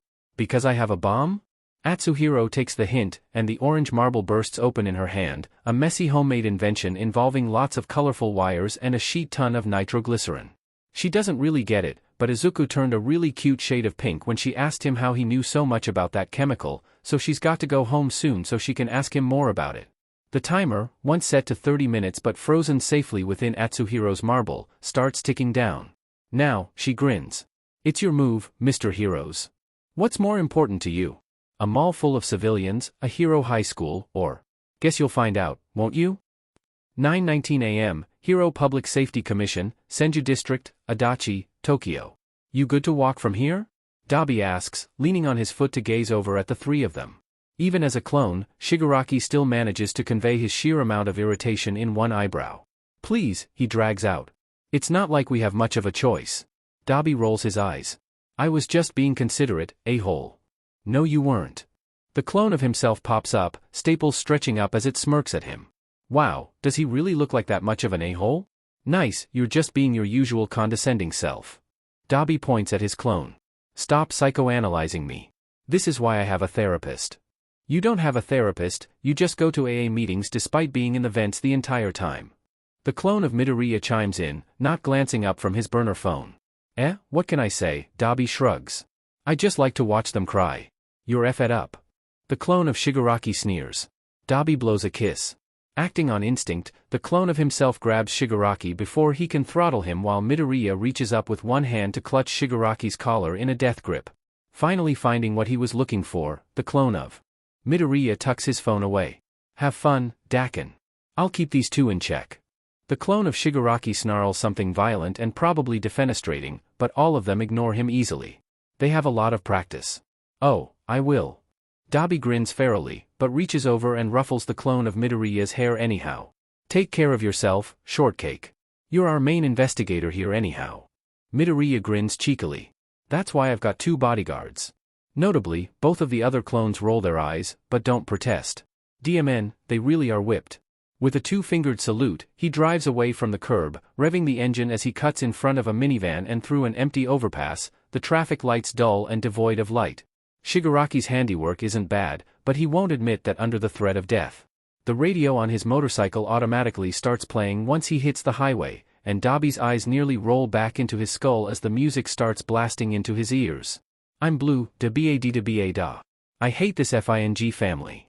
He grunts, motorcycle thrumming underneath him as he takes the long way around HPSC, face hidden underneath his motorcycle helmet. Just because he's an edgy BSTRD doesn't mean he doesn't appreciate road safety. Ah, you do consider us family, Dabi-kun. His face does an ugly twitch. Toga, you're dead to me. She only giggles. Fair enough. Brat. Luckily, or maybe unluckily, the clone of Midoriya enters their channel. We're in and taking the stairwell up, first floor is free. You officially have permission to absolutely FING feral, Dakuin. Dabi grunts his thanks, swerving sharply on the near-empty highway and driving the wrong way down the road. Fuyumi would be proud of him.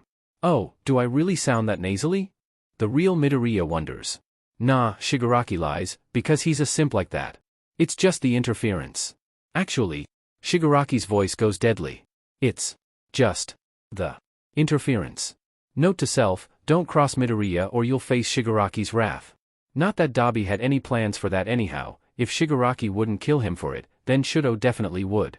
Gunning down the off-ramp, he readjusts his weight on the leather seat, freeing up one of his arms as he keeps his torso parallel to the bike. Kurogyri, coming in hot. Brace for impact in 3, 2, 1. Dabi grins, and blue flames flow from his hand in a straight line towards the HPSC. The fire churns on itself in a horizontal tornado, blasting right through the wide windows of the lobby and melting a direct path for him without risking getting himself impaled by glass shards. Kicking up the front wheel of his motorcycle, Dabi clings to his handlebars fervently as he barely manages to make the jump into the lobby, back wheel spinning out on him as he quickly pirouettes in a full circle. Holy sheet, practicing that maneuver in empty parking lots has nothing on the real thing. Come get some, fuckers. He shouts, smoke escaping from the seams in his face as he lights his shoulder up, aiming for the front desk where a couple workers huddle behind it pathetically. No matter how angry he gets at their cowering when he knows firsthand how corrupt the commission actually is, he avoids the actual people with an angry grunt. Avoid civilian casualties, avoid civilian casualties. Language could use some work, but the passion is certainly something. Compress comments. I'd give it a 7 out of 10. F off. Dabi howls, yanking his handlebar to the left and cackling as the workers scramble to stop him. Another jet of fire clears the hallway ahead for him of any glass doors, and he makes sure to aim his fires high as he sets office after office on fire. If they really want to get out that badly, there's always the windows. So busy with adding more endless arson charges to his rap sheet, Dabi barely misses the beam of light aimed for his head, the motorcycle jerking underneath him before he manages to stabilize it. Glancing over his shoulder, he grins as he catches sight of the Quirk user. A hero. A crowd of heroes. Dabi laughs. Ah, all of this for little me? He taunts, sending a wave of fire over his shoulder. If there were more food and fewer people, this would be a perfect party. While you seem to be having fun, I would like to remind you what your original goal is. Dabi rolls his eyes at Compress reminder, but takes a side hallway to do a loose U-turn regardless. Thank God for mutation quirk protection bills mandating wide hallways in government-owned buildings. Yeah. He brushes off, leaning to the side as he drives with his lit fingertips leaving a trail melting tiles behind him. It's a good thing they were snooty enough to use porcelain tiles instead of the usual ceramic. He could never achieve the melting point of ceramic without needing immediate hospitalization. I know. The heroes' faces set into one of grim determination as Dabi guns towards them at the speed of a FING rocket, before slowly palling as he shows no sign of stopping. Just gotta cause as much chaos as possible. Dabi bares his teeth. That's not gonna be a problem. 9:21 a.m., Might Tower, Roppongi District, Minato, Tokyo. Rubbing his hands, Izuku bounces on his heels anxiously as they wait by the service elevator. It's been 20 minutes already. Do you think she ran into trouble? They would have rang the alarm by now if they recognized her, right? Or maybe they're keeping it quiet because they want to flush out any accomplices she might have. Obviously annoyed by his continual fretting, Spinner yanks him into a noogie, knuckles roughly rubbing against his scalp. Ah, not the hair, not the hair. Izuku yelps. Then stop being so nervous. Spinner jostles him around playfully. You're making me anxious, you little sheet. Izuku throws his head back. If I'm such a nuisance, then just kill me. Spinner stares at him. No? Why would I want to do that? I don't know. Izuku shrugs. Suicide jokes are how I deal with my mental health issues. Spinner sighs longingly. Same. Luckily, the elevator finally beeps before Izuku can gear up into mom-friend mode and embarrass all of them with his PowerPoint downloaded on his phone and a 12-page essay memorized. Hurry up. The clone of Toga whispers, wearing the face of an old woman with wrinkles and a duffel bag at her feet. Sorry. Both of them scoot in next to her, waiting until she presses her thumb against the fingerprint reader so the elevator doors can close before stripping off their coats and unbuckling their boots. Himiko, eyes down. Izuku scolds when he catches her glancing at the mirrored walls. Her eyes snap back to her feet. Sorry, Izuku-kun, it's just that both of you are so cute. You're only saying that because we have blood on us. Spinner points out as he strips off his scarf and mask. Izuku nods vigorously, working in on his sweater and revealing his t-shirt underneath it. Wait, what the F are you wearing? Izuku's wearing a shirt that says, pants. It's my butt-kicking outfit, beach. It's your shitty taste in fashion. The clone of Himiko mutters. What was that? Izuku asks brightly. Nothing. Thought so. By the time the elevator ascends to the highest floor it can go, Spinner and Izuku are both dressed in the official custodian uniform for Might Tower they bought off eBay. Izuku does not want to know what they did with these uniforms beforehand, and put it through the wash 4 times before he was satisfied that it was clean, tucking their actual clothes in her duffel bag. Izuku keeps his respirator and goggles on, while Spinner shoves his distinctive purple hair up into the required hat. Follow me. The clone of Himiko mouths as they walk through the service hallway, using her fingerprint to open the door to the main floor. They enter through an empty meeting room, Spinner and Izuku lingering back while she storms towards the main entrance. Trailing after the click of her heels, both of them keep their heads down as they walk briskly through the empty hallways, walking faster every time someone makes eye contact and tries to open their mouth. Nope. Passing by a custodian mopping the floor, Spinner easily snags their maintenance cart while Izuku throws their duffel bag on the bottom shelf without stopping. This was almost a great idea. Spinner grumbles, having to deal with the office workers passing by shoving more and more trash at them. Izuku snickers behind his respirator. You just described 90% of our plans. Eventually, they reach the server room at the far end of the floor, Izuku yanking out a "Caution, wet floor" sign from the cart and plopping it at the beginning of the hallway. The clone of Himiko swipes her card, only for it to blink red. She doesn't have the clearance. Okay, stay calm. She breathes. We gotta get through this locked door, so, she brightens up. Quick! Izuku-kun, give me your dad's credit card. Izuku blinks, but hands it to her anyhow. Cool. She pockets the card. Shu-kun, kick it down. Spinner sighs, but obligatory busts out the laser cutter. Once they're in the relative safety of the service room with a giant hole in the door, Spinner wedges one of his blades underneath the window, breaking the lock and leveraging it up. It's cold. Spinner curses, rubbing his arms as he toes out of his boots. It won't be cold for long. Izuku wiggles his eyebrows, but is stopped by a hand over his mouth. Do not. Spinner says, very softly but very firmly. Fair enough. They practiced this enough whenever they needed a break from staring at the computer screen testing Tomura's code, so Izuku easily jumps into Spinner's arm, the clone of Himiko helping tie the two of them together with the rope HRNSS they brought in the duffel bag. Don't worry, if the HRNSS fails, I'll die from the G-force-induced cerebral hypoxia long before I hit the ground. He reassures Spinner as the older villain shoulders the duffel bag over his back. That's really not as reassuring as you think it is, but thank you. Spinner blinks, before shaking his head and carefully climbing through the window. Hold on tight, this is going to get windy. Izuku nods against his shirt, arms clinging to his neck and legs around his waist as Spinner carefully splays one hand against the glass, and then another. His bare foot touches the glass, and then they're off, moving as quickly as they dare up the side of Might Tower, leaving the clone of Himiko behind to distract All Might's secretary. The reason they chose this server room in particular was because it was high enough for them to skip most of the tower's defense alarms, but also low enough for them to access the floor with a civilian license. Still doesn't mean shit when they're almost 1,000 feet up in the air. I hate this. Izuku keeps up the running matters as Spinner climbs up the tower towards the rooftop. Goddamn quirk sensors, we could have used Kurogyri's quirk but no, the alarms ring if they sense anything higher than the base level of a quirk factor, piece of sheet technology. How did your mother raise you with that language? Compress asks, mystified. Izuku growls. With love and care, Beach. Almost there, Midoriya. Spinner mutters. Almost, holy shit thank you. The instant they're on the solid ground of the rooftop, Spinner disentangles them, both of them rolling until they're face down on the sweet floor of the roof. No offense, but you're FING heavy. Spinner grunts. I feel like I'm a rubber chicken and God is a 19-year-old Viner throwing me off of buildings and beating me with unusual objects to make me scream for the enjoyment of their followers. There's a pause, before Kurogyri says, voice strangled, what does this mean? 9:29 a.m., Tatooine Station, Muzutafu. Tomura groans, dropping his head down on the table as he stews in his boredom. Why did Kurogyri assign him to the station again? I hate all of you. The clone of Magna grins, resting her chin on the top of his head. No you don't, she sing-songs. You're all dead to me. He buries his face on the keyboard, ignoring how nice it feels to have her fingers rake through his hair. Why did I decide to invite you guys to play Skyrim multiplayer with me and you all took it as an invitation to break into my house every day? Come on, admit it. We grew on you. She says smugly. Yeah, Tomura admits. Like moss, or toe fungus. A knock on the door has both of them springing apart, the clone of Magna nodding at Tomura as she slinks over to the wall behind the door.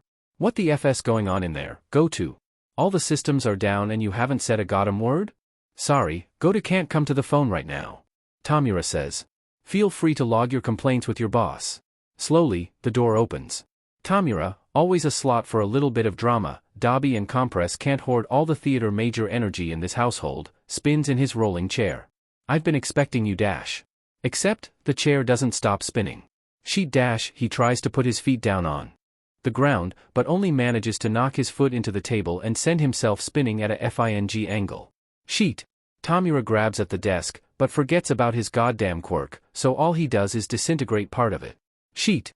Finally, God decides to give mercy to him by knocking him out of the chair entirely. Sheet. The clone of Magna sighs like someone 4 times her age and whacks the new guard with her magnet. Unfortunately, he manages to hit the panic button beforehand. Immediately, the lights in the office go out, the computer powering down with a sad little sound effect. Tomura hurriedly climbs to his feet, key smashing on the keyboard, but nothing. "Are you FING kidding me?" he cries, desperately trying to reboot the computer. Zilch, nada, nothing. Shigs. The clone of Magna shouts, peeking her head out the doorway, and at the guards rapidly clearing the station. "We gotta go. Come out. I'm Ace." Tomura shouts back over his shoulder, ripping the USB out and shoving it back in his pocket. She flashes him a thumbs up. "Not what I meant, but I still support you." Ducking through the door with his hood up, Tomura and her dart through the leftovers of the crowd, allowing the guards to herd them up the stairs. If they can just get above ground, they can hide in an alleyway and call for a pickup from Kurojairi. And the clone of Magna dissolves into slush next to him. "See!" Miruko lands in front of him, shaking the clone slush off of her leg. "I fucking knew the League was involved in some way." She grins, teeth bared. "If you surrender now, I won't beat you too badly." 9:31 a.m., All Might. Both of them stare up at the giant Might Gate with their hands on their hips. "Welp," Spinner says.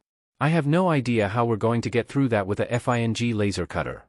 Izuku glances down at the laser cutter in his hands, and then over at the gate. "Have you ever heard of the term myopic architecture?" They trade looks. "Skyrim." And then they aim the laser cutter at the wall next to the gate. "I'm sorry, All Might-san." Both of them make a praying motion as they climb through the hole they made, eyeing the large office and big windows behind the desk. "I'll take the desk, you take the computer?" Izuku offers.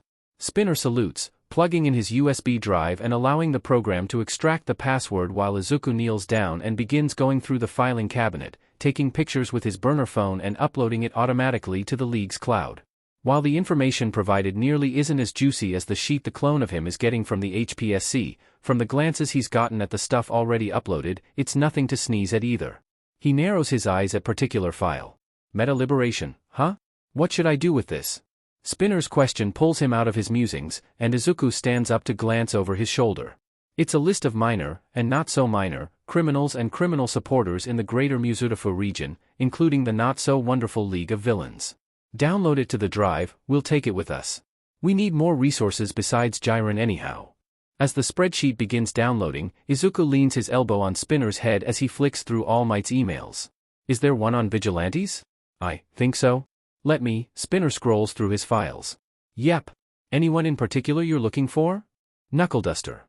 Izuku says, eyes scanning the page. Honestly, they have way more information than he's comfortable with on not only the area's vigilantes, but the League as well. Who the F needs the exact hex code of his hair?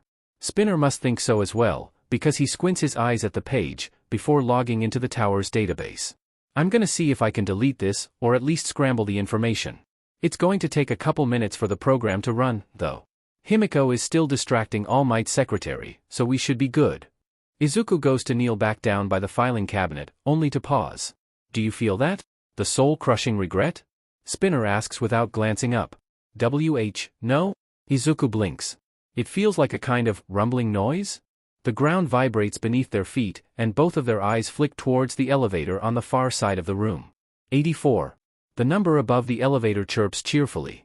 "What floor are we on, again?" Spinner nervously asks. "The 84th. Izuku says weakly. Spinner grimaces, standing up and glancing back and forth between the computer and the hole in the wall. "There's no way we can get an exit from Kurojairi in time, and we need a few more minutes for the program to be fully scrambled." Izuku hisses out a breath between his teeth. "Do you remember when we played Sea of Thieves and you hitched a ride in someone's galleon to spy on their open mic?" "Tucking?" Spinner asks, with a tone of exhaustion. "Tucking." Izuku confirms. 9:34 a.m., Kiyoshi Ward Shopping Mall, Kiyoshi Ward, Tokyo. "Toga, twice, police are on the way, 5 minutes ETA. Shigaraki's roadblock has failed." Kurojairi's tense voice fills her ear, and Himiko hums in acknowledgement, eyeing the crowd cautiously kneeling on the ground. Minutes left on the clock, and people are getting nervous. And when people get nervous, they stop being predictable. She knows this too well. Himiko chances a glance at her phone, murmuring back. "Do you know if there's heroes?" 2. Identities unknown, but neither of them are in the top 30. She frowns for the briefest of moments, hand tightening around her phone. "That's not good. Not horrendous, but not good either. Do you need to retreat?" You've accomplished what you needed to do, there's no shame in leaving now. She honestly considers it, shifting from foot to foot as she watches the tension of the crowd skyrocket. But if we leave, won't the police just go bother Dabi-kun? Kurogyri doesn't respond, so that means she's right. The whole point of them taking the mall captive was to split up Mizutafu's police and heroes. The police will want to rescue the civilians, while the heroes will want to protect the HPSC. And while they argue on which one to choose, Kurogyri and Atsuhiro livestream every moment of it, with poor Class 1A stuck in the middle. No matter who they choose to save, they're going to look bad in the process. Pedestals just mean you have longer to fall. Himiko brightens. I have an idea. No murder. Himiko pouts. I no longer have an idea. It's at this point Jean rejoins her, having left a clone of one of the others at the back. Gate to guard it. It'll be okay, Toga-chan. We're gonna die. No pessimism in this house. She, gently, kicks his shin. We're going to win, because we have something they don't. Himiko points at her chest with a beam. Heart? Jean asks excitedly. What? Himiko pauses in opening her secret knife compartment. No, I'm pointing at me. I'm going to win this. I have knives. Jean wilts, but Himiko's too busy with opening her backpack and judging her tools, rolling Atsuhiro's marbles around in her hand. What to do, what to do? Oh. Tugging on his suit for him to lean down, she cups her mouth as she whispers the plan in Jin's ear. That's brilliant. Jean whispers back. The chances of it all going horribly wrong are only around 72%. She grins. Sounds low enough for me. The two of them split up amongst the hostages with her bag left on the lid of the fountain, stopping at secluded corners and trash cans, well aware of the eyes on them the entire time. At the 3-minute mark, they meet back up at the fountain, stretching in preparation for the fight ahead, with Himiko stripping off her hoodie and chugging her blood bottle while Jean tightens his measuring tape and rechecks everyone's measurements in his notebook. Visual on the two heroes. Kurogyri chimes in her ear, right on time. Looks like Ms. Joke and Vlad King. Be careful you two, this is a bad matchup quirk-wise. That's never stopped me before. Himiko laughs, wild and carefree as she readies her knife. I've done worse with a thrift store switchblade and a pink gloomy bear kigurumi. In the distance, a loud commotion. The heroes and police have arrived. There's no light at the end of the tunnel. Jean mutters. Himiko bares her teeth in a mockery of a smile, rolling the marble with an orange sticker on it between her fingers. Then it's a good thing we brought matches. 9:35 a.m., Hero Public Safety Commission, Senju District, Adachi, Tokyo. Dabi swerves around another hero, flaming the ground near her ankles so she's forced to duck and roll away from him. Sweat drips down his face as more and more steam seeps from his seams, new burns already creeping down his hands and across his torso as he's forced to non-lethally blast at another hero. This SCKS. Thank you, Captain Obvious. Shigaraki grunts, busy with his own rabbit hero who's giving her word on beating the ever-loving sheet out of him. Any other facts you want to tell me? You're a beach. Dabi says sweetly.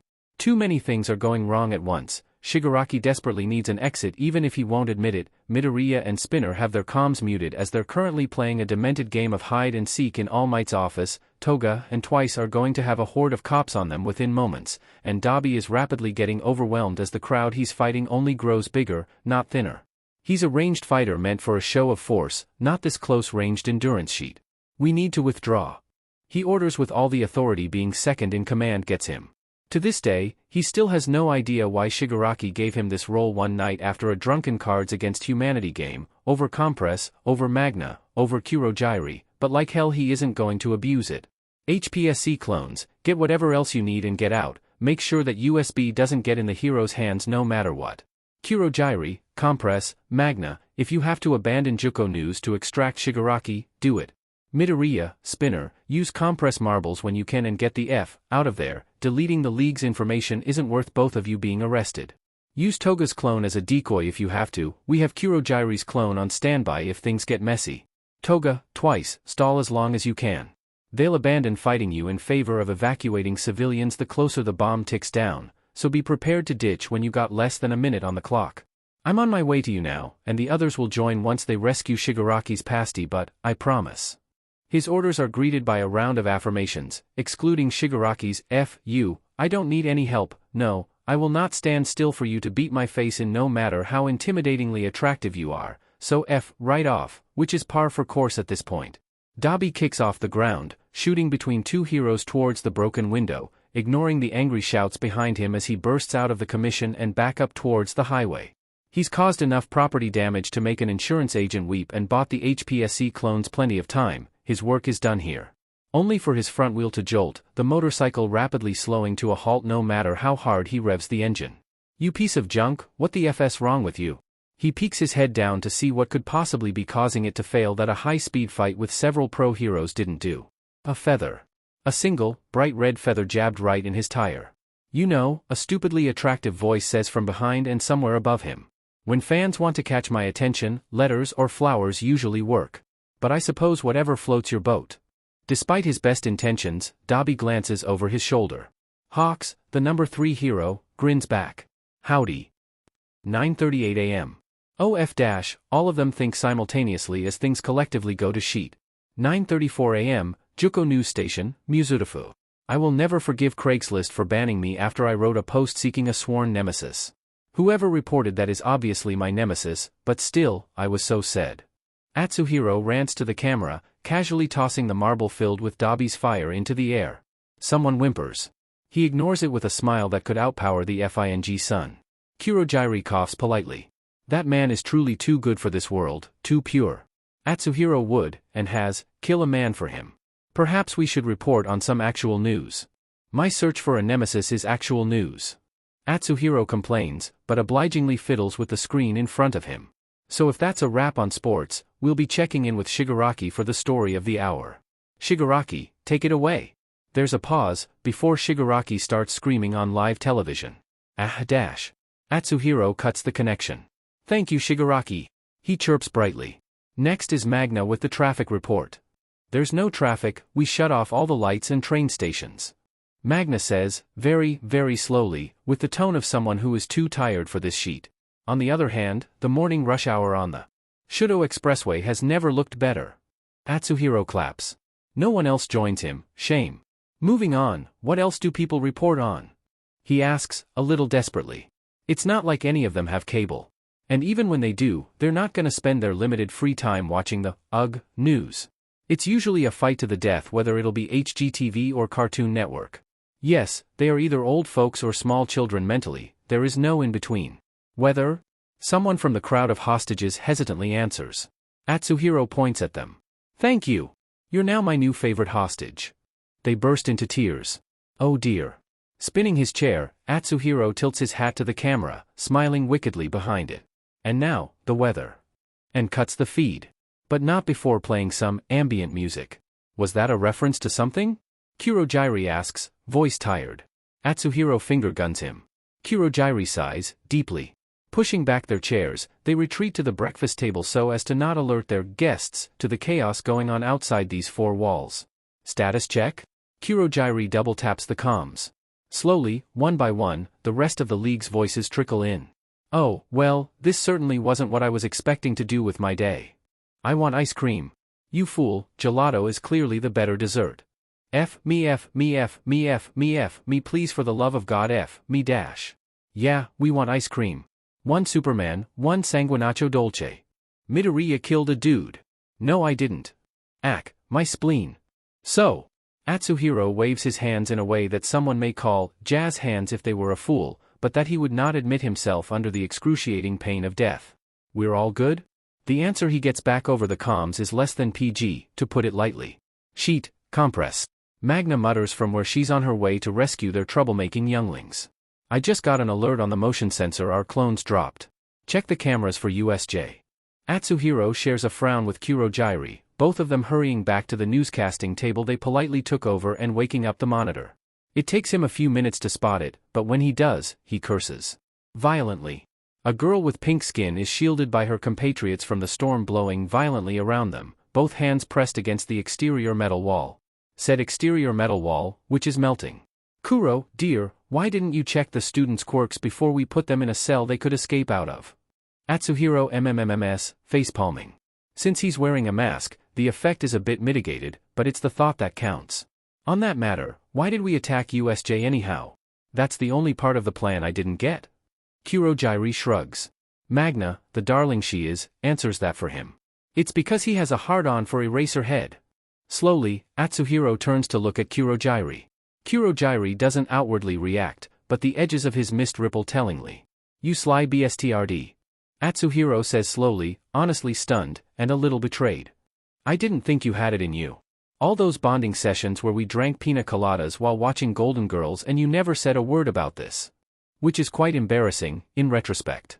Atsuhiro has, on more than one occasion, rambled about which heroes he wouldn't be opposed to sneaking off into a club bathroom with. Kurogyri could have at least returned the favor. I simply admire his fighting style. Kurogyri says stiffly, using a portal to swiftly switch the screen to the more innocuous one of the user's background, which is a light bench-core image involving white rope, which at all doesn't help his point. Atsuhiro doesn't complain when YouTube is pulled up and fireplace ambient music is chosen, he only wiggles his eyebrows.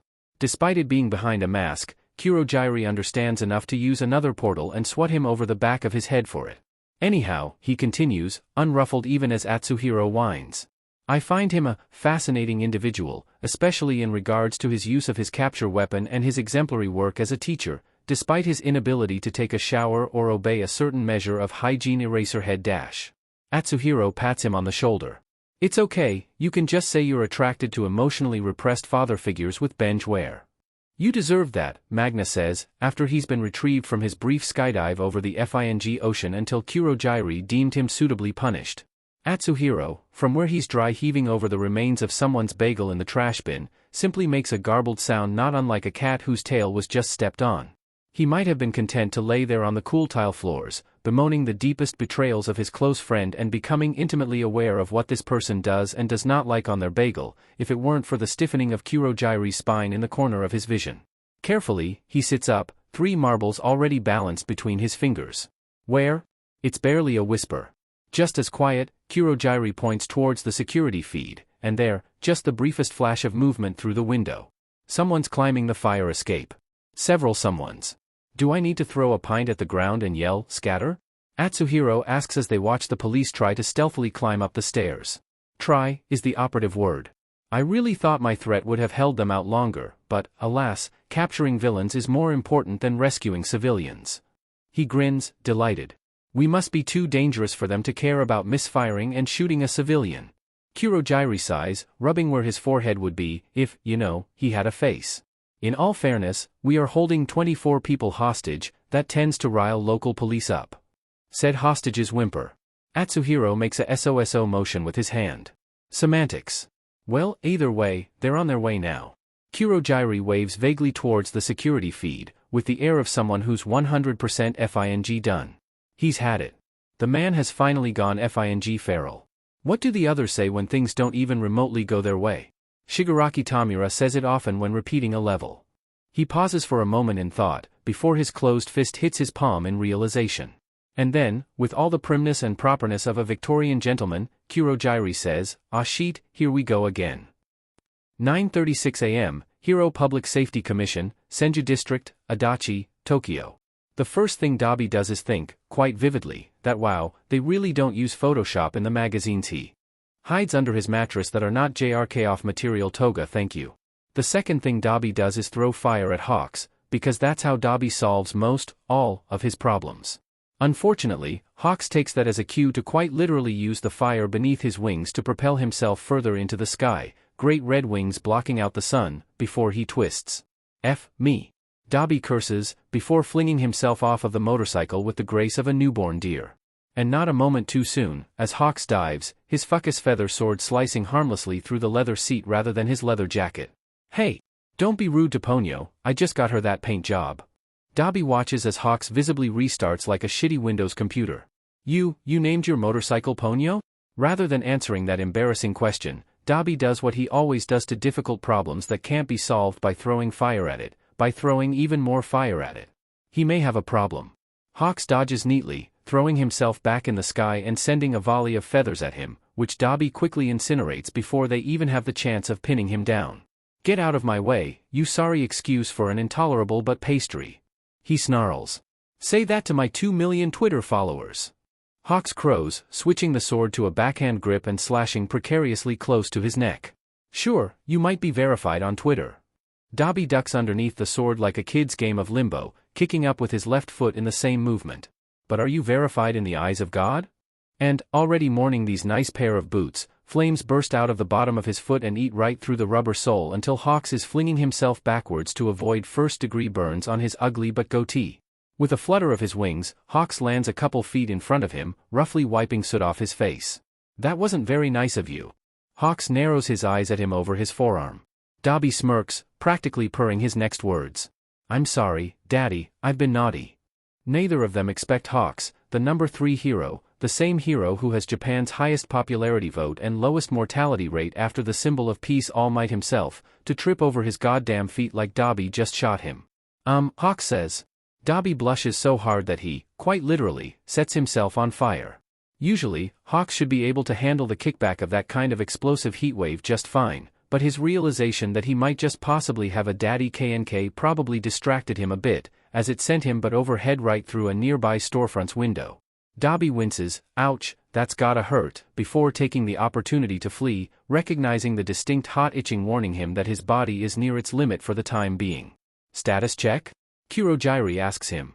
He's about to brief Kurogyri on his situation, ready to beg for a portal just so he can escape the second-hand embarrassment, when he hears glass crunch behind him. And like Orpheus in the underworld, he can't resist looking back. The feral expression greeting him, all bared teeth and narrowed eyes as Hawks clutches the edge of the windowsill, has Dabi blurting out the first thing that comes to mind. F me please for the love of God F me dash. Now, Hawks' voice is like gritted sand, thick and heavy in his veins. Someone's been a bad boy, I didn't want to hurt you, but I'm beginning to think a certain someone wants me to punish you. Dabi makes a sound that's a mix of a broken printer, a cat whose tail was just stepped on, and the filthiest, dirtiest he didn't think he was capable of. Absolute silence over the comms. Blistering, dead, silence. Finally, someone speaks. Unfortunately, it's Shigaraki. Sorry, I don't speak bottom. The sheer rage at Shigaraki's taunt snaps him out of his gay awakening just in time to catch Hawks by the shoulders when the hero tackles him against the tarmac, wings blocking out the sun until all Dabi can see are dilated gold eyes that look at him like Dabi's his prey. Dabi grins, digging his nails into the ridiculous big bird jacket. If you want to punish me, Daddy, you're gonna have to make me take it. And jabs his pointy knee directly into the hero's solar plexus. Hawks wheezes, eyes going cross-eyed with pain for just the briefest of movements, but it's enough for Dabi to roll them over until his wings are crushed against the ground and Dabi straddling his waist. Careful now, he taunts, hands steaming from where they're pinning him down. Wouldn't want to burn your pretty face, birdie. He doesn't expect the startled blink Hawks gives him. You think I'm pretty? Wah, that's not the point. Dabi shouts, feeling the healthy parts of his cheeks rapidly warm. I'm saying dash, Hawks lunges, yanking him down by the lapels of his coat and spinning them until his back is slamming against the ground, one boot pressing his wrist palm down, while his other hand is held perpendicular to his body, so any blast would miss the hero sitting on him. Hawks smirks, a hint of talons through his thick gloves teasing Dabi's neck from where he's lightly applying pressure to his windpipe, which is, oh wow, that's lovely, really discovering a lot of things about himself today. You were saying, hot stuff? Dabi opens his mouth. Closes it. Is, for the first time, lost for words. Listen, are we fighting or flirting, because I'm kinda getting mixed signals here? Hawks stares at him. I'm literally choking you right now. Yeah, Dabi says slowly. That doesn't really clear things up. As he's watching, delighted, a deep flush makes its way down Hawks' face, staining his cheeks and ears red, and perhaps even further if it weren't for the high collar of his costume. I win. Dabi mutters, his soul ascending somewhere high above. No you're not. Hawks sputters, leaning closer with an indignant pout. I have you pinned to the ground. Dabi winks. Exactly. You know what? He thinks to himself as the flush darkens to the point that he's half curious if Hawks will pass out. If he does, then Dabi can indulge in some light kidnapping, take him home to treat his wounds, perhaps grow closer through the wonders of the Florence Nightingale effect. Oh yeah, they're doing 500k enemies to friends to lovers slow burn here. But first. Hey Hawks? Do you know what you and Plato's definition of a man have in common? Clearly thrown off, Hawks' wings ruffle even as he tilts his head to the side curiously, which is way too cute and should be outlawed, effective immediately. Who? What? Dabi leans forward with lidded eyes, barely noticing Hawks following his lead until their lips are inches apart. You're both featherless bipeds. And bursts into flames. I F'd my way into this mess, I'll F myself out. 9:39 a.m., Might Tower, Roppongi District, Minato, Tokyo. What do we do? Spinner yelps, glancing frantically back and forth between the quickly ascending elevator and the deletion screen, which was only at 44% completed.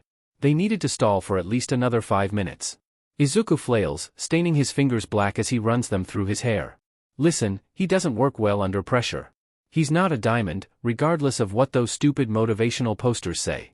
First, let's set off the fire alarm, which would evacuate the whole building but also draw more heroes looking for the invisible fire. Spinner seems to actually contemplate it, before his shoulders sag. We can't set off the fire alarm if there's no fire. Okay, Izuku nods. First, we start a fire. The worst part is that both of them actually stop to consider the logistics of starting a fire big enough to trigger the alarm in the next 15 seconds. But even some chaotic things are impossible, even for them. Listen, I believe in you. And your innate ability to summon upon unholy amounts of sheet disturbance to upset the natural order. Spinner clasps his shoulder, dredging up whether wells of responsible adult exist within him from time to time. Rarely, but it does exist, believe it or not. So don't stress about it. This time next year, we'll be millionaires laughing fondly over this memory like the post-credits of a slice of life game. You said that last year. Izuku points out. And the year before that. Spinner's hand tightens. Let me have my fantasies or so help me. Izuku squeaks. Okay. Great, glad we had this talk. The smile he gets is all teeth. Remember kids, it's do or die. Because he was born without a thing called self-preservation, he opens his mouth when he should have really kept it closed. Can I choose die? He asks weakly. Luckily, Spinner just looks at him. Midoriya, we've talked about this. So, this leads up to where they are now. Have you ever seen the movie Matilda? If you have not, let him enlighten you. Matilda and her teacher, Miss Honey, come up with the great idea to break into a woman's house to steal back Miss Honey's stolen belongings, except that the woman is a former Olympian and could snap their spines like twigs. At one point, Matilda is cornered in the kitchen and is forced to hide underneath the table in a drastic manner. Izuku, from where he's holding himself up in the FING air underneath All Might's desk, has never so deeply related to a fictional character in his life. Tashinori, answer your DMN phone, a distinctly not All Might voice barks, footsteps pounding through the room towards the giant hole in the wall. There you are. Pick up on the first ring, boy, we have a code black on our hands. Exhaling a silent breath, Izuku feels it catch in his chest as the footsteps turn towards him, the yellow boots of a hero's costume stopping dead in their tracks when they catch sight of the deleting screen. Gran Torino, what's? Give me a second. Gran Torino ends the call abruptly, shooting up into the air so the short elder could reach the computer. I never understood these things. If he stops the deletion? Izuku unsheathes one of Himiko's knives underneath the janitor jacket, closing his eyes for a brief moment as he makes sure he can support his weight only on 3 limbs like some kind of demented monkey. And then he stabs to the side, right in the hero's thigh. Gran Torino shouts in pain, backpedaling away from the desk as Izuku lands in a crouch, following it up with another slash that hurls Gran Torino towards the window. He has to be fast, any kind of jumping quirk has the advantage in an enclosed room like this. Spinner drops from the ceiling. Right on Gran Torino's back. Lunging forward, Izuku snags the laser cutter off of Spinner's belt while they wrestle on the floor, with Spinner mostly just sticking himself to the tiles and taking the brutal kicks to his ribcage, pivoting on his heel and aiming it towards the wall of windows. He's never cut a sloppier circle in his life, but the instant the loop is completed, he's bashing the glass circle out with the bottom of the laser cutter, hoping to God that no one's on the ground below. Now, Igaken! He shouts, sliding to his knees right as Spinner does a dive so smooth it could win an Olympic medal right off the hero, leaving them face to face as Izuku's hand closes around his ankle. And flings Gran Torino out through the hole in the window like he's his heavily repressed childhood trauma. As if this is Team Rocket all over again, they can only watch in complete and utter silence as the hero goes blasting off at the speed of light. Did you just dash? Spinner begins. No, Izuku denies immediately. They go back to silence, and like a sign from above, their comms crackle. Status check? Kurogyri asks. Both of them look at each other, neither of them saying a word. Spinner breaks first. Midoriya killed a dude. No, I didn't. Izuku's voice cracks, to his immediate regret and embarrassment. Welp, time to kill himself. Listen, I say this from the bottom of my heart, my bad. You just killed someone. Spinner deadpans. My bad isn't going to cut it. Izuku makes a SOSO motion. He's old, so it's like he died of natural causes, right? Spinner gestures towards the giant hole. You threw him out the window. They both look at said window, before deciding to collectively ignore it. Izuku doesn't blink. Gravity is natural. Unfortunately, Gran Torino can fly. Spinner and mayhem, is it? Gran Torino grins, an expression that has no right being that terrifying when he barely reaches Izuku's waist. Like, what the F, God? Both of you are under arrest for trespassing, breaking and entering, destruction of property, and oh, I don't know, being well-known members of a terrorist group? In our defense, Spinner says slowly, reaching for the katanas tucked underneath his janitor jacket that was probably used for a porno at some point. We simply do not vibe with the law. Hey, we haven't done anything illegal in Izuku counts on his fingers. 4 days. Gran Torino, without saying a word, looks pointedly at the hole in the window, and then their forcibly made entrance. Through the wall. Both of which, surprise surprise, are very illegal things. Not including today. Izuku amends. As much as I love this discussion, can I get on with beating the shit out of you? Gran Torino asks. Oh, yeah. Izuku whips out Himiko's knife, lamenting that he really needs to get better weapons. First thing he'll do when he gets out here. If he gets out here. Okay, I'm ready. Also, please don't break my spine, I kinda need it. I do Zumba every weekend. Spinner does a double take. When did you start doing Zumba? Shouchan likes it. He says it makes him feel like he's doing a TikTok dance, he explains sheepishly. We should start doing it with the entire league. Can you imagine Temukan in shorts? Can you imagine Kurogyri in yoga pants? Spinner proposes the better idea. Gran Torino already looks so done with them. Can I please get on with arresting you?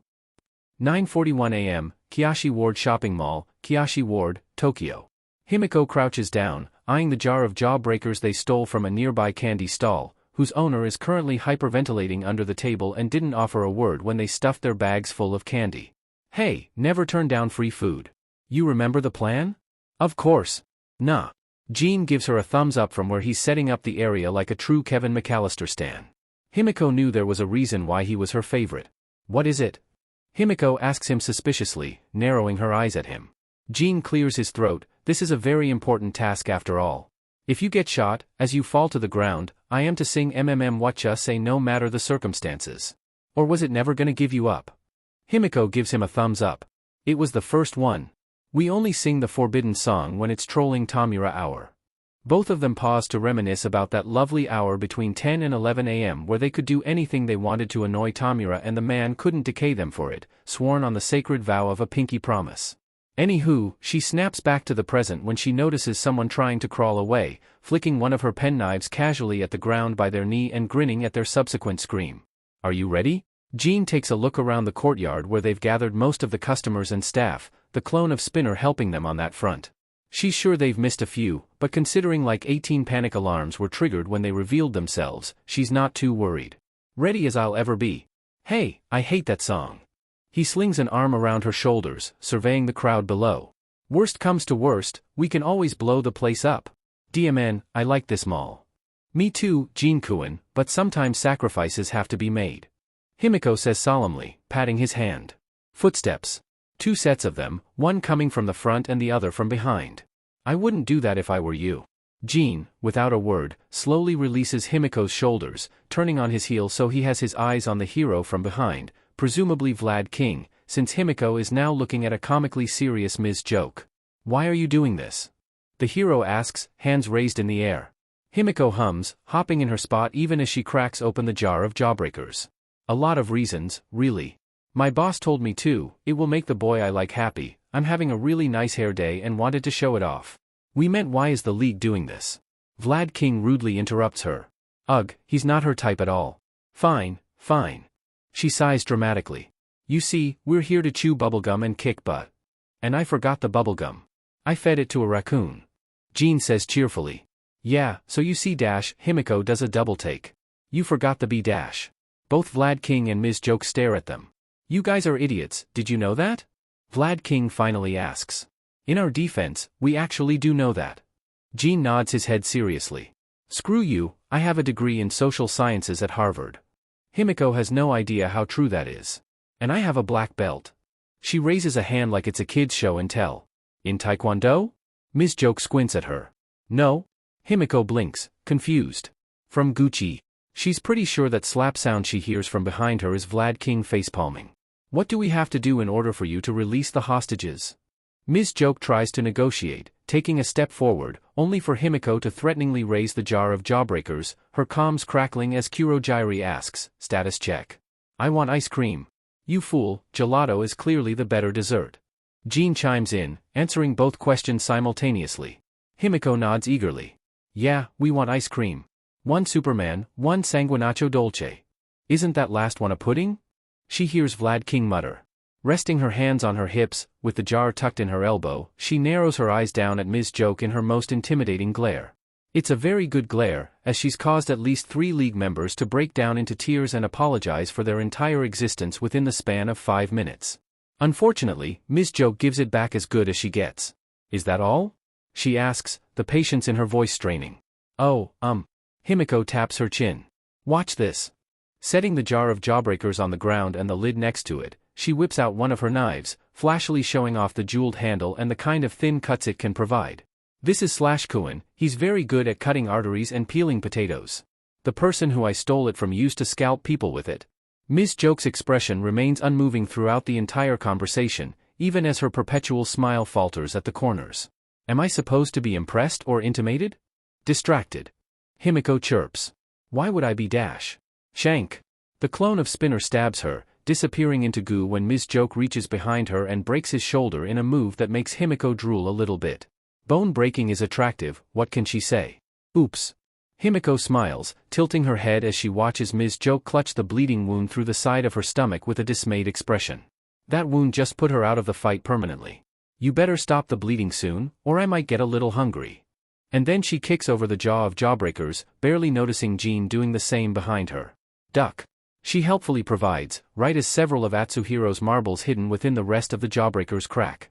Himiko dives into the fountain, hand in hand with Jean as the water rushes over their heads, moments before Dabi's flames roar to life. Bubbles escape from her mouth as the bright blue glow washes over them, mourning the inevitable smearing of her makeup as they wait for the light show to die down before resurfacing for air. She's never been happier that she has a waterproof phone case. Both of them emerge at the same time, desperately gulping air and pushing their wet hair mask out of their faces so they're not accidentally waterboarding themselves. No offense, but she's not into that. Well, Himiko notes at the destruction surrounding them in a wide circle, the hostages luckily untouched, if a bit traumatized and smelling faintly of urine.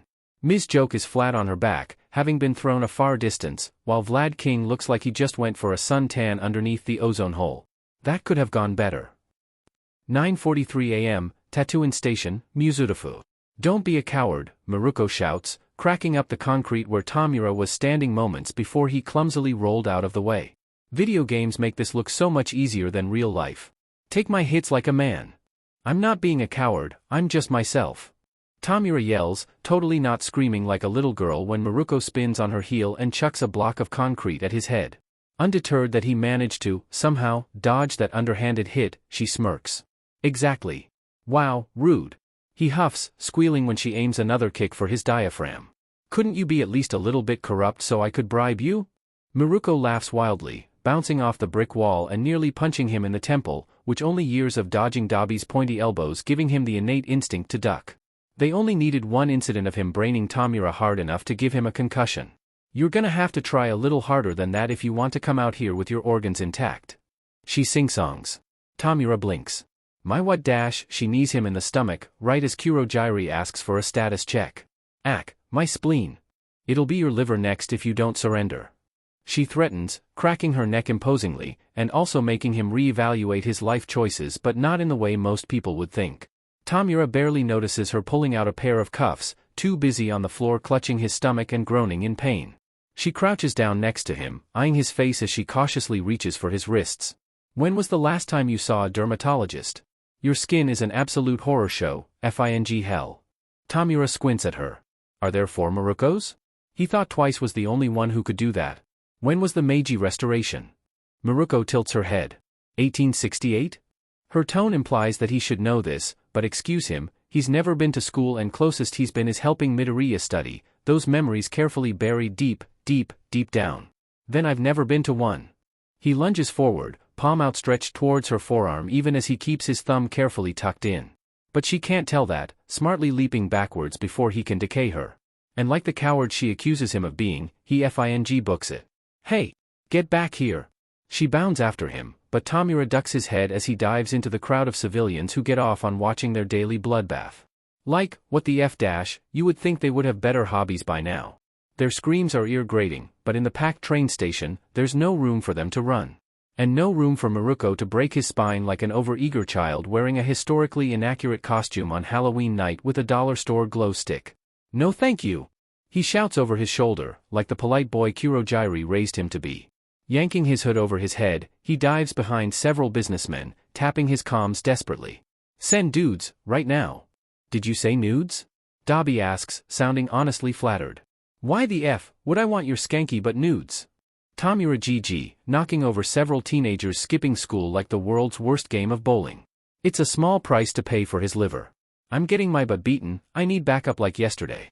Dabi grumbles, sounding suspiciously like well some people are into that, before Compress kindly answers the call.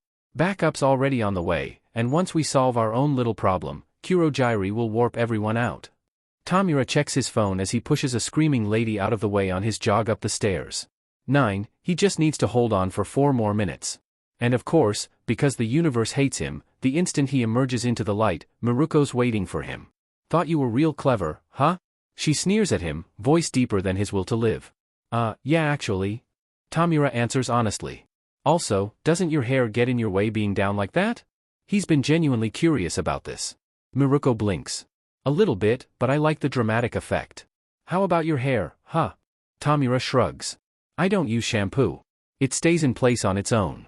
For some reason, out of all the crimes she was listing that he had apparently done at some point, he's pretty sure releasing a flock of pigeons in the police station was toga, but the crop circle thing might have been him after one too many tequila shots. That's the one thing she's the most horrified by.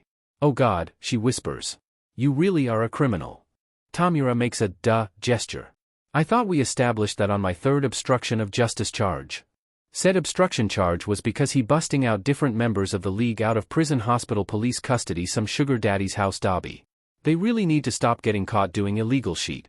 Says the man who was arrested for said crop circle. How could you do this? Miruko asks, horrified. How could you betray your country in such a way? Do you even know what you've done? Tomura spreads his arms. Behold the field of fucks I give and see that it is barren. Miruko's expression steals, her foot sliding back for another quirk-powered kick to probably rupture another one of Tomura's organs. A pink glow gathers around her. Huh? She JRKS, trying to brush it off of her. What the hell is this? Magna. Tomura spins, eyes searching the crowd for Magna's dark hair. He doesn't see her, but his comms crackle. Down. The same moment Miruko goes flying backwards, he's slamming both of his hands against the ground, gritting his teeth as he forces the decay to go down until there's a hole just big enough for someone to slip through. See? You and I've leveled up a bit. Tomura smirks at the fallen Miruko, throwing a casual salute at her furious expression, before jumping down. Maybe he's a fool for trusting his companion so much, but he closes his eyes, keeping his thumbs tucked in as he falls several meters to the station below, and his trust is reward when he falls right into Magna's arms instead of the harsh and unforgiving tile floor. Opening his eyes, he's unable to stop the relieved gasp from escaping him. Oh God, I love you. He wraps his arms around her neck, quickly hugging her, before drawing back and glaring. If you tell anyone about what just happened, I'll kill you. Magna grins, hurriedly walking away with him still in her arms like a princess in distress. Usually, he'd complain, but he still feels like a semi-truck rammed into his stomach. At 60 miles an hour. While a hurricane was going on in the background. Naturally. 9:44 a.m., outbound highway from Fujiya Hospital, Tokyo. Oh wow, their mother says passively as Fuyumi pushes the speedometer past 90, swerving in between cars and nearly crashing as they take a right turn so fast it clips the back of their car against the guardrail. This reminds me of my younger days. Natsuo, from where he's desperately gripping onto the door handle and face sheet white, glances behind them and somehow pales even further. Are those cops? He asks desperately, even as the blinking red and blue lights flash across the interior of Fuyumi's car. It's nice to be wanted, you know. Fuyumi says pleasantly, completely avoiding the question. Not by the F-law. Natsuo, whose worst offense has involved mild vigilantism, mocking pro-heroes, which is 10 different levels of F-ed up that it's illegal to insult them, and harboring a criminal if he counts Tuya sleeping on his floor during movie night, is on the verge of a panic attack. Can you please lose them before I get arrested and kicked out of college? Fuyumi scoffs, driving down the emergency lane like it's an empty freeway, coffee in hand the entire time. Natsuo doesn't even know where she got the coffee from, it certainly wasn't here when he originally climbed in. Relax, it's only one car. They have much more important things to do than to investigate a missing patient or a speeding driver. She drives right across the grass dividing the road, humming cheerfully as they spin out in a circle. Considering Tuya and his friends are currently being let loose upon the Tokyo area with a frenzy that isn't unlike feral raccoons, Natsuo can't help but agree. But still, why am I the most responsible one in this family? He bemoans, closing his eyes for dramatic effect before ripping them open when his stomach lurches. Tuya fakes his death over every mild inconvenience. Fuyumi is actually insane. Shouto dips his Cheetos in milk, and he's finding out a lot of things about his mother that he never knew or wanted to know in this car ride from hell. Fuyumi gives him the look in the rearview mirror. You literally just set a hospital on fire. Said fire was caused by a tampon out of Fuyumi's purse, 2 rocks, and the mouthwash he had in his pocket. Hey, his childhood teachers always called him creative, what can he say? And he's sure someone put it out while they were making their great escape. Hopefully. Maybe. If it's one thing Natsuo can count on, it's the general incompetence of any emergency responder. And I take responsibility for that. Natsuo argues, slamming his hand over his mouth when Fuyumi yanks on the gear stick and sends the car into reverse. Did you know that, even with seatbelts on, people die all the time in car crashes? Fuyumi states conversationally as she weaves through the traffic going the opposite way. I thought that was fascinating. Please, Natsuo begs, actual tears in his eyes. Shut up. Their mother, on the other hand, looks delighted.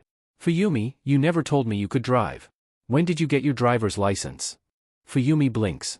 My what now? I need to get out of here. Natsuo mutters, scrambling for the door. 9:45 a.m., Juko News Station, Mizutofu. Sato Haruto is probably the most boring person in the universe. His quirk, being able to peel boiled eggs perfectly, is good for when he's craving eggs and literally that's it. Ignore what people say about every quirk being useful, that's propaganda so they can ignore the quirk discrimination happening around them. Like most people, he thought, hey, I want to be a hero, since they live in a dystopia where one lifestyle is emphasized over all others, but like most people, he failed the entrance exam because he struggles carrying a milk carton, never mind punching a robot in the face. Becoming bitter over it would also be very easy, but unfortunately, he'd kinda SCK as a villain since he has trouble squishing bugs, so he just became a police officer to fill him with equal amounts of dislike towards heroes and villains. Seriously. If he has to fill out another IH-7 in triplicate again because a hero has to do a psing contest over the amount of damage they can cause without giving their insurance agent a heart attack, he's going to freaking lose it. This leads to where he is now, climbing up the emergency staircase of Juko News to arrest 2 terrorists and trying to pretend that he's not out of breath even as his legs are wobbling like al dente noodles. Come out with your hands up. His captain shouts in her megaphone, looking very imposing even as she shivers in March's brisk breeze this high up. You're surrounded, you have nowhere to go. Personally, Sato thinks that anyone who can teleport anywhere they want is pretty hard to say that they have nowhere to go, but he can understand the need for dramatic statements. Speaking of dramatic statements, if I come out, you must promise not to shoot, Mr. Compress says through the thick metal door at the top of the fire escape. Quietly, so quietly that Sato almost missed it, Mr. Compress mutters, I just bought this coat. His captain trades glances with her lieutenant, before nodding. Very well. Wonderful. Mr. Compress says, before kicking the FING door open. Despite the promise not to shoot, all of them flinch around the handles of their guns, because cops are nothing but trigger happy. Hello, my dear audience and then Mr. Compress trips. But not like how everyone else trips. No, Mr. Compress somehow manages to fall with one hand dramatically pressed against his forehead and a leg stretched out like he's a tango dancer. Better make a wish, you just saw a falling star white medium star. How did you say that out loud? Rather than answering that, Mr. Compress stands up, brushing invisible dirt off his bright but coat before bowing dramatically with his cane held out to the side. What can I do for you, ladies and gents and non-binary folks? Give your delusions of grandeur and surrender peacefully. We can this right now peacefully without anyone having to get hurt. His captain says smoothly, and Sato can't help but admire her unflinching confidence. If he was her, he might have balked in the sheer extraness of Mr. Compress' appearance. Mr. Compress rears back like they just stabbed him. I don't have delusions of grandeur. I am grand and powerful and very, very CC and you all just have to accept that. Sure. His captain says weakly. So will you surrender? Oh, never. Mr. Compress bites back cheerfully. I'm just here to buy time and tell you to go F yourself. And now that it's 9:48. Shouto and the rest of his unit raise their weapons. Mr. Compress is faster. Large sheets of glass in a towering metal frame wedge their way between the police and the villain from a blue marble, towering over all of them and dividing the staircase in two. Shouto's heart sinks as he realizes two things. The name above the stolen window, labeling it as stolen from a jeweler's place specializing in diamonds, and the several bullets lodged in the window. Bulletproof glass. This was just a delight, but I must say my adieus. Mr. Compress tips his hat at them.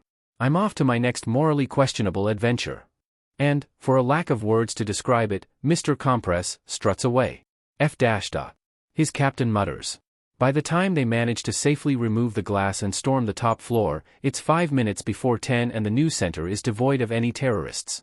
Only a picture left on the green screen projection, just to dig it in a little more while they're at it. 9:46 a.m., Hero Public Safety Commission, Senju District, Adachi, Tokyo. Hawks pants as he pins Dabi against the cement, tossing his head to push his sweaty bangs out of the way. He's unsure if the sweat is from the heat of Dabi's quirk or the sheer amount of innuendos being tossed his way because the villain has no fing shame. You're under arrest. He purrs. Dabi grins back from where Hawks has him in tungsten strength HNDCFFS, which was the source of many more innuendos and sacrificed almost all of his feathers. No, I'm not. He says, with such unfounded confidence, that Hawks nods at first because yeah, that makes sense before snapping back. Wait, no. Hawks protests, wings ruffling. Don't try and trick your way out of this, backup's on its way as we speak. Maybe. Hopefully.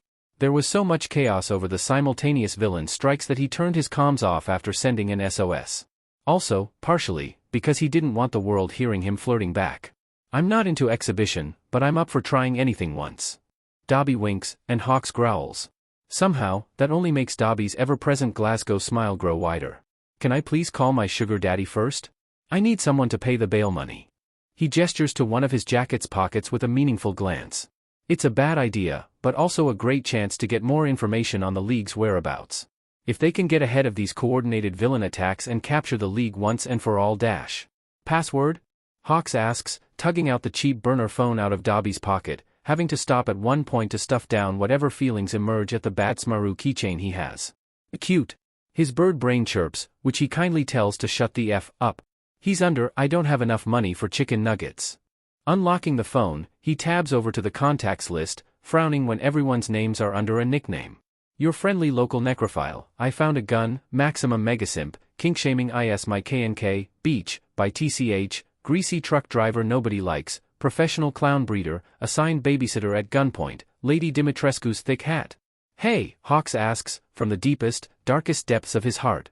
What the F-? Dabi winks. Not only did I show you my ties, I also showed you my mental illnesses. You showed me your what? Hawks, like the fool he is, looks down. And then has to close his eyes and take deep, meditative breaths because what the F-? Are those NPL piercings? It's not a question. Made you look. Dabi hums sadistically. Hawks opens his eyes, just to glare down at him with the full force of his narrowed raptor pupils. Dabi shivers. Are you trying to stuck me? Why, Dabi probes. Are you seducible? Gritting his teeth and wrestling the withering remains of his self-control back into place, he taps the contact with a little too much force to be natural. Hawks' own phone rings. Both of them stare at each other.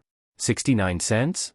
Hawks croaks, the mantra of the number 2 of the League of Villains is my sugar baby, the number 2 of the League of Villains is my sugar baby, the FING number 2, on repeat in his head. Dabi throws the FING HNDCFFS in his face. And then kicks him in the D-, because why the F, not? While Hawks is curled on the ground trying not to cry, Dabi calmly stands up, brushing off his pants and plucking his phone off the ground. Thank you for buying me time to undo those bad boys. He taunts, crushing a few stray feathers under his soul and burning them before Hawks could even think past the pain to use them. I'll be sure to repay you for your wonderful gift later, Birdie. Hawks glowers up at him. You played me like a goddamn fiddle. Oh, no. Dabi TSKS, shaking his head. Fiddles are actually difficult to play. I played you like the cheap kazoo you are.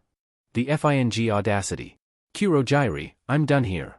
Dabi gives one last survey to the smoldering HPSC and the rubble filling the highway, looking quite pleased with himself. He turns on his heel, coat fluttering dramatically behind him, and also coincidentally giving a great view of his butt.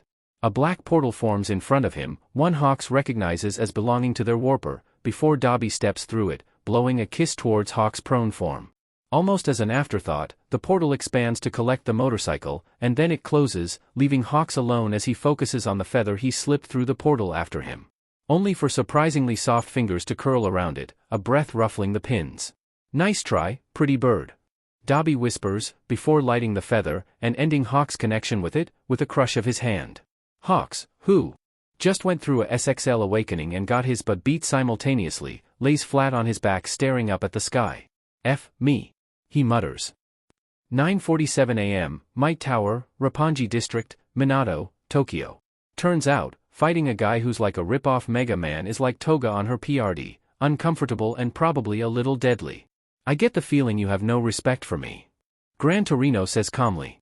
Izuku, who's currently flipping him off, smiles innocently. "What makes you say that?" Less banter, Spinner slashes upward with his terrifying sword monstrosity, but like every time before it, Gran Torino dodges, even using it like a motherfucking springboard to rupture Spinner's poor kidney. The League doesn't have the medical insurance to afford all of this organ rupturing going around. More fighting. "I'm trying," Izuku wails. He lost Himiko's knife ages ago to a kick that sent it at just the right angle through the hole in the window, and so he's been relegated to defending the download with his life.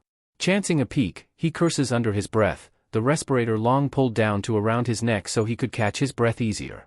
7% left, and 3 more minutes to kill. Izuku dives back to the filing cabinet, rifling through the folders frantically. Come on, there has to be something worthwhile in here." "I don't think so." Gran Torino jumps off the wall, kicking down towards Izuku's back. He's unable to stop his surprised cry of pain, but not one to hold off on his revenge. Izuku spins and clamps his teeth down around Gran Torino's forearm. "Ow, F-. Did you just bite me?" The elderly man shakes his arm like Izuku's a particularly determined leech. "Fush wuh." Izuku mumbles out around the hero's arm. Behind his back, he still keeps searching for something in the cabinet to use as a weapon, grumbling when all he feels is useless paper scraps. Spinner roars like a Shounen battle warrior, this time glancing a hit against Gran Torino's shoulder. "Let go of my friend. He's the one biting me." Gran Torino shakes Izuku hard enough for his teeth to rattle in his skull, but Izuku only bites down harder, shouting mumbled swears as the hero tries to pry his jaw apart, his hand finally grasping onto something behind him. The elevator dings. All 3 of them stare in varying degrees of horror at the sliding doors, Gran Torino with a teenager biting his arm, Spinner with a giant sword raised above his head, and Izuku being said biting teenager with rabies. The clone of Himiko, still in disguise, makes a choked laugh that somehow gets mistaken as a sound of fear by the hero. "Suzuki-san." Gran Torino shouts. "Why didn't you evacuate with the rest of the building?" "All Might's secretary left in a rush, so I thought I would come up to help." The clone of Himiko explains, her heels clicking across the tile floors as she whips a knife out of her sleeve. Gran Torino's eyes widen, then narrow. "Who the F are you?" Several things happen at once. The clone of Himiko rushes forward, knife held at ready. Gran Torino fires up his boots, willing to drag Izuku along for the ride if that's what it takes. Spinner swings his sword monstrosity down, completely down to decapitating him. Izuku brains Gran Torino with the several-inch thick sketchbook he found in the file cabinet.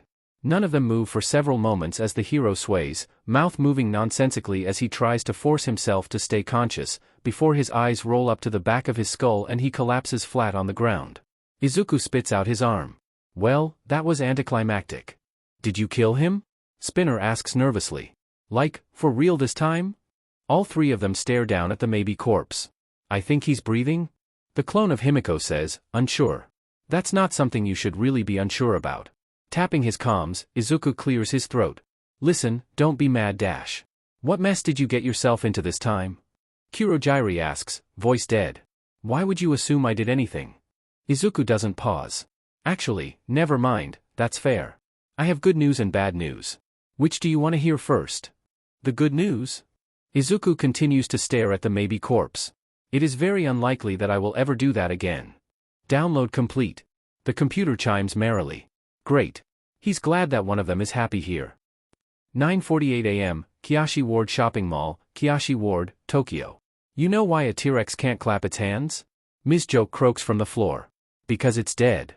Himiko throws a knife at her, laughing until her sides hurt. "That shouldn't be funny." "Why the hell is that funny?"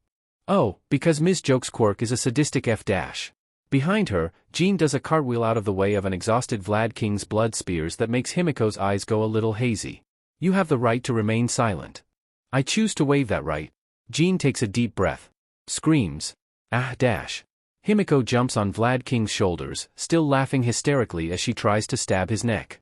The only result she gets is getting knocked off by the blood forming as a shield between them. She chances a lick, but Vlad King only bats her away frantically before her tongue can get anywhere near him. Having a hero who uses his blood to fight a villain whose quirk is literally about drinking blood seems like bad planning on someone's part. Ah, are you sure I can't have a little taste? Joke. Vlad King ignores her completely, ducking as Jean tries to slice his throat with a tape measure. Weird flex but okay. Why isn't your quirk affecting twice as well? I don't know.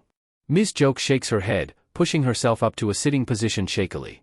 Himiko leaps away from Vlad King towards her, only to pout as Vlad King forms a whip around her ankle to drag her away from his injured colleague. Love wins.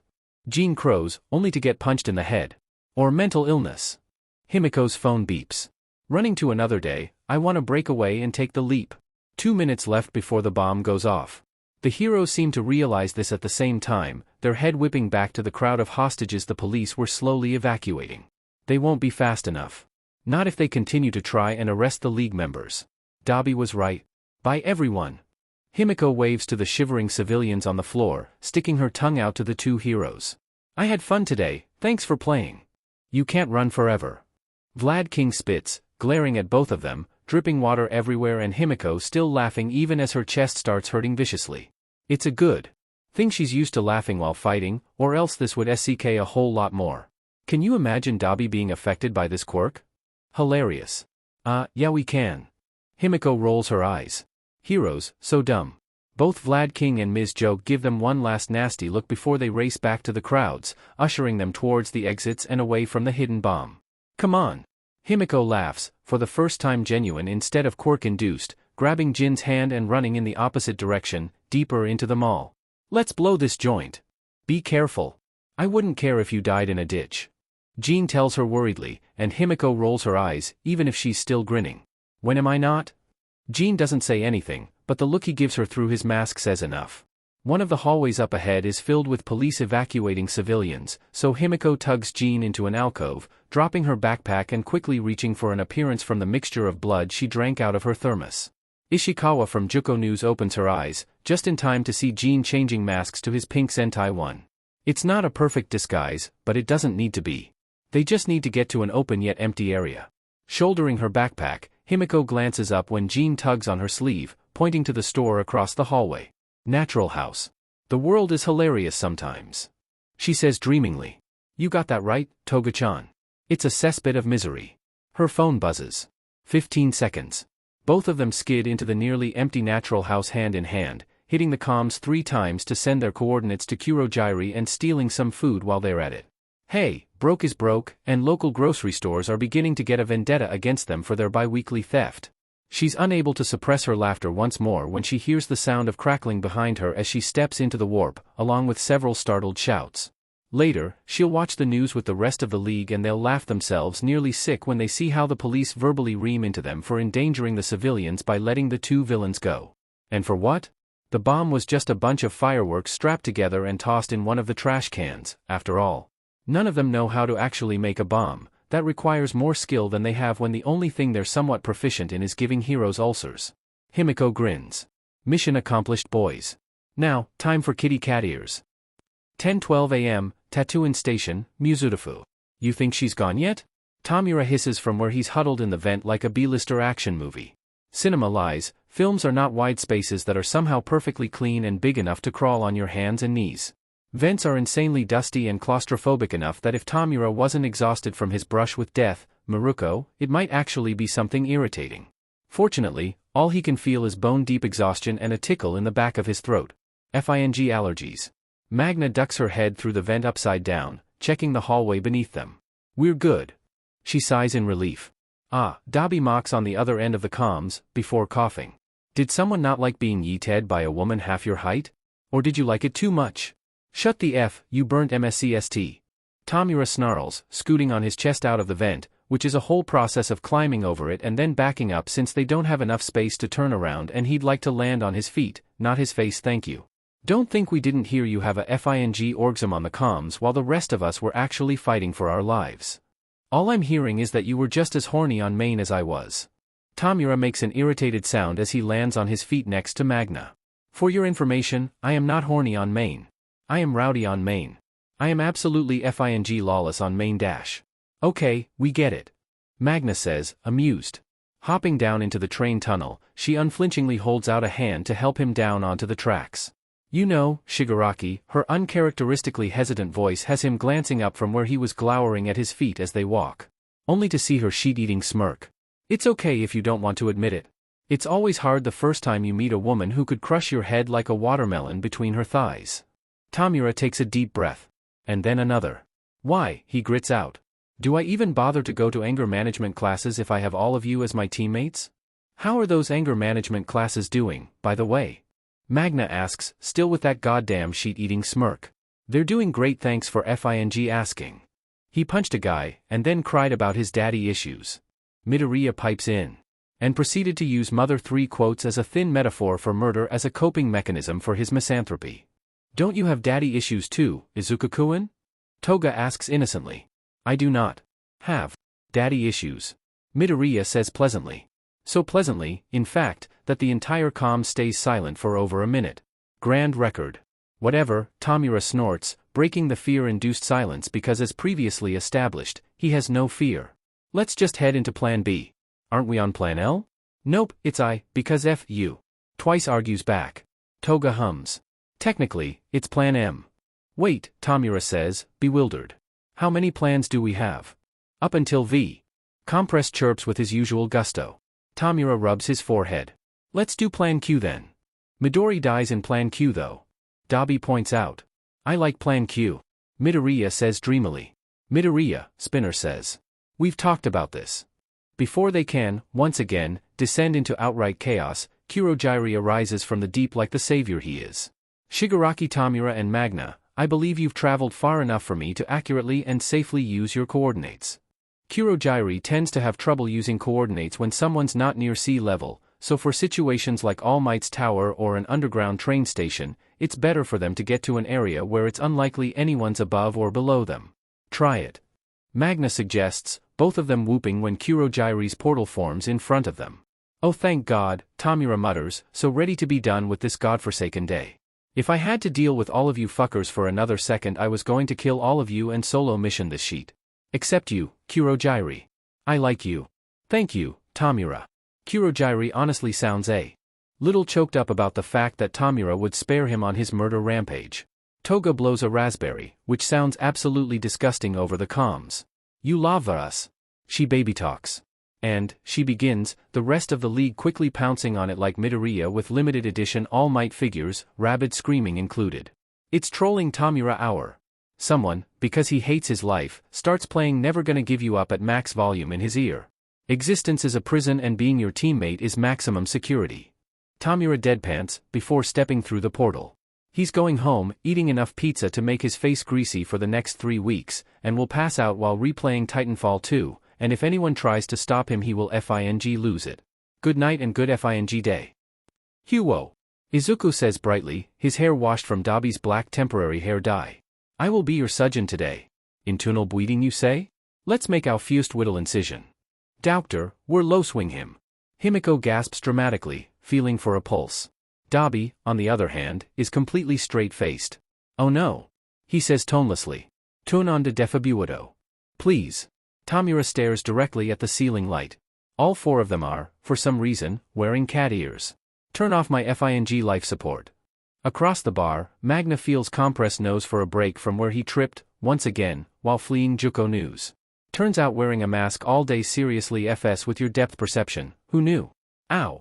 Is it broken? Compress asks worriedly. You'll live, Magna scolds, flicking his forehead. Keep your head back. Compress squawks. Of course I'll live. I'm worried about the aesthetic. Speaking of dubious medical advice. Spinner says from where he's sitting next to the adults popping grasshoppers in his mouth, right as Twice crashes through the door with the overstuffed med kit over his head. I'm back on my bullshit. And better than ever. Twice crows, darting through the bar to drop the kit in front of an exasperated Kurogyri. Kurogyri just stares at him.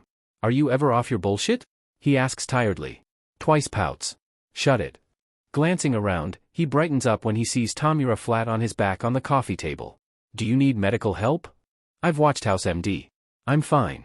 Tomura says, which is Tomura speak for, I'm in agonizing pain but I'd rather die than admit vulnerability. Dabi rolls his eyes. You look like a corpse that was just pulled out of the river. Translation, you look like sheet, you need medical attention. Wrong. Tomura scoffs. I look like a cool rock star who just OD'd in his own pool. Get your facts straight. Translation, don't worry about me, others need it more than me. Sure, if the rock star was an 80-old man and drank cane every morning with his Fruit Loops. Translation, you really look like sheet, Midori, we can hear you. Izuku covers his mouth. Oops. That reminds me.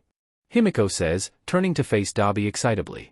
How did you manage to unlock your HNDCFFS? That was so cool. Do you know how many times I've had to get out of HNDCFFS? Dabi rolls his eyes. I'm practically a pro at this point. Wow. I didn't know you'd been arrested that many times. Izuku says. Dabi blinks. Arrested? Now, we don't have time to unpack all of that. Compress doesn't bat an eye, scooting Himiko and Izuku over so he can hover over a semi-conscious Tomura with the medkit. Come along young man, show me those ribs of yours. Wow. Tomura deadpants. I just got a random burst of energy and I think it's my body's last hurrah before it shuts down completely. With that, he lunges off the table. Kurogyri catches him before he even makes it 3 steps, depositing him through a portal onto the couch. Tomura. He warns. Tomura sulks. Fine. While Tomura's getting his ribs treated, Kurogyri props his hands on his hips and stares down at all of them. So, did everyone learn their lesson? They all trade glances, before individually yet simultaneously saying, no. Nope. Can't say I have. I did not. There was a lesson? Nah. Yep. I may have actually forgotten one. Oh good, I didn't learn anything either. Kurogyri sighs, deeply. I suppose none of you were paying attention to my post-mission briefing? When all of them staunchly refuse to look at him, Kurogyri rolls his eyes, for as much as sentient mist can do such a thing. Then it's a good thing I prepared this. He clicks on the TV, staring them dead in the eye as Kahoot music starts blasting. Time to see if you little sheets have a lick of common sense in those things you call a brain. All of them look at the TV, and most importantly, on the name of the Kahoot test. What not to say when you're getting the sheet beaten out of you, a test by your surrogate father figure.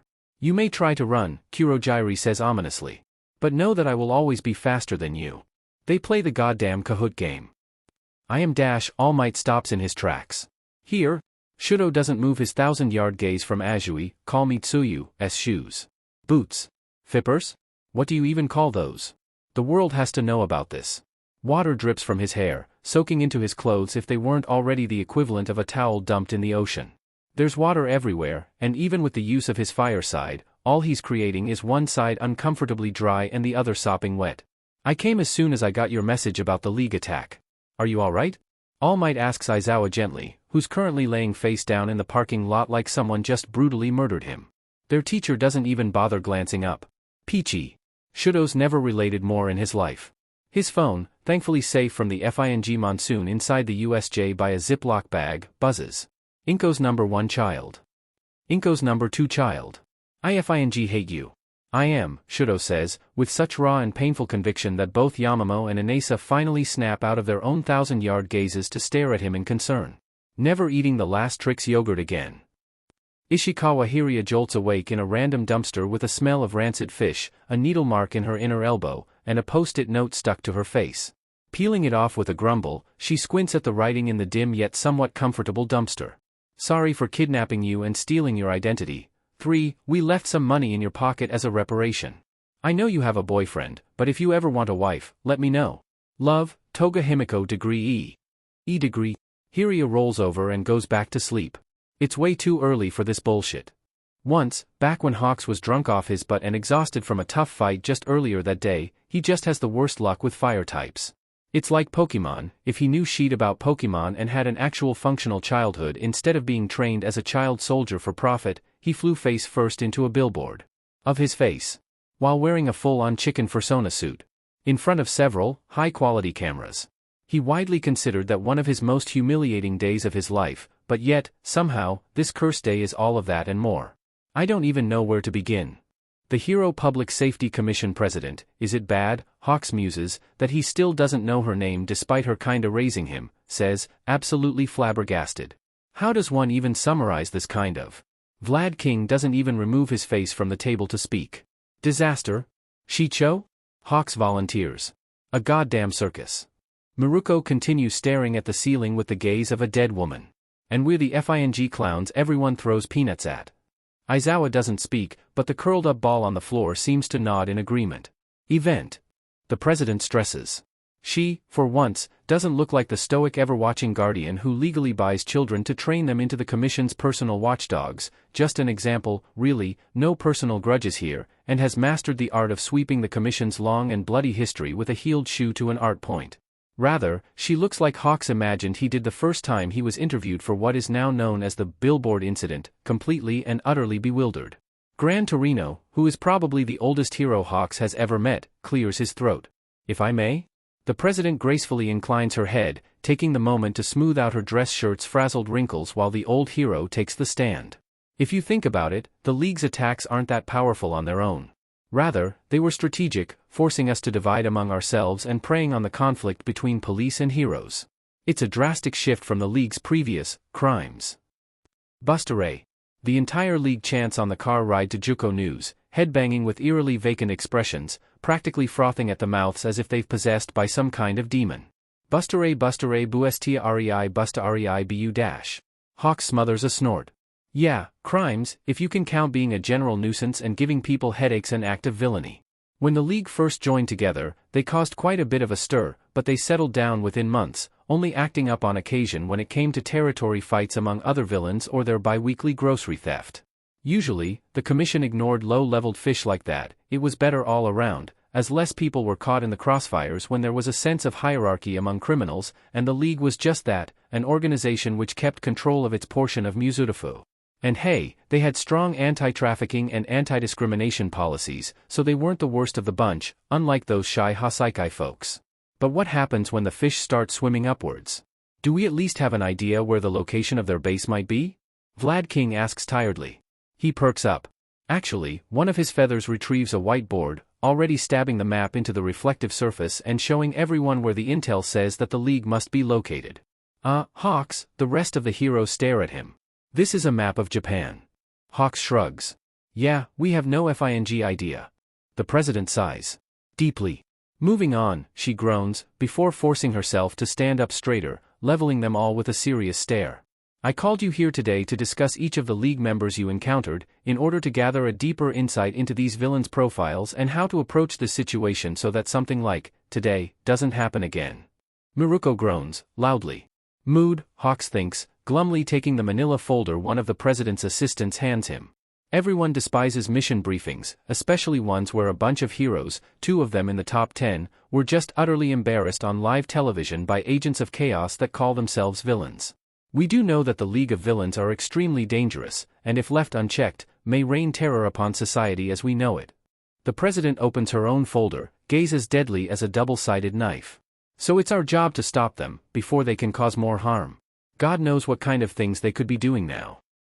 If Cinderella was a cooking SLV instead of a cleaning SLV, Spinner begins. Would her name be Mozzarella? Izuku pinches his fingers. Sometimes, just sometimes, he says. We have thoughts, but we don't always have to share them with everyone and put them out into the world. Just a suggestion. Only God himself can stop my inability to have a brain-to-mouth filter. Spinner replies drily, which is pretty valid actually. The League goes back to staring at the ceiling dissociating. Distantly, Napstabluke's chill plays from the Bluetooth in the corner, and Izuku, from where he's laying between Tomura and Himiko while embracing the vibe of feeling like garbage, has never related more to a ghost with anxiety in his life before. Maybe I should move out. Himiko breaks the silence next, humming contemplatively. Tomura sits up a little bit, honestly looking a bit distressed. The man seriously had more abandonment issues than a newborn kitten left in a bag on the side of the road. Why? Is there something wrong with your room? Said room is more like a converted pantry with a window and 2 beds for Himiko and Magna, but Himiko's never voiced any complaints before. Except for not being allowed to paint her room with blood, but even Magna put her foot down about that. Himiko sighs sadly. I just don't think I can stay in the same house as the person who ruined my life. Tomura flops back down. For FS sake, I'll steal you more Fruit Loops in the morning. His arm falls over Izuku's chest to flick Himiko's forehead, hissing when the younger girl reacts as she usually does with annoying things, with something sharp. At least she's too tired to reach for a knife, but the way Tomura cradling his bitten hand mournfully like a lost lover, Izuku doesn't think it made that much of a difference. Ladies and bros and non-binary hoes, this was Shigaraki Tomura of the League of Villains everybody. What the F dash, do you have rabies or something? Tomura hisses, shaking out his hand tenderly. No, do you? Himiko says sweetly. No way, boss wouldn't have rabies. Twice tries to be supportive, which is immediately disproved at his next words. That would require him to leave his room and stop being a NEET. Tomura, without moving from his starfished position, throws his right shoe at Twice. It somehow whacks Twice directly in the forehead. Izuku is reluctantly impressed. I'm not a NEET, and I leave my bedroom at least twice a week. Yes, but are you vaccinated? Compress proposes the question they're all been thinking of. Inquiring minds want to know, Temukan. Kurogyri grunts. Despite what you may think, Tomura is vaccinated. I had to use a blowgun, but I got him. That's not really a point in your honor, though. Magna points out. Is it teasing Tomura hour? I think the F, not, so shut your mouths unless you want me to decay one shoe from every pair all of you fuckers own, so you'll never be able to wear a matching set again. With that inhumane threat, Tomura goes back to zoning out at the ceiling like he's a Tibetan monk meditating. It's silent for a long moment, before Spinner breaks it once more. Hey, where's Dabi anyways? If you lost him again, I'm leaving all of you except Tomura on an abandoned island in the middle of the Pacific to wait out your reenactment of Lord of the Flies. Kurogyri warns. This is just blatant favoritism, for one. Izuku begins. And? Kurogyri says, utter disinterest in his voice. Well. Second, he's asleep on me. Dabi, from where he's face down on Izuku's stomach and snoring softly, shifts like he can feel all of their very intent gazes. Hey, Tomura says, very, very slowly. Where are our permanent markers, by chance?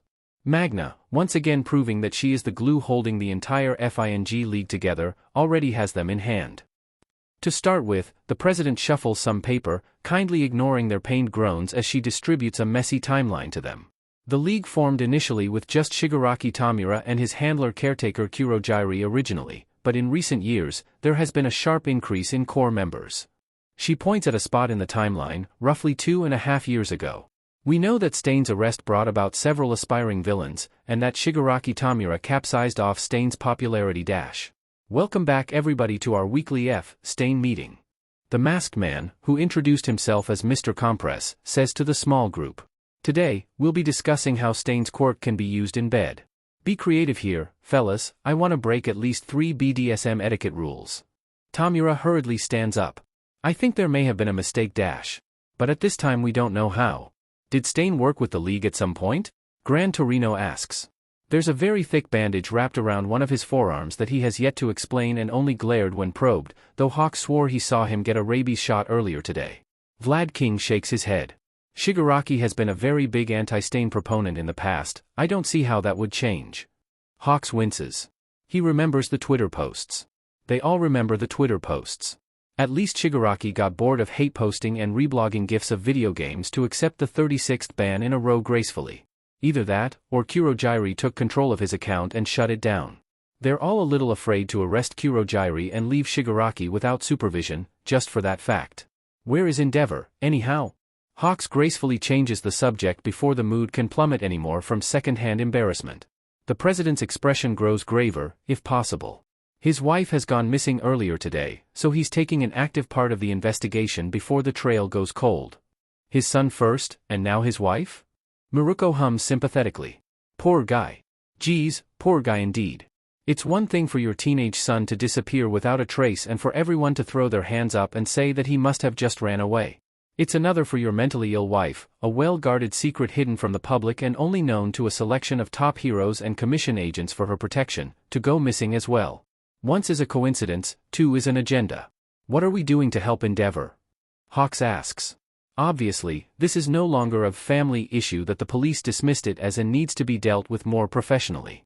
There's at least 5 heroes Hawks can think of at the top of his head who have quirks helpful to tracking down missing persons and would be more than honored to help Endeavor. Especially with a case so close to the number 2 hero's heart. For once, the president seems almost bashful?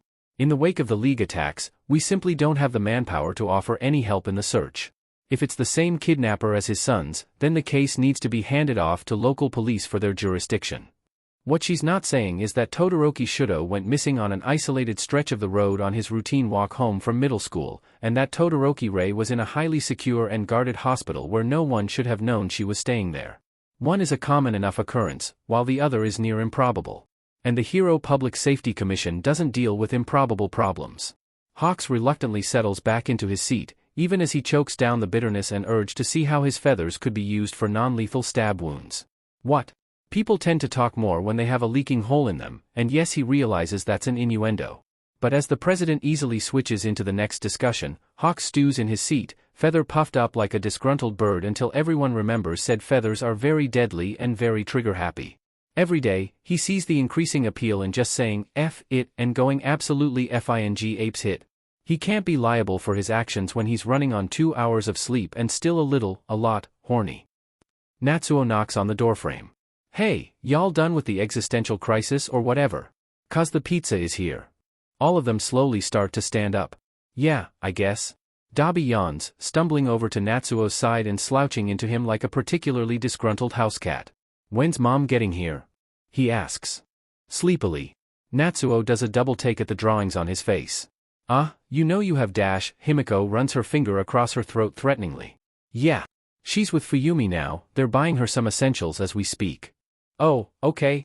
Izuku heads over to the kitchen with Himiko to grab some pizza, starving from all the sheer chaos they've pulled today, while the rest of the league slowly trickles in after them. Are you feeling okay? I heard you on the comms take a rough tumble. He asks her gently, pulling down the paper plates from the cupboard, since they're now banned from using actual ones ever since Himiko discovered they could be broken and used as blades. Himiko stares at him. What are you doing? General human compassion? He trails off awkwardly. Disgusting. She gives him a contemplative look. Do it again. Behind them, Dabi crashes on the couch Tomura's already sitting on, too exhausted to tell whose lap exactly he's cuddling in. Tomura looks about 30 seconds before a murder or a conniption. Could go either way, really. They're such good friends. Twice squeals as Tomura raises a hand. Takes off his glove. Lowers the hand. Decay him, Shiggy.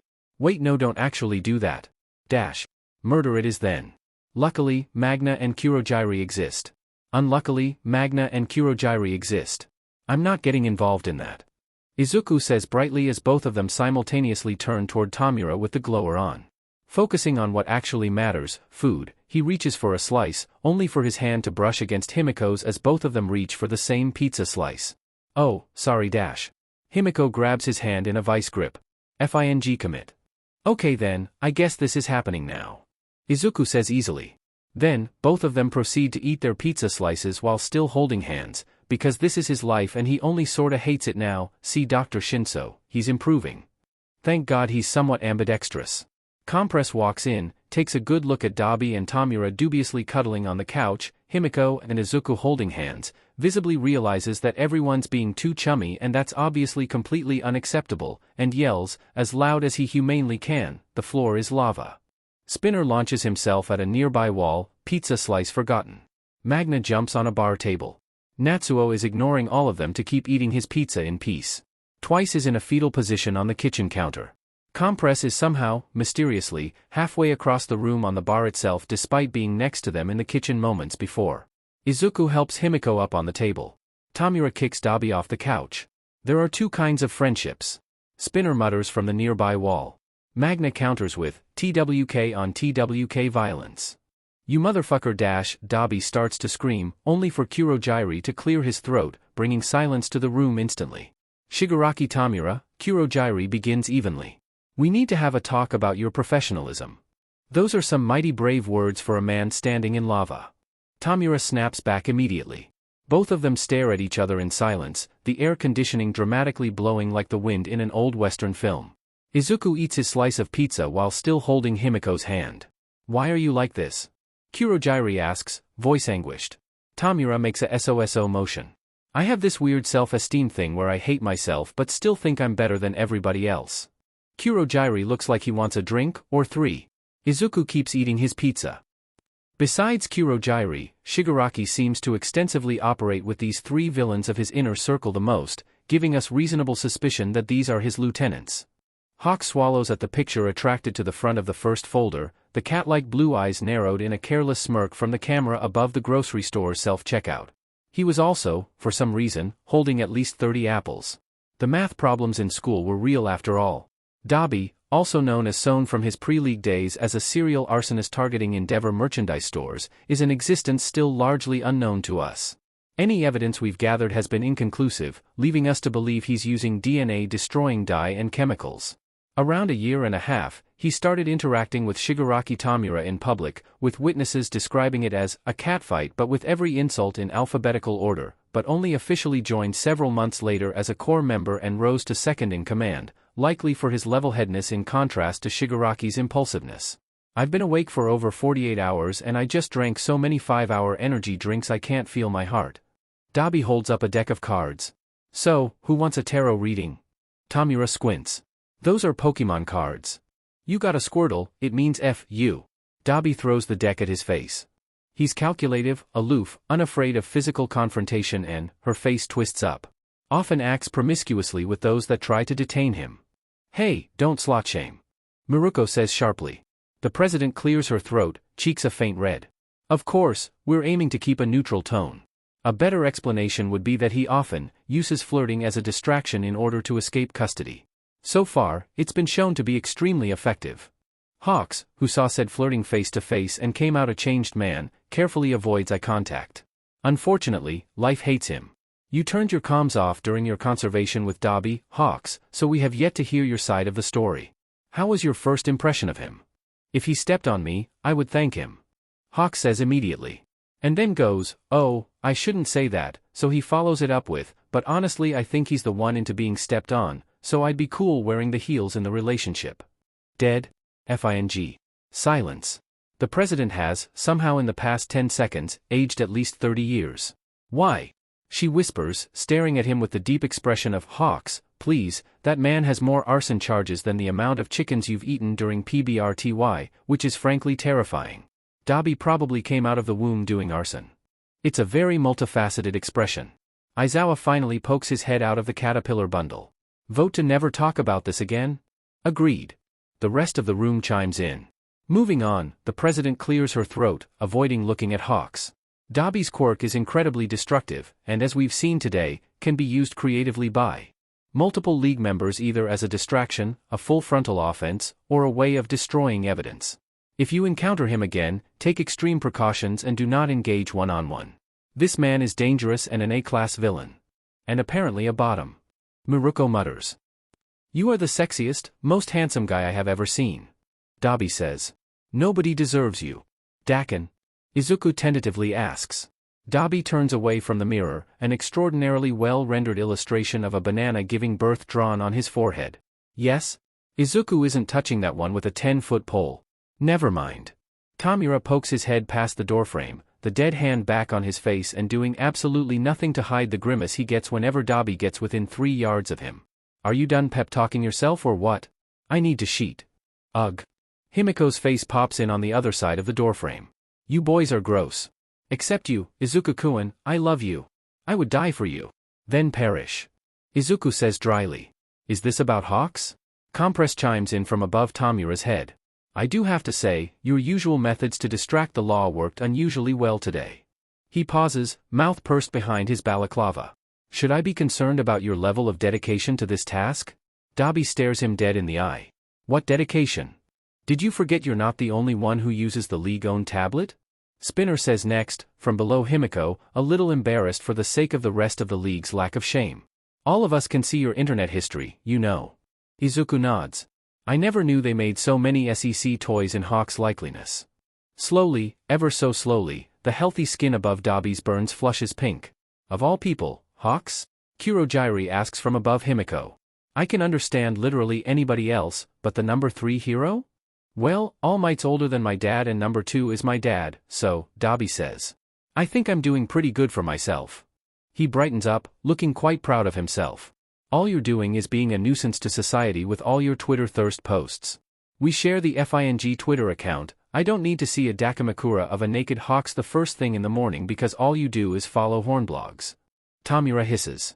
We only share it because Kurojairi took away your personal one after you kept leaking our location to liveblog about that new game with the girl who can snap your spine like uncooked pasta.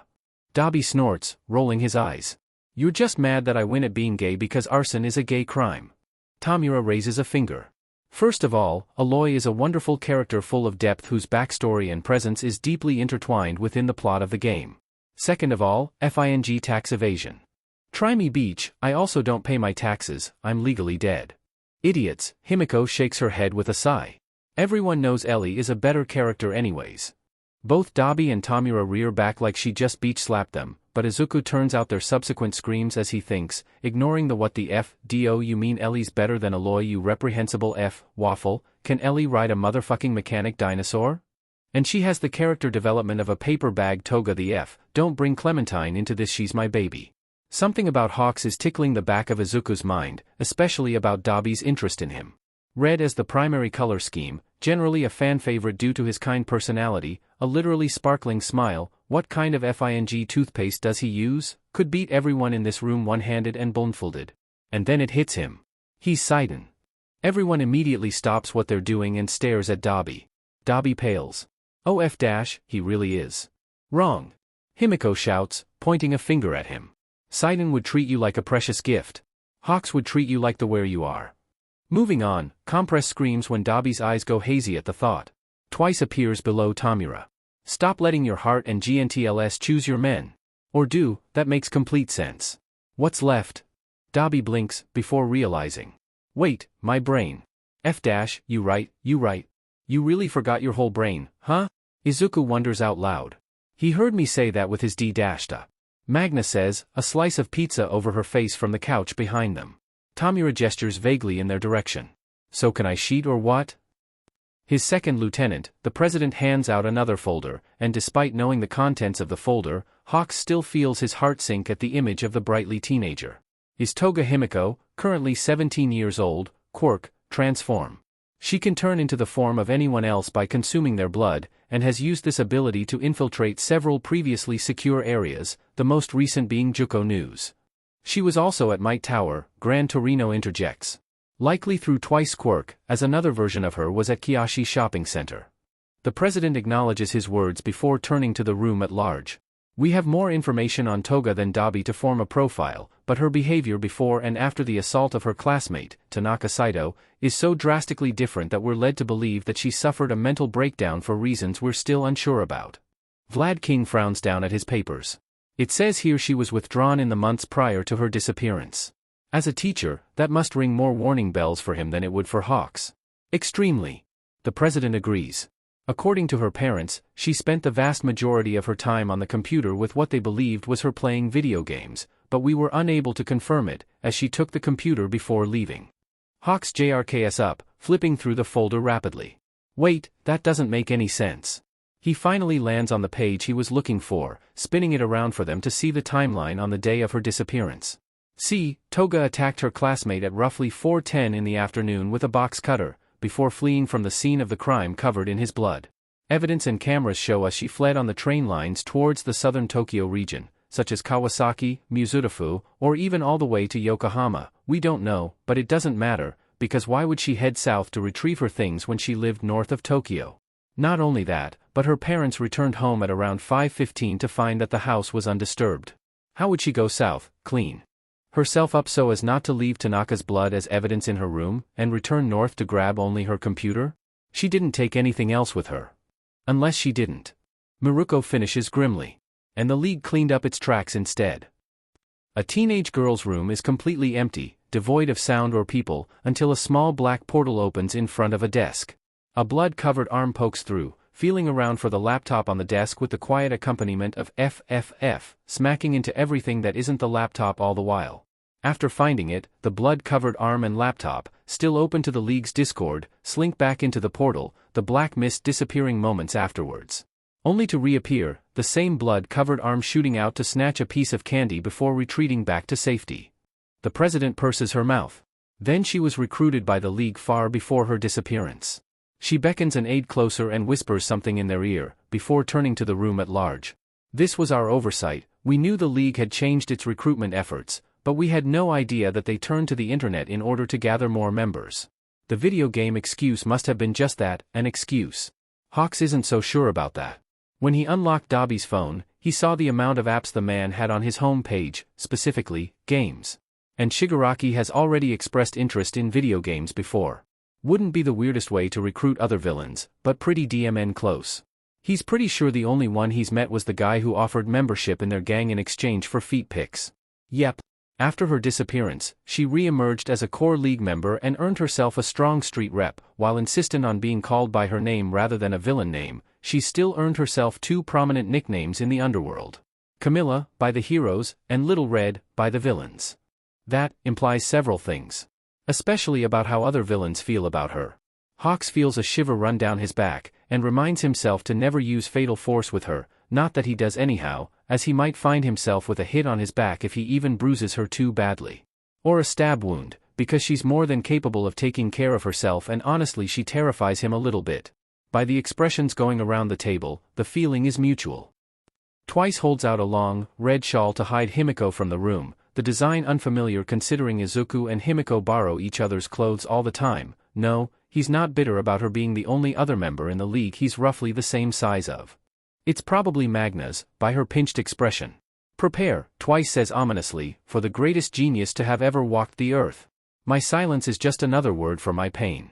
And then he rips the scarf away, unleashing a hellish calamity onto the planet.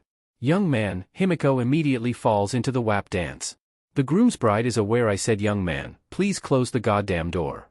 This is it. Dabi says, gaze completely and utterly vacant. This is simultaneously the best and worst sentence in existence. Himiko looks quite proud of herself, to be honest, even as Tomura immediately tries to kill her for that sacred injustice. Ducking under his stretched out arms, she cheerfully slams her fist into his solar plexus, whistling innocently when Tomura hits the ground like it's the club and that early 2000 song was playing. Children, Kurogiri warns tiredly, helping Natsuo finish patching up the rest of the league. I understand adrenaline crashes are difficult to deal with, but attempting to murder each other is no way to peacefully settle your fluctuating blood pressure. Midoriya, I expected better from you. Izuku smiles brightly, sliding the knife back into the sheath under his recovered hoodie. I have no idea what you're talking about, Jiriken, I was just going to give Temukan a little trim. Tomura, finally conscious enough to speak, agrees weakly. My hair is getting long. He rasps like an 80-year-old smoker. I could cut it for you.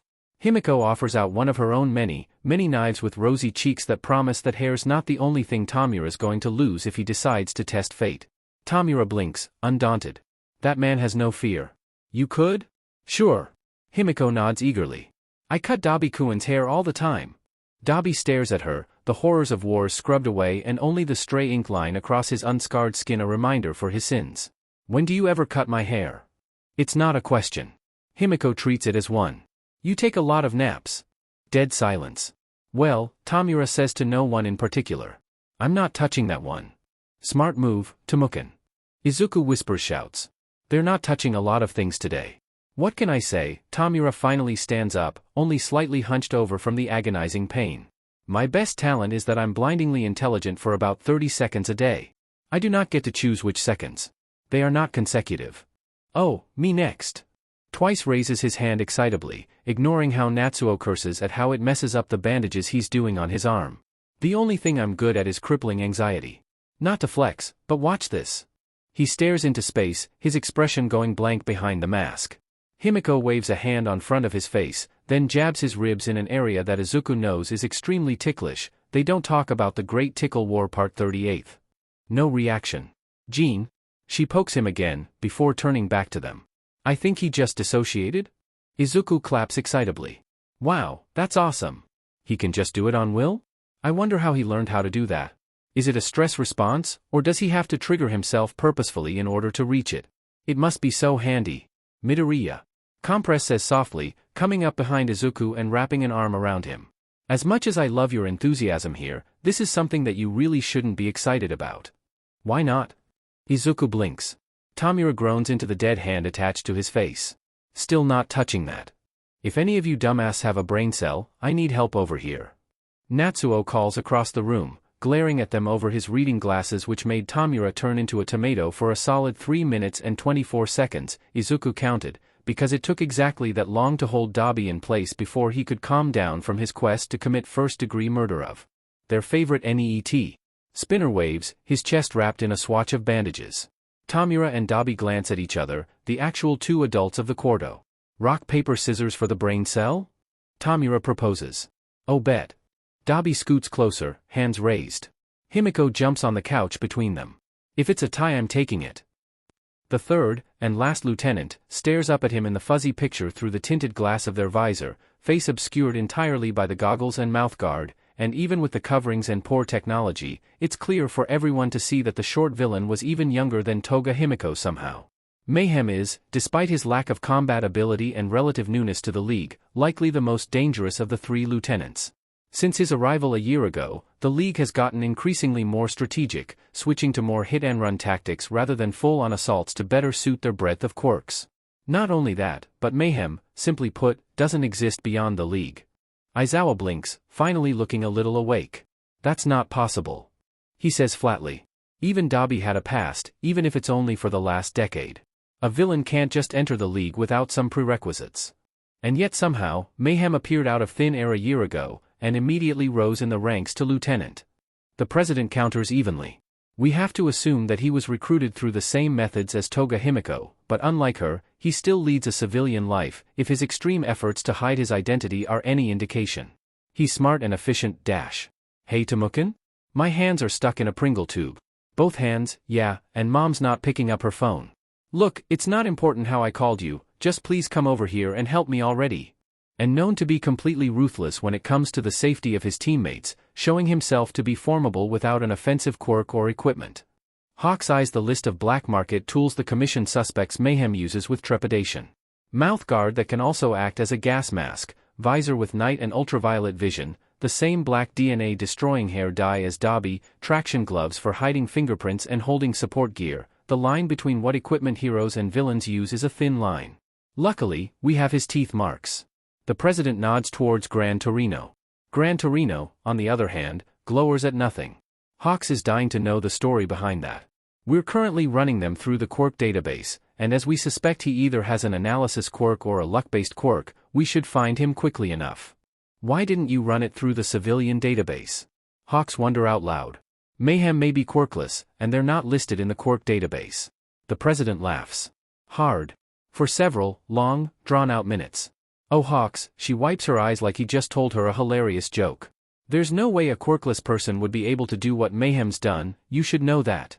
At least Hawks isn't the only one looking ruffled by her casually quirkist remarks. Gran Torino looks affronted at this new kind of a discrimination, and also probably the fact that quirkless people still have, teeth to bite people with, and Aizawa is glaring at the president with the will of a man who has not a single sheet given if he lives or dies. Hawks throws up his hands. Literally. Listen, if this blows up in our faces, let it be on the file that I officially protested against this. As most people do, she ignores his words. Mayhem's an A-ranked villain on par with Toga Himiko and Dabi despite his little experience in combat, as anyone we've arrested has contested this fact. She lifts up a paper and clears her throat. He tried to rip my throat out. With his teeth. Don't insult his mother. Just don't do it. I quit being a villain and decided to be a monk after the sheet talking he gave me. I'll do anything as long as you don't let him near me again. Anything. I still see his feral gremlin grin every time I close my eyes. She places the paper down, and Hawks can see even from across the room that there's still about another additional 20 quotes. So basically, he's like a raccoon with rabies. Miruko concludes. The president pauses. Evaluates it. Narrows her eyes. You're not wrong. Titty fuck princess. T-5 minutes until my MOM gets here. Kink-shaming is my KNK. He's more excited about this than Mario Kart. Beach, by TCH. No. Friendly local necrophile. Not again. Please. I'm not strong enough. I found a gun. We don't talk about Mario Kart, Igaken. Maximum Megasimp. I still see Isabel's floppy ears as she passes by me into first place every time I close my eyes. Assigned babysitter at gunpoint. I, personally, would not be against continuing that game of Mario Kart. Professional clown breeder. Please. Shoot me now. Friendly local necrophile. Kurogyri and Dabi beating us into a bloody pulp as Fing Shy Guy and Isabel still gives me nightmares. Lady Dimitrescu's thick hat. If you fools wish to resume that dreaded game, I will marble all of you before shipping you off to the Arctic. I found a gun. Says Mr. Last Place, King Bustan. Lady Dimitrescu's thick hat. Do you really want to do this? I found a gun. No thank you, I'm sorry sir. Beach, by TCH. Seeing Kurogyri and Compress be more and more alike each day surprises me sometimes. Assigned babysitter at gunpoint. I'm extremely proud about the fact that we have at least 2 adults here now. Lady Dimitrescu's thick hat. Ah, you know just how to flatter me. Friendly local necrophile. Says the man whose username is a reference towards a RE8 mod. Lady Dimitrescu's thick hat. Stronger men than you have tried and failed, and you think you, Shigaraki Tomura, have a chance? Friendly local necrophile. I don't care if I win. I just need you to lose. Lady Dimitrescu's thick hat. Understandable, have a nice day. Kink-shaming is my KNK. Magne, please stop Shigaraki from trying to murder me via a death glare. Beach, by TCH. No. Kink-shaming is my KNK. Valid. Titty fuck princess. Guys. My MOTHER. Greasy truck driver nobody likes. What the F is this chat? Friendly local necrophile. It's to tell you we completed your quest. I found a gun. He means that we finished the task you gave us, happy face. Maximum megasimp. Your information was a lifesaver, Jiren Kuan. Greasy truck driver nobody likes. What information? Lady Dimitrescu's thick hat. I believe now would be the time to check the news. Professional clown breeder. I'm sorry. Greasy truck driver nobody likes. What the F is this sheet? I found a gun. Don't challenge Dakin to a drinking competition. Greasy truck driver nobody likes. Kid, how the F do you drink this much?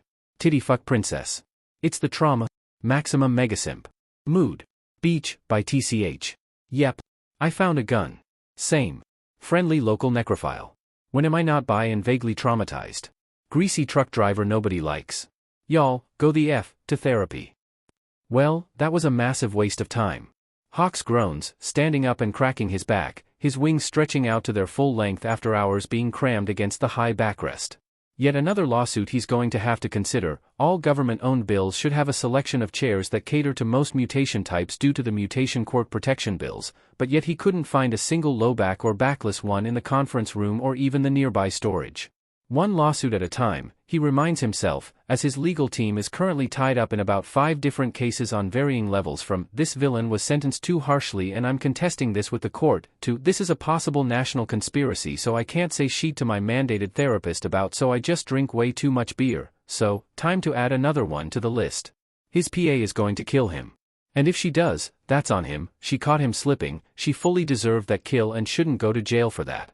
Gathering up his papers from the pointless meeting, he moves to go intercept Miruko, thinking he might take her up on her offer of drinks. He needs it, at this point, before a hand lands on his shoulder. "Hawks," the president says loudly. "We need to talk." F-. The president blinks. "What was that?" Hawks beams with the power of the Fing sun. "Nothing, Madam President. What did you want to talk to me about?" She exchanges looks with her assistant. "Oh. This is a discussion best meant without anyone possibly overhearing." She tries to push him towards her private office, but Hawks digs his heels into the ground. "Nope. Nada. F this." He's tired and still a little horny. He wants to go home, see if anyone made any NSFW Dabi fan art, who he is kidding, this is the internet, of Fing course there's pawn, and then go the F to sleep. Not this. The president sighs like he's an annoying child, and considering her dubious mother figure role in his life, the comparison probably isn't too far off. "I'll buy us KFC as we talk." Hawks instantly starts moving. "Well, what are we waiting for?" He winks over his shoulder, flouncing off to the very fancy office with a statement plant and everything, fully prepared to sell his soul if it means he can get some good old KFC. He's banned from every store in the Kyushu area, and if he even strolls through the door, they're supposed to call the cops on him. It's hilarious when the cops are torn between asking for his autograph and arresting him, but he'd rather not spend another night in the holding cell. Doing it once in a chicken fursona suit is enough for a lifetime. Nothing they ask of him could be too bad, he muses as he shoves an entire leg of fried chicken into his mouth without chewing, bone and all, as long as he gets his daily requirements of preservatives and grease. The disgusted expression on the president's face is just a bonus. That's until they tell him the mission, and chicken suddenly isn't so great when it's currently crammed in his throat and he's choking around it like the world's worst BLWJB. Todoroki Rei, Izuku's first realization when he finally meets her face to face, is probably the prettiest woman alive, after his mom, of course. His second realization is that she's absolutely bats-hit insane. Izuku's third, and rather painful realization, is that Todoroki Rei, daughter of the famous Himura family, wife of the number 2 hero Endeavor and user of a powerful ice quirk, has a crush on his Fingmother. Hello, Inko-san. Rei shakes his mother's hand with pink ears, tucking a lock of white hair behind her ear, either unnoticing or uncaring of how her eldest and youngest children are clinging to her waist despite both of them being taller than her. It's so nice to meet the woman who took care of my son when I couldn't. His mother laughs, her own cheeks looking distinctly colored. Oh, don't say that. Shouto is a remarkable boy, and it's all because of how his mother raised him. Izuku GGS. Unfortunately, that draws all the attention in the room towards him. You must be the Izuku I've heard so much about. Rei says warmly, shuffling over with the 2 parasites attached to her. Midoriya is my best friend. Shouto confirms, face buried in her shirt. We share a toothbrush. I was not aware of that. Izuku says. Shouto shrugs. Well, we do. Luckily, Kurogiri sweeps into the room, a towel over his arm and a bowl of freshly heated can soup, since Dabi is the only cook among them and he's currently attached to his mother's waist like a particularly insistent limpet. Hello, Himura-san. His use of her maiden name only makes Rei's cheeks grow redder. I'm sure you must be exhausted after such a long and emotionally challenging day. We don't have much space, but I'm sure we could take you for however long you need until other accommodations are made for you. That's very kind of you. Rei awkwardly shuffles forward, taking the offered bowl of soup with a look from under her eyelashes and taking a tentative sip. Oh, how lovely. You're a very good cook, Kurogiri-san. Kurogiri can't even cook, it's Fing can soup. Kurogiri puffs up, for as much as sentient mist can, the edges of it flickering and oh god, is he blushing? Thank you, Himura-san. He fiddles with his cufflink, almost shyly. Please drop the honorifics, we're all family here. I think I just threw up in my mouth. Tomura says faintly. Izuku weakly nods. Same. Shoo, Himiko slaps a hand over both of their mouths. This is the best romance I've seen in forever. Only if you do the same, Giri. Izuku's mother flirts, neatly inserting herself into the conversation, but rather than grimacing at the interruption like most people with gratuitous amounts of UST, both Rei and Kurogiri fluster even more. I've told you for forever to just call me Inko. We have 2 Midoriyas and 5 Todorokis here now. It'll be bound to be confusing sooner or later. Rei jumps on that like Himiko seeing blood. I feel the same way, feel free to just call me Rei. I insist on it. Kurogiri shuffles, touching the tips of his index fingers together, all shy and demure with lovesick eyes. If you insist, Rei-san, Inko-san.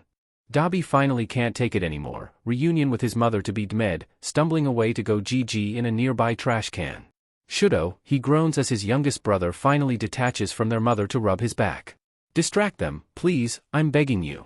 Shouto's face instantly steels like a man prepared to jump on a grenade for a fellow soldier in the trenches. Plankton built his computer wife, so he's also the one who programmed her personality. Plankton made a wife who would belittle and mock him. That obviously means Plankton has a humiliation K&K. Discuss. The entire league immediately start debating whether or not Plankton from SpongeBob has a Fing humiliation K&K, none of them even looking nonplussed as the conversation rapidly descends into screaming and murder, Himiko trying to tackle Spinner with a knife from across the table for trying to introduce the possibility of sentient AI, thus once more starting up the argument anew with the angle that his computer wife is the one with the humiliation K&K. Spinner has a point, anyone with the name Karen, computer or not, has a humiliation K&K. Izuku stares with horror. Oh, I don't like this, he whispers, I don't like this at all. A pat on his back has him looking up to Natsuo's sheepish expression. It could be worse? How? Izuku bemoans. How could it be worse? Did you forget that both of our mothers are very much still married? Natsuo continues staring. Married? Mom isn't married. Well, RIP Endeavor, your son literally just wrote you out of the family tree. That man isn't even a SPRM donor at this point. Realizing that Natsuo won't be able to be reasoned with, Izuku turns his desperate gaze to Fuyumi. Fuyumi smiles back, with the same lovesick glaze in her eyes as Himiko. Isn't it lovely? I haven't seen Mom this energetic in a while. Oh right, this is the woman whose favorite hobby is watching soap operas. At his last resort, he turns to Shouto. He shouldn't have bothered. Are you, Izuku asks, jaw agape. Are you smiling? About our mothers wanting to start a menage a trois. Shouto didn't even smile over the season finale of Selling Sunset. If our mothers divorce our fathers and marry each other, Inko-san could officially adopt me. Shouto says, face set and gaze serious as he bulldozes into the rant. Kurogiri can't marry either of them because he's a well-known villain, but we could add him to the family tree so he has custody rights over us, so he'll basically be our dad either way. Shouchan, I still don't dash. A phone with an open Google page is shoved in his face. This is the average divorce settlement. Izuku stares. Reevaluates what he was going to say. Officially gives up. At least have our fathers die under suspicious circumstances so we get their insurance money too. Is all he says to say in the face of such unflinching evidence. Somewhere far away, Endeavor feels a shudder crawl down his back while he searches for his missing wife who is currently making hard eyes at one of the most wanted men in the country and a regular housewife. Somewhere even farther away, a man in a suit senses a disturbance in the force. And then he tries to call his regular housewife, only for her to be busy with said hard eyes. I think I have hives. Tomura mutters. Himiko squeals. Can I be the flower girl at the wedding? Dabi continues puking in the trash. Sue, Hawks draws out slowly. When you say you want me to be a spy, that means you want me to be a. He spreads his hands, sparkles honey trap, sparkles. No. In the corner of the room, the assistant mutters, how did you even say that, to themself. Resting his chin in his hands, his smile grows impossibly larger. You want me to stuck that TWK villain with the great melons. Dabi, right? Why did you add the Stuckton part? Hawk sighs, shaking his head ruefully. I know, he's just my type, but it's still a tough job and someone's gotta do it. Despite his words, his eyes are practically sparkling in sheer chaotic joy. Or lust. That too. The president buries her face in her hands. Just be a regular spy, please. We're begging you. Unfortunately, Hawks is full on ignoring her at this point. And since I'm the only hero young and hot enough, guess it's gotta be me.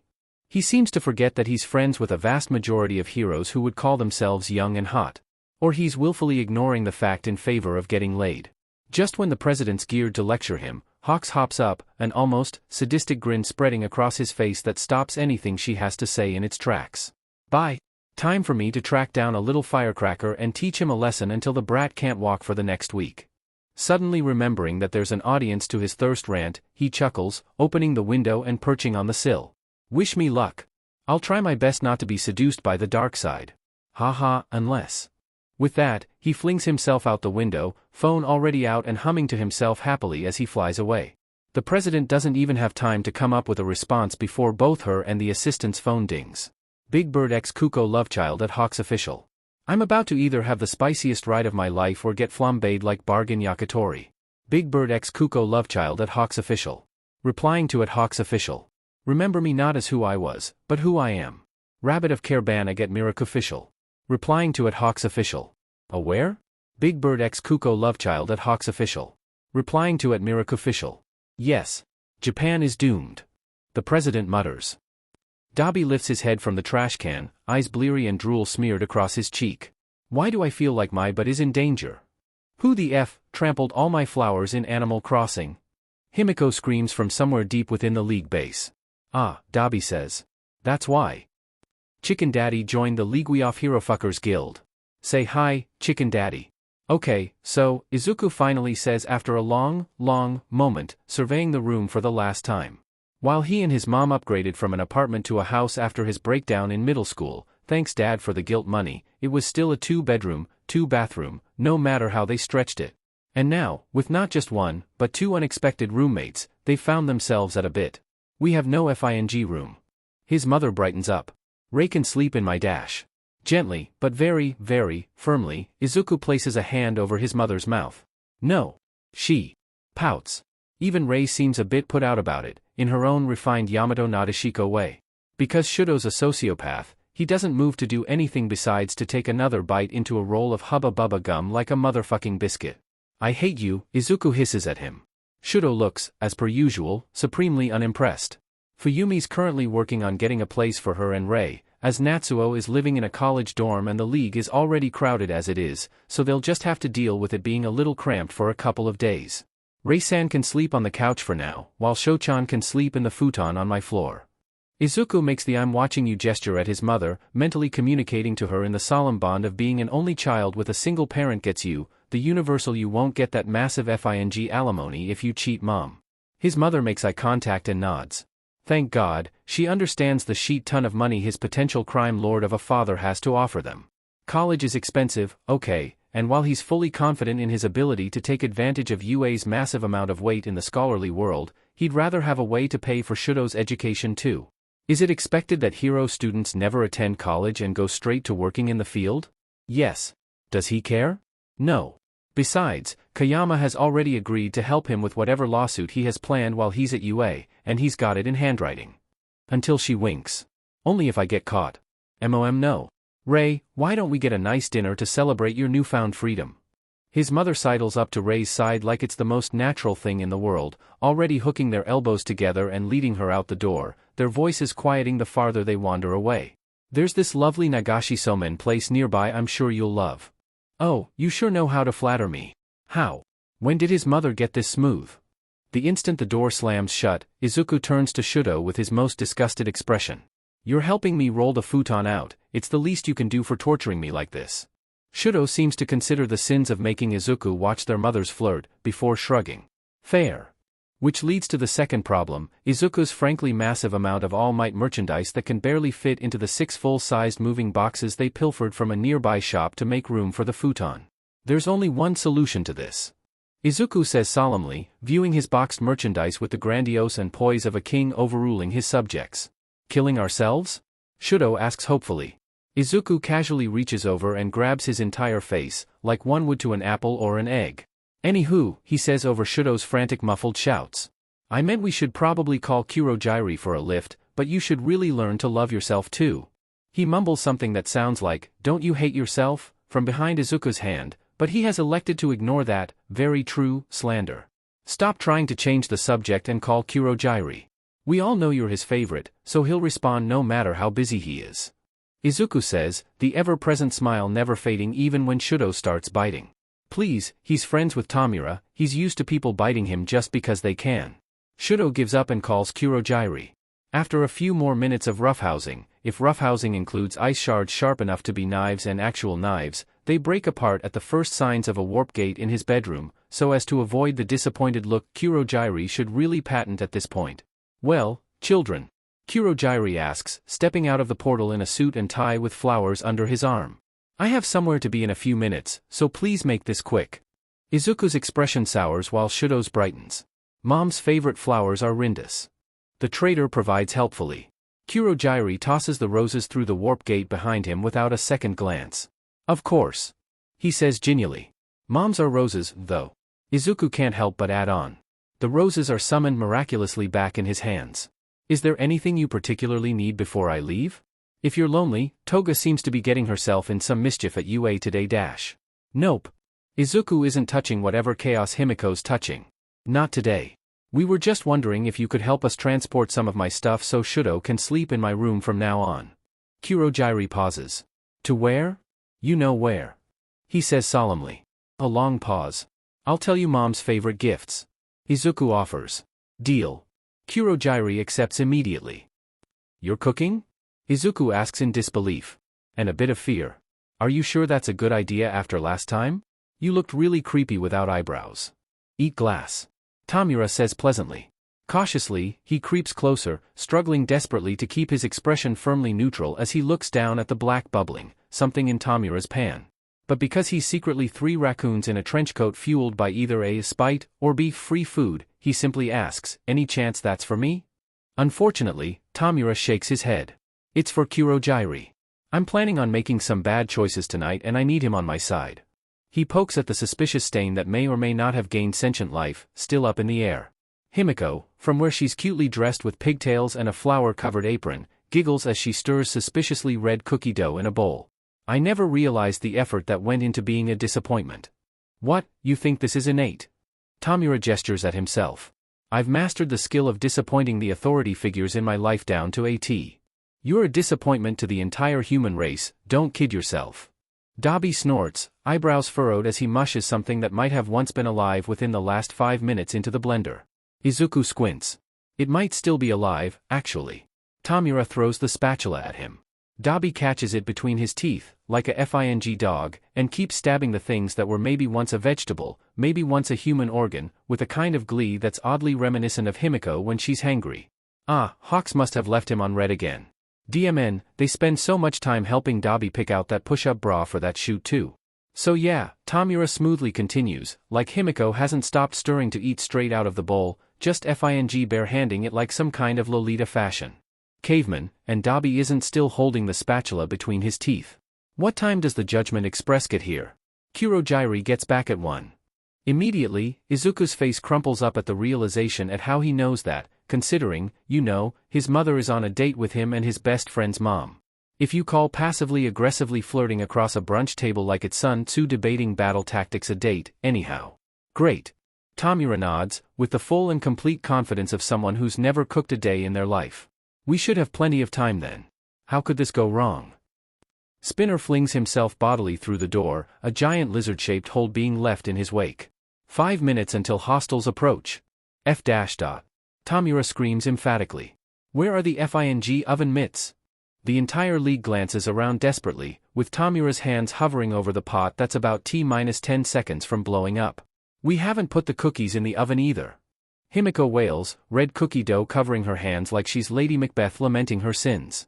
The instructions say we can heat these cookies at 400 degrees for 10 minutes, Izuku reads off the back of the box, and is, for some reason, sitting on top of the fridge. That reasonably means we can do it at 4,000 degrees for 1 minute, right? No, that's not how you dash, Spinner tries valiantly to say. Twice shoves him over. Literally. Floor it. Don't, arson's gay. Magna shoots up. I'll get a towel from the bathroom. No, there's not enough time. Tomura shouts. It has to come out at exactly 12:45, not 12:44, not 12:46. Spinner, from his position on the floor, has the gall to look nervous. What are you going to do? How about 4 million degrees for 1 second? Izuku drops from the fridge in a professional elbow drop that's so neat his mother would shed a tear if she wasn't trying to become a swinger at this very moment. Magna dashes across the kitchen, trying to stop the chaos that's already in its tracks. You're going to burn the bar down. Tomura grabs the pot with his bare hands, pauses for a moment, before he starts screaming from the very depths of his soul. Clear me a space. Where? Twice looks around frantically. Not that I care, though. Move the oven mitts. Himiko rapid fire chucks the entire bowl of cookie dough into the oven, still in its metal bowl and splattering across the appliance. I'm going to harvest the power of Dabi's Quirk to make cookies. Dabi, who up to this point had been ignoring them to take selfies with the rest of the league dying behind him, suddenly looks extremely interested. Do it. No.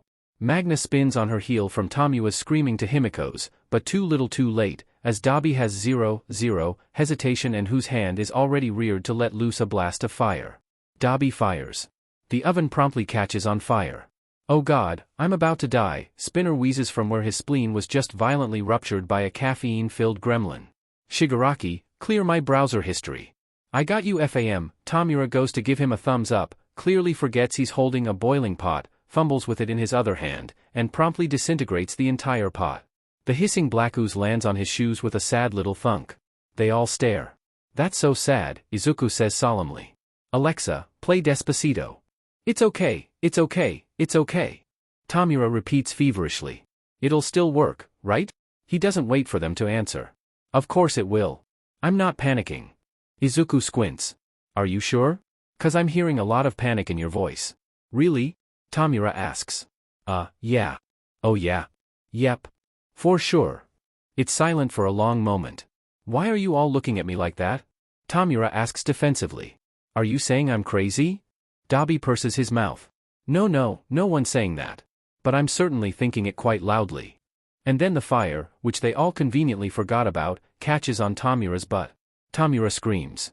Izuku, quick to see where this is going, takes the chance to fing book it. I'll go get it Susan. Spinning on his heel, he darts out of the bar's kitchen and towards the living room like he's the one with his butt on fire. Hey Dash. Shoo, Fuyumi shushes without looking up from filing her nails, and is, for some reason, sitting on Natsuo's back.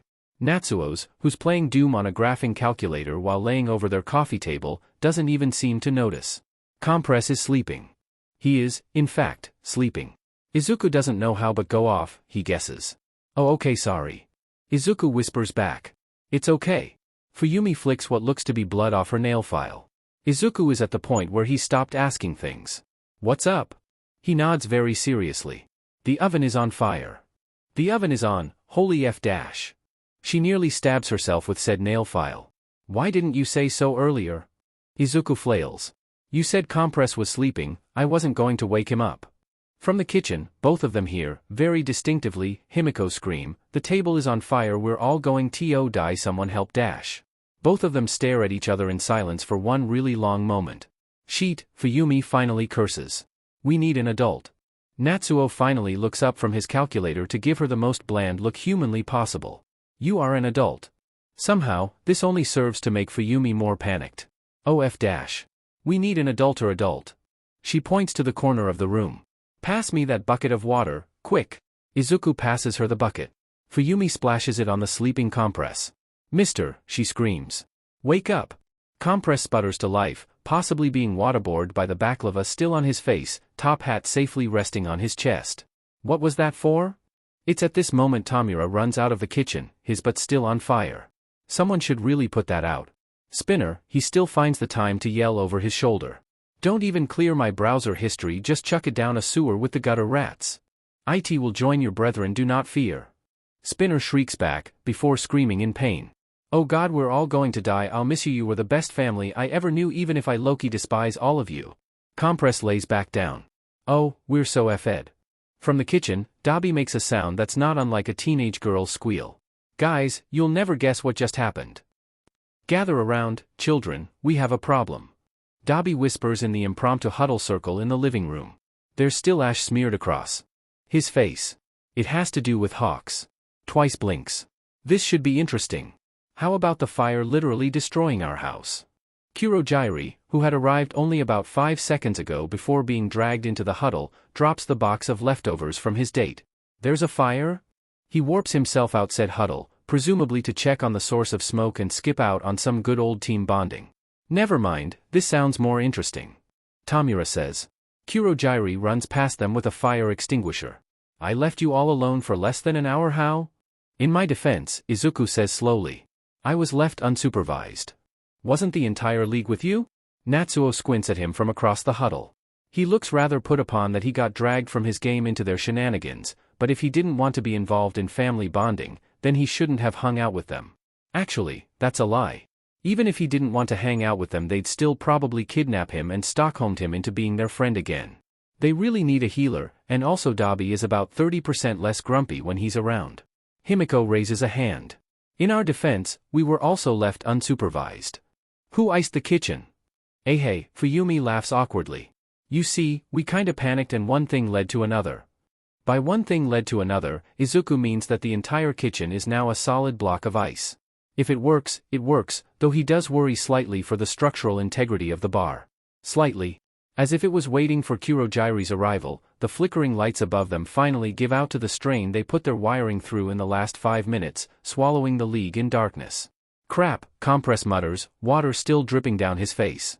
The power's out. You don't say. Tomura says dryly. Kurojairi materializes a warp just to bitch slap the back of his head. Deserved. More importantly, Natsuo prompts. What are we gonna do? There's only 2 things to do in a blackout. Get drunk and Magna pauses. Guess there's only one thing to do in a blackout. Himiko's shuffling closer to Magna's side, Izuku notices in what limited lighting they have. It's dark in here. Twice straightens up, obviously noticing her nerves and stepping up to the pedestal to reassure her. Don't worry, I got this. No I don't. He stomps his feet. Slips. Falls on his butt. DMN, I forgot I was wearing my Heelys. I thought I was wearing my Skechers. I'm glad it's dark, Dabi mutters.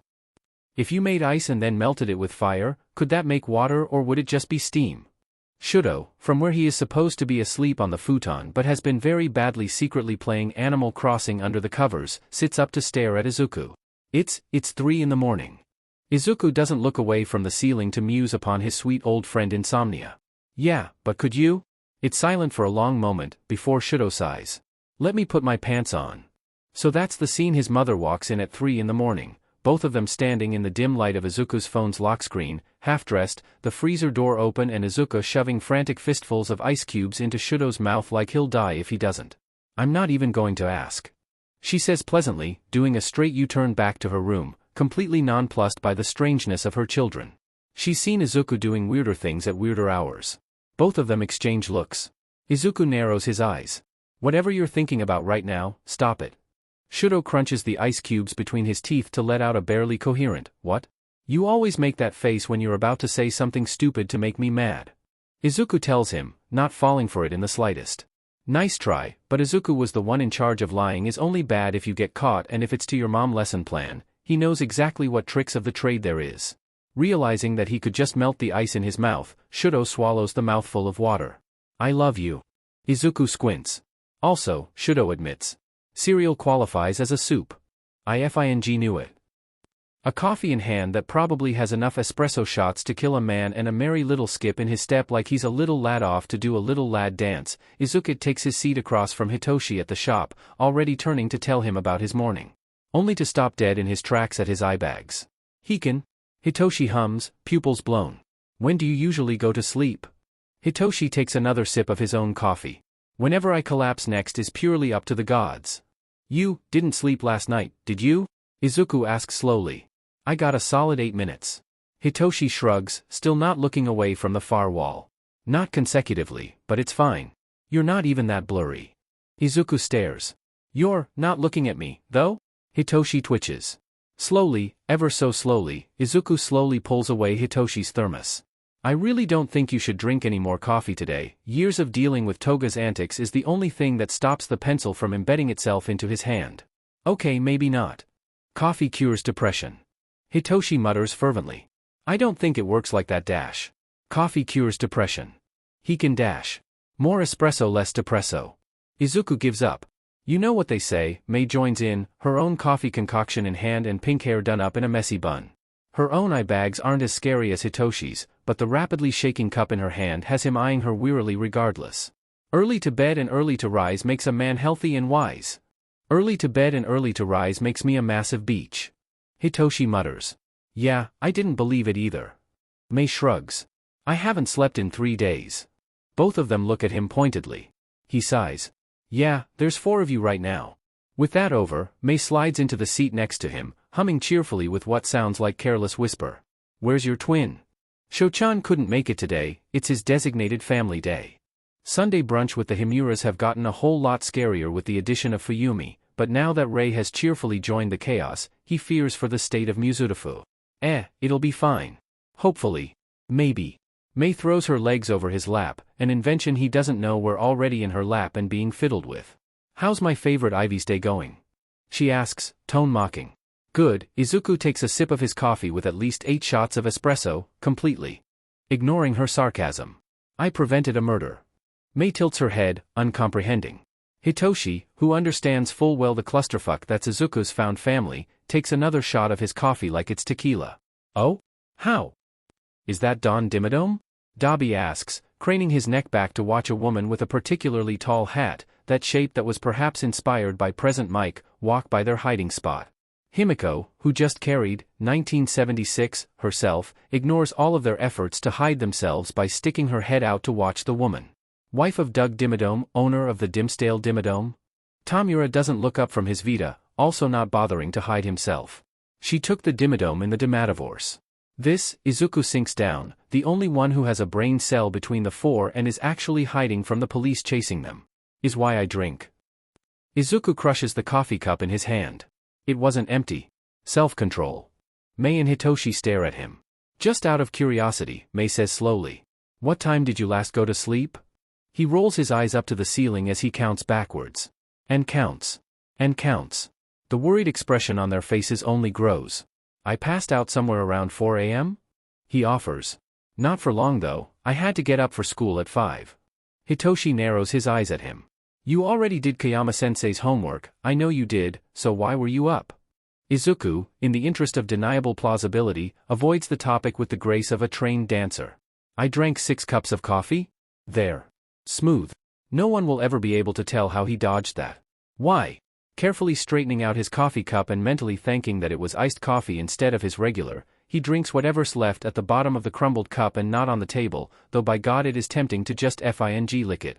Coffee is the only thing standing between him and a murder right now. Today was done with me, but I was not done with today. Hitoshi, carefully, like he's approaching an injured animal, lays a hand on his coffee-soaked one. You know, Midoriya, he begins carefully. I would take a bullet for you dash. You take a bullet for fun. Izuku interrupts. Hitoshi's eye twitches. Yes, that. He says tersely. That's why, as your best friend dash. Shouchan's my best friend. As your next best friend. Hitoshi grits his teeth. I worry for your well-being, and also because I have your mom's contact info saved into my phone, I have to inform you that you will be sleeping soon, by choice or not. Izuku blinks, uncomprehending. Then he glances down at his spilled drink. You drugged my drink? No, May corrects smugly. I drugged your drink. The audacity. The betrayal. He expected this from May, she'd backstab anyone for a few cents and maybe a bagel, but Hitoshi? His best bro, his platonic soulmate, his fellow insomniac and management student? How could you? He whispers. Hitoshi looks unimpressed. You did it first. Oh. Well, he supposes that's fair, then. Don't worry, Ivy. May cackles, slapping his back merrily. I'll carry you back home. Sticks for Limbs couldn't even lift my newest baby today without throwing his shoulder out. Hitoshi mutters something like not everyone can be built like a brick shithouse, but at that point the drags had hit his system, as well as his forehead against the still coffee-soaked table. Ugh, his hair is going to be sticky when he wakes up, isn't it? Master has given Dabi a Glock. Image attached.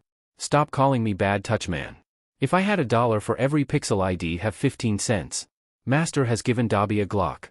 If I had $1 for every ounce of rage I felt after reading this text, I would have enough money to buy a gun to blow your head open. You spin me round right round. Actually, I did the math and he'd have $225, not 15 cents. Stop calling me bad touch man. Do it. PP. World, hard and cold. If I had $1, I would buy a can of soda. TTTY, soft and warm. While you're there, could you buy me an apply juice? Oh, carrot, omega. World, hard and cold. Sorry Toga-chan, I only have $1. TTTY, soft and warm. Omega. Let's do the fork. In the garbage. Disposal. You did the math wrong Igaken, he would have $22,500 BC. It's $1 for every pixel, not cent. World, hard and cold. If I had that much, I would buy a can of soda and an apply juice. TTTY, soft and warm. The soul brain cell. TBH, you can buy anything you want with that kind of money. Yes, I was a theater kid, what of it? And he wants soda and an apply juice. Eraserhead simp. Apply juice to what? Also, who changed my username?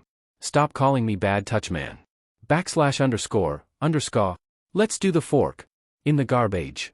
Disposal. Directly to the forehead, where else? Master has given Dabi a Glock. I hate you all with a burning passion. Chicken Daddy joined the Leagueoff Hero Fuckers Guild. Say hi, Chicken Daddy. Chicken Daddy. Hey guys. This is my first time playing games, but I'm really excited to join you guys. I promise I won't let you down. Omega is identical to. Master has given Dabi a Glock. Judenwednikwed. Chicken Daddy. Stop calling me bad touch man. Don't mind him, our kitchen just burned down. Now, what was that about joining our group?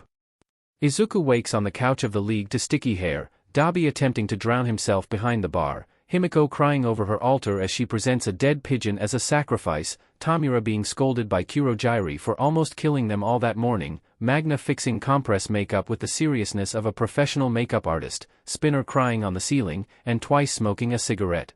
He goes for the easiest one. Hey Jinkuin, how are you feeling? Twice takes another drag. My Skechers don't light up anymore. Never mind then. Izuku rolls over and goes back to sleep. Who the F put All Might merch in my room? I'm going to kill you. That's his cue. Bye, love y'all, see ya never. Izuku rolls off the couch into a dead sprint towards the exit. Midoriya. Bye, Temukin. Have fun with the new posters. You're F dead. Okay, sadly the chapter is over. And if you enjoyed the video, just leave a like and subscribe with post notification, so when the next chapter is ready, you will be notified. Okay, see you in the next video. Bye.